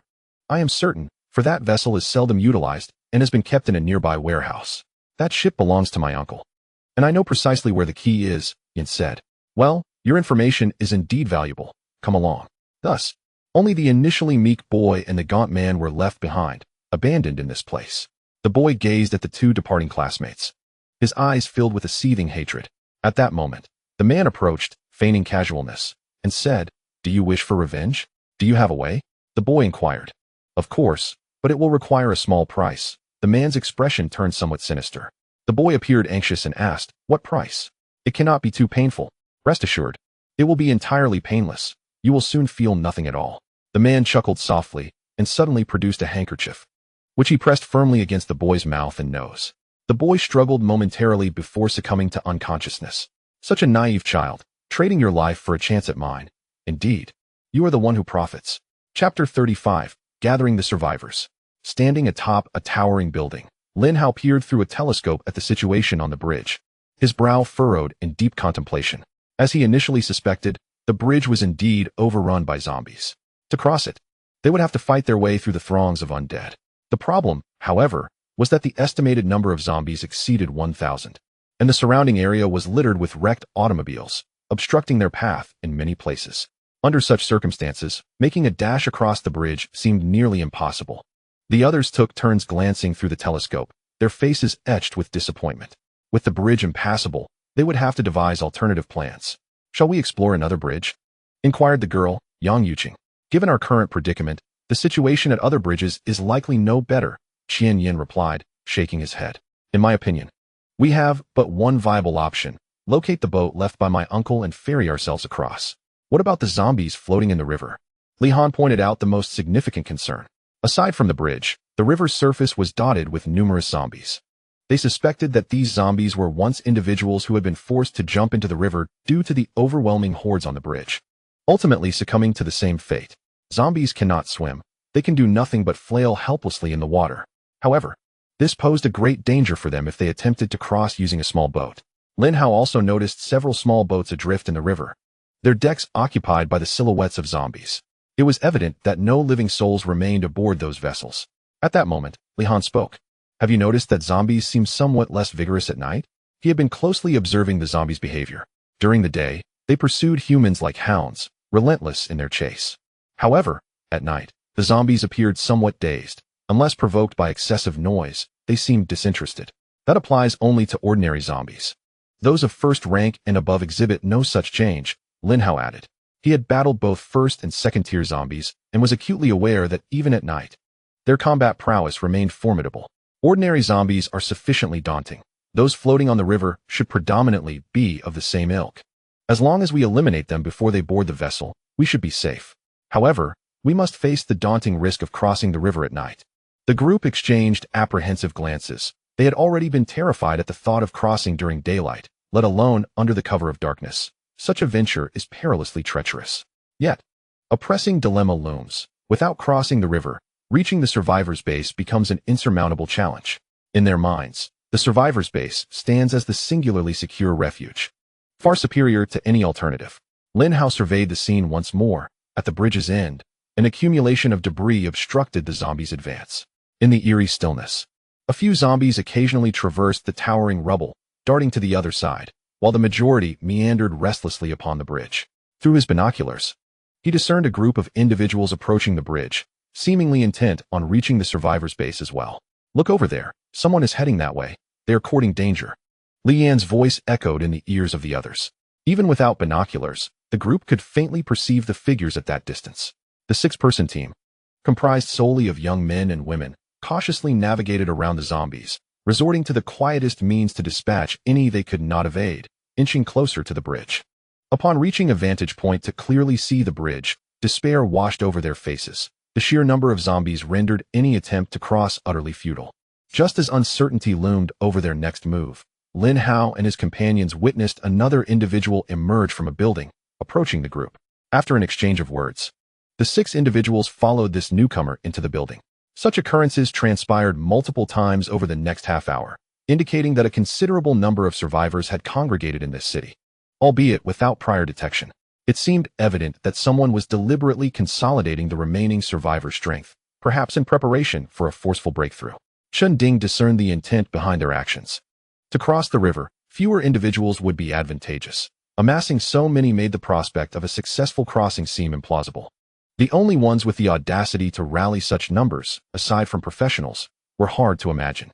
A conservative estimate suggested at least one professional among them. Yet, Chen Ding remained unfazed. They possessed the advantage of 4 professionals in their ranks. "What shall we do next? Cross the river tonight?" Chen Ding inquired. Before we embark on the crossing, let us observe their performance, Lin Hao replied, a sly smile gracing his lips. Having others serve as free vanguards was a welcome opportunity. If the number of zombies on the bridge diminished to a manageable level, he might avoid the perilous crossing altogether. At this juncture, Xiaoqiu's abilities proved invaluable. His girlfriend's spirit did not need to manifest physically to be of use. She could assume a translucent form to gather intelligence. However, Xiaoqiu's control extended only about 100 meters around him. Beyond that, it would be ineffective. Xiaoqiu stealthily approached the building, while his girlfriend vigilantly observed the surroundings to avoid detection. This dual perspective was remarkably convenient. Finding a secluded corner, he directed his girlfriend to infiltrate the structure. After a brief search, she finally located a gathering of individuals in the basement. To his astonishment, the number of people reached as high as 200. At that moment, aside from a few individuals engaged in hushed conversations, the majority remained eerily silent. At the forefront stood a man clad in black, his face adorned with a thick beard and his physique muscular, exuding an aura of formidable strength. "We are nearly gathered," he proclaimed. "Previously, I instructed someone to inform you all that crossing the bridge cannot be accomplished with merely a handful of us. We must unite our collective strength to surge forward." Everyone's objective was to reach the survivor base on the other side, including him. "To demonstrate my sincerity, when we assault the bridge, my men will be at the forefront." At that moment, nearly 50 individuals rose from the crowd, all seemingly subordinates of the man in black. His words bore genuine conviction, swaying many attendees. "Furthermore, I believe there are professionals among you. I hereby announce that any professional willing to charge alongside me will be recognized as my brother upon reaching the survivor base." Xiongqi, the man in black, possessed a magnetic charisma, a leader well suited for these apocalyptic times. To bolster his persuasive power, he let out a low growl, undergoing a dramatic transformation. In an instant, a profusion of fur sprouted from his body, and he grew taller, morphing before their eyes from a man into a formidable black bear. The bear then spoke, "This is my profession. I can transform into a black bear. Ordinary zombies cannot rend my skin." And with a single strike, he demonstrated by slamming his paw onto a nearby rock, shattering it into pieces, leaving the crowd in astonishment. "This is my assurance. If there are any professionals here, regardless of their skills, I, Xiongqi, am willing to be your brother." Xiongqi understood that the future would undoubtedly belong to professionals. If he could gather enough of them at this moment, he might even rise to become a regional leader. However, after a moment, an unsettling silence enveloped the room. Professionals were not foolish. Revealing their identities now meant placing themselves at the front lines, the most perilous position. With a slight frown, Xiongqi wondered if there were truly no professionals present. According to his estimations, while the probability of encountering professionals was low, with nearly 200 individuals gathered, it seemed implausible that not even a second professional existed. Just as disappointment began to wash over him, a timid voice broke the silence. I believe I might be a professional." Upon observing, Xiongqi was taken aback to find that the speaker was a rather frail-looking woman. To be candid, she was so unremarkable, thin as a reed, that he nearly mistook her for a man. "What is your ability?" Xiongqi inquired as he approached her. The woman appeared somewhat bewildered, replying, "It seems to provide a buff to others." Xiongqi, unfamiliar with gaming terminology, was perplexed. Fortunately, one of his subordinates, quick-witted, leaned in to clarify, "Boss, a buff is a gaming term referring to an enhancement that grants beneficial effects." With this understanding, Xiongqi's eyes sparkled with excitement. This ability was a perfect complement to his own prowess. Given his already formidable strength, the addition of a buff would undoubtedly elevate him to new heights.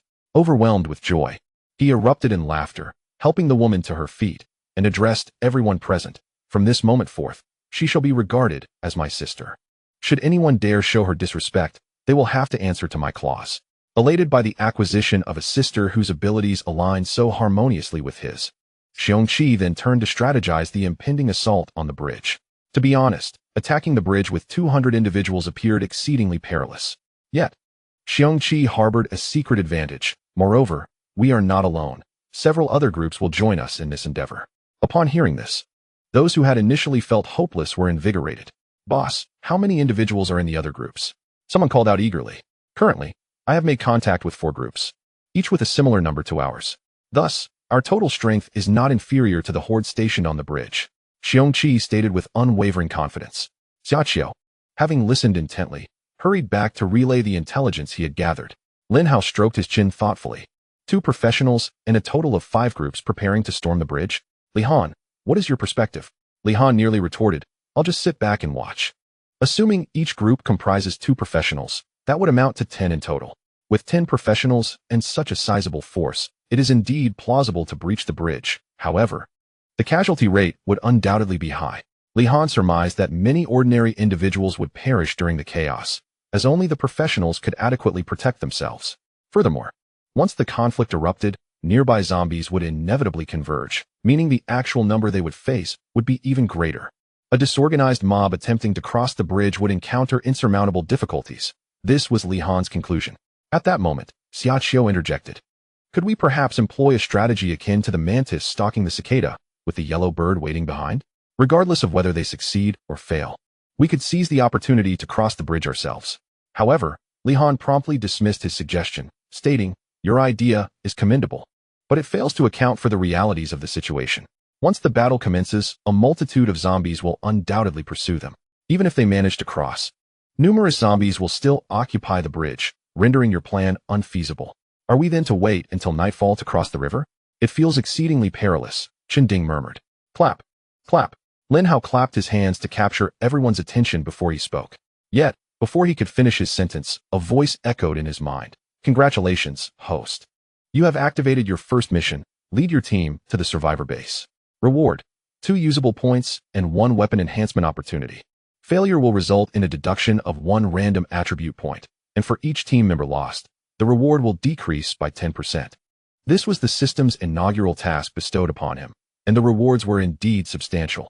2 usable points, equivalent to the points provided by 200 ordinary zombies, a considerable sum. Additionally, the chance for weapon enhancement was timely, as he had long felt his weapon lacked sharpness, yet he had exhausted all his crystals. As for the penalty for failure, he glanced at it briefly without concern. Reaching the survivor base was imperative, meaning the mission was destined for success. The task merely stipulated leading the team to the survivor base without specifying the necessity of crossing the bridge. Taking a boat remained a viable alternative. Furthermore, it was intriguing that the mission allowed for the loss of team members, albeit with a corresponding decrease in rewards. Upon reflection, Lin Hao realized that the risk of rushing in alongside the others was surprisingly minimal, given the numbers involved. Conversely, opting for the boat seemed riskier. Should they fall into the water, the threat of zombies loomed large, which could lead to complications. Let's contact those groups and join them. Chen Gu, I must trouble you this time. Chen Ding immediately grasped Lin Hao's intent. He was to reveal his identity as a professional, thereby granting them a modicum of influence. Understood. Though some were perplexed by Lin Hao's sudden choice to confront the bridge with the group, no one dared to oppose him. Only one individual appeared particularly anxious, Qian Yan. His position within the team relied on possessing the information about the boat, and now that it was deemed unnecessary, he feared he might be ousted by the captain at any moment. Amidst his anxiety, Lin Hao's voice rang out. Qian Yan, perhaps you could ponder if there is any other crucial information. Startled, Qian Yan's expression soured. He knew the captain would undoubtedly seek him out, as his information had become nearly worthless. Captain, could you grant me a moment? Qian Yan pleaded, his tone pitiful. Of course, I'm not a demon after all. Lin Hao replied with a radiant smile. Before Qian Yan could express his relief, Lin Hao continued. As long as you can devise a comparable piece of information within 10 minutes, our prior arrangement still stands. 10 minutes? Qian Yan's eye twitched. What kind of valuable information could he conjure in such a brief span? I'll offer you the treasured intel from my mentor. How about that? He was unwilling to leave this team, having noticed several professionals within it. Such a formidable group was rare to find. He sat down, deep in thought, while a fellow classmate, Yang Yuqing, felt fortunate to be a woman of age. She was adept at leveraging her youth and beauty, and after joining the team, she promptly sought a strong ally to lean on. Chen Ding was the first to be excluded. The mother and daughter clearly did not afford her an opportunity. The team leader possessed formidable strength, yet his icy demeanor dissuaded her from approaching him. Li Yin was a disabled individual, and she instinctively ruled him out. As for Xiaoqiu, although he was quite handsome, he was accompanied by a terrifying spirit, rumored to be his girlfriend. Ultimately, she was left with but one option, Li Han. Her intentional yet subtle approach towards Li Han was merely an attempt to secure a powerful ally, and it seemed that Li Han was open to her advances. Their relationship rapidly blossomed, all orchestrated by Lin Hao's design. As the 10 minutes drew to a close, Qian Yan suddenly recalled a piece of intelligence that could prove invaluable. Captain, I have thought of some information regarding the zombies.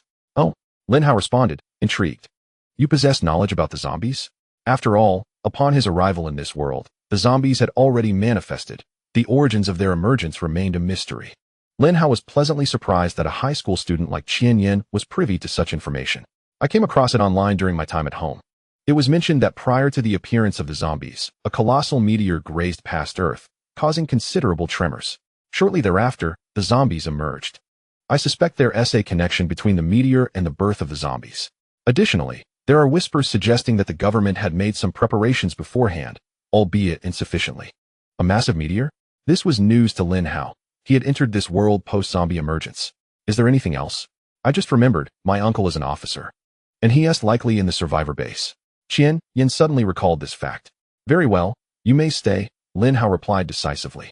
An officer uncle held significant value, as it would surely grant Lin Hao access to more intelligence. Qian Yin felt a sudden pang of insecurity. Perhaps his information on the zombies paled in comparison to that of his military uncle. Was this merely a misperception? With a plan in place, led by Chen Ding, they approached the group previously scouted by Xiaqiu. The lookout, upon seeing the gathering, rushed over in excitement. Before he could utter a word, Chen Ding interjected. Take us to your leader. The lookout was momentarily taken aback. How could she steal his line? Nevertheless, he reasoned that the outcome would be the same. And he led them into the building. Upon witnessing over 10 new members joining, Xiongqi joyfully exclaimed, Welcome our new members. Our success rate has significantly increased. Chen Ding cast a calm glance at Xiongqi from Xiaqiu. He had learned that the latter possessed the ability to transform into a black bear. Yet his pyromaniac nature felt no fear. At that moment, Lin Hao heard the system's voice. Druid detected, priest, buff. Would the host like to change professions? The druid could transform into animals recognized by their cognition, but was limited by their own power. Presently, only one transformation could be selected. There exist two distinct types of priests, one inclined towards healing and the other geared towards assistance.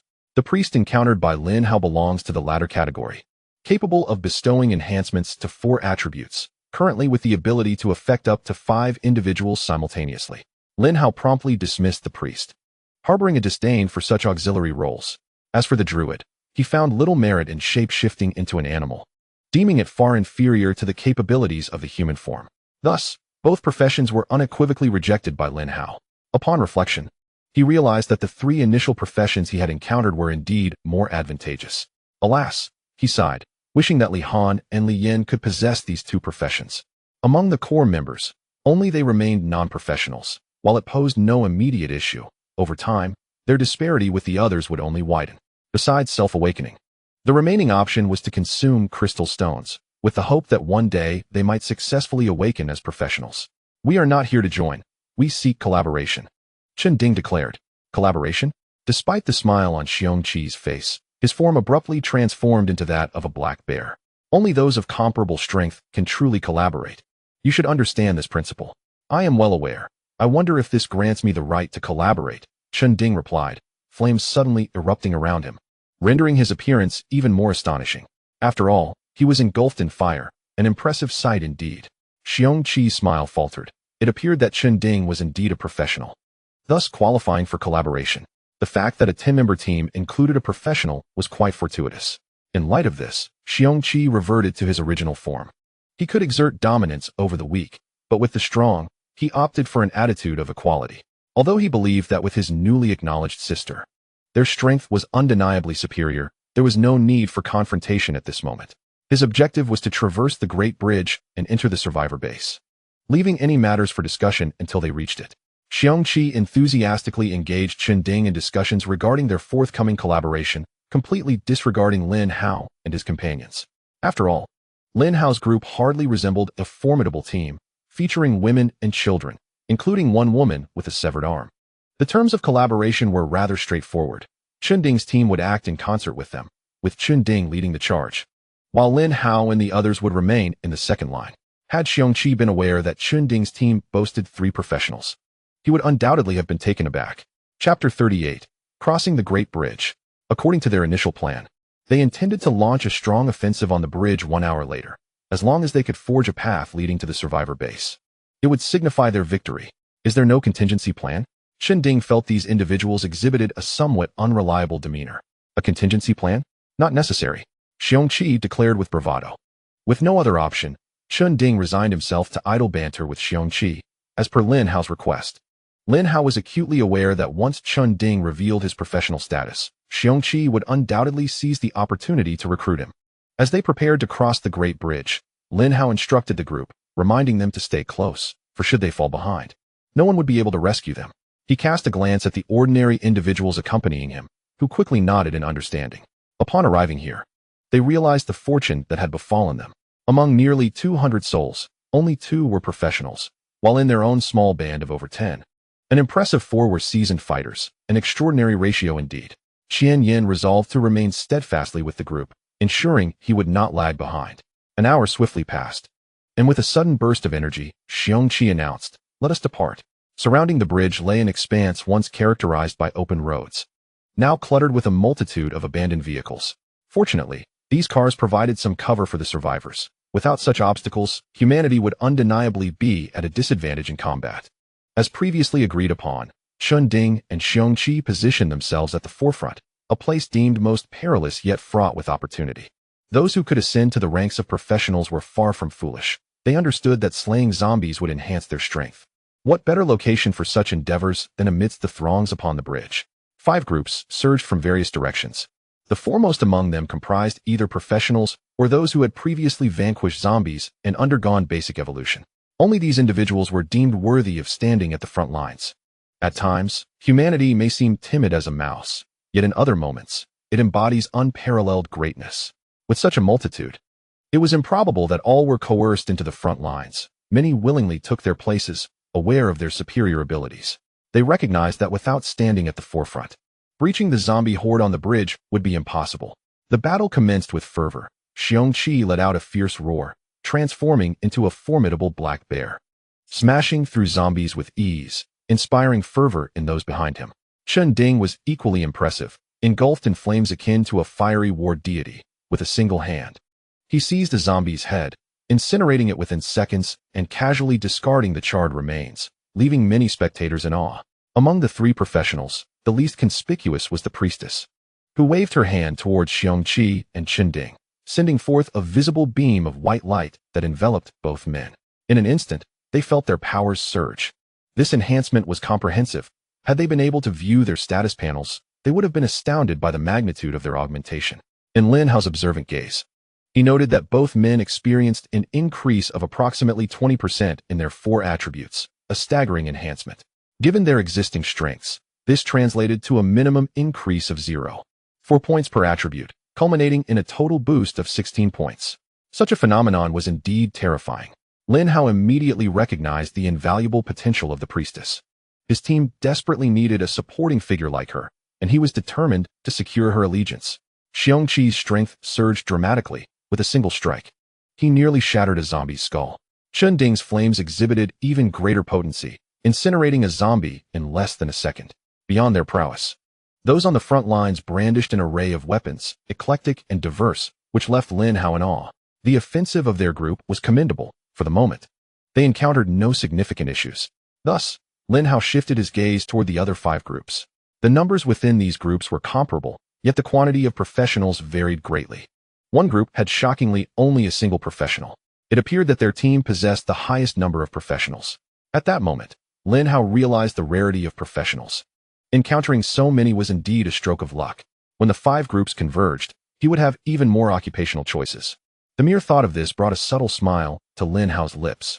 Among his 3 classes, the pyromancer and the berserker were interchangeable, but the ice controller was indispensable due to its exceptional slowing effect.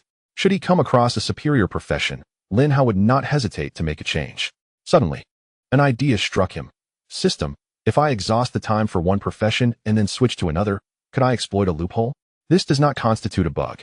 The host may proceed in this manner. However, upon discovering a profession, the temporary saving time is limited to 5 minutes. Lin Hao comprehended the implication. Once the system identified a profession, he would only have 5 minutes for a switch. Roars echoed as zombies screeched, while professionals fought valiantly against the undead. Nevertheless, the sheer number of zombies was overwhelming. A cry pierced the chaos as someone on the front line was bitten. Even if rescued, the grim fate was known to all. Those injured by zombies would inevitably transform. Brother, You have but one choice now. Charge in and slay as many zombies as possible. We will take good care of your loved ones, spoke one professional. Seemingly aware of the inevitable, tears streamed down his face as he cried out, "Father, you must live on alone." In the next moment, he plunged into the horde, fighting with renewed vigor, though he felt his vision blur, as if his body no longer belonged to him. He understood he was on the verge of becoming a zombie, and, resolutely, took his own life. He was the first, but certainly not the last. As they surged forward, they drew in more zombies, transforming the area into a veritable meat grinder. Xiongqi fought fiercely, his rugged physique rendering him nearly impervious to harm, a veritable bulwark. Yet, the overwhelming number of zombies impeded his movements. He recognized that remaining stagnant was not an option. We must charge together. If we linger here, we shall all perish. Xiongqi bellowed. Very well, let us unleash our fury. It is a disgrace to be obstructed by this wretched horde of zombies. On the other side, a colossal practitioner shouted,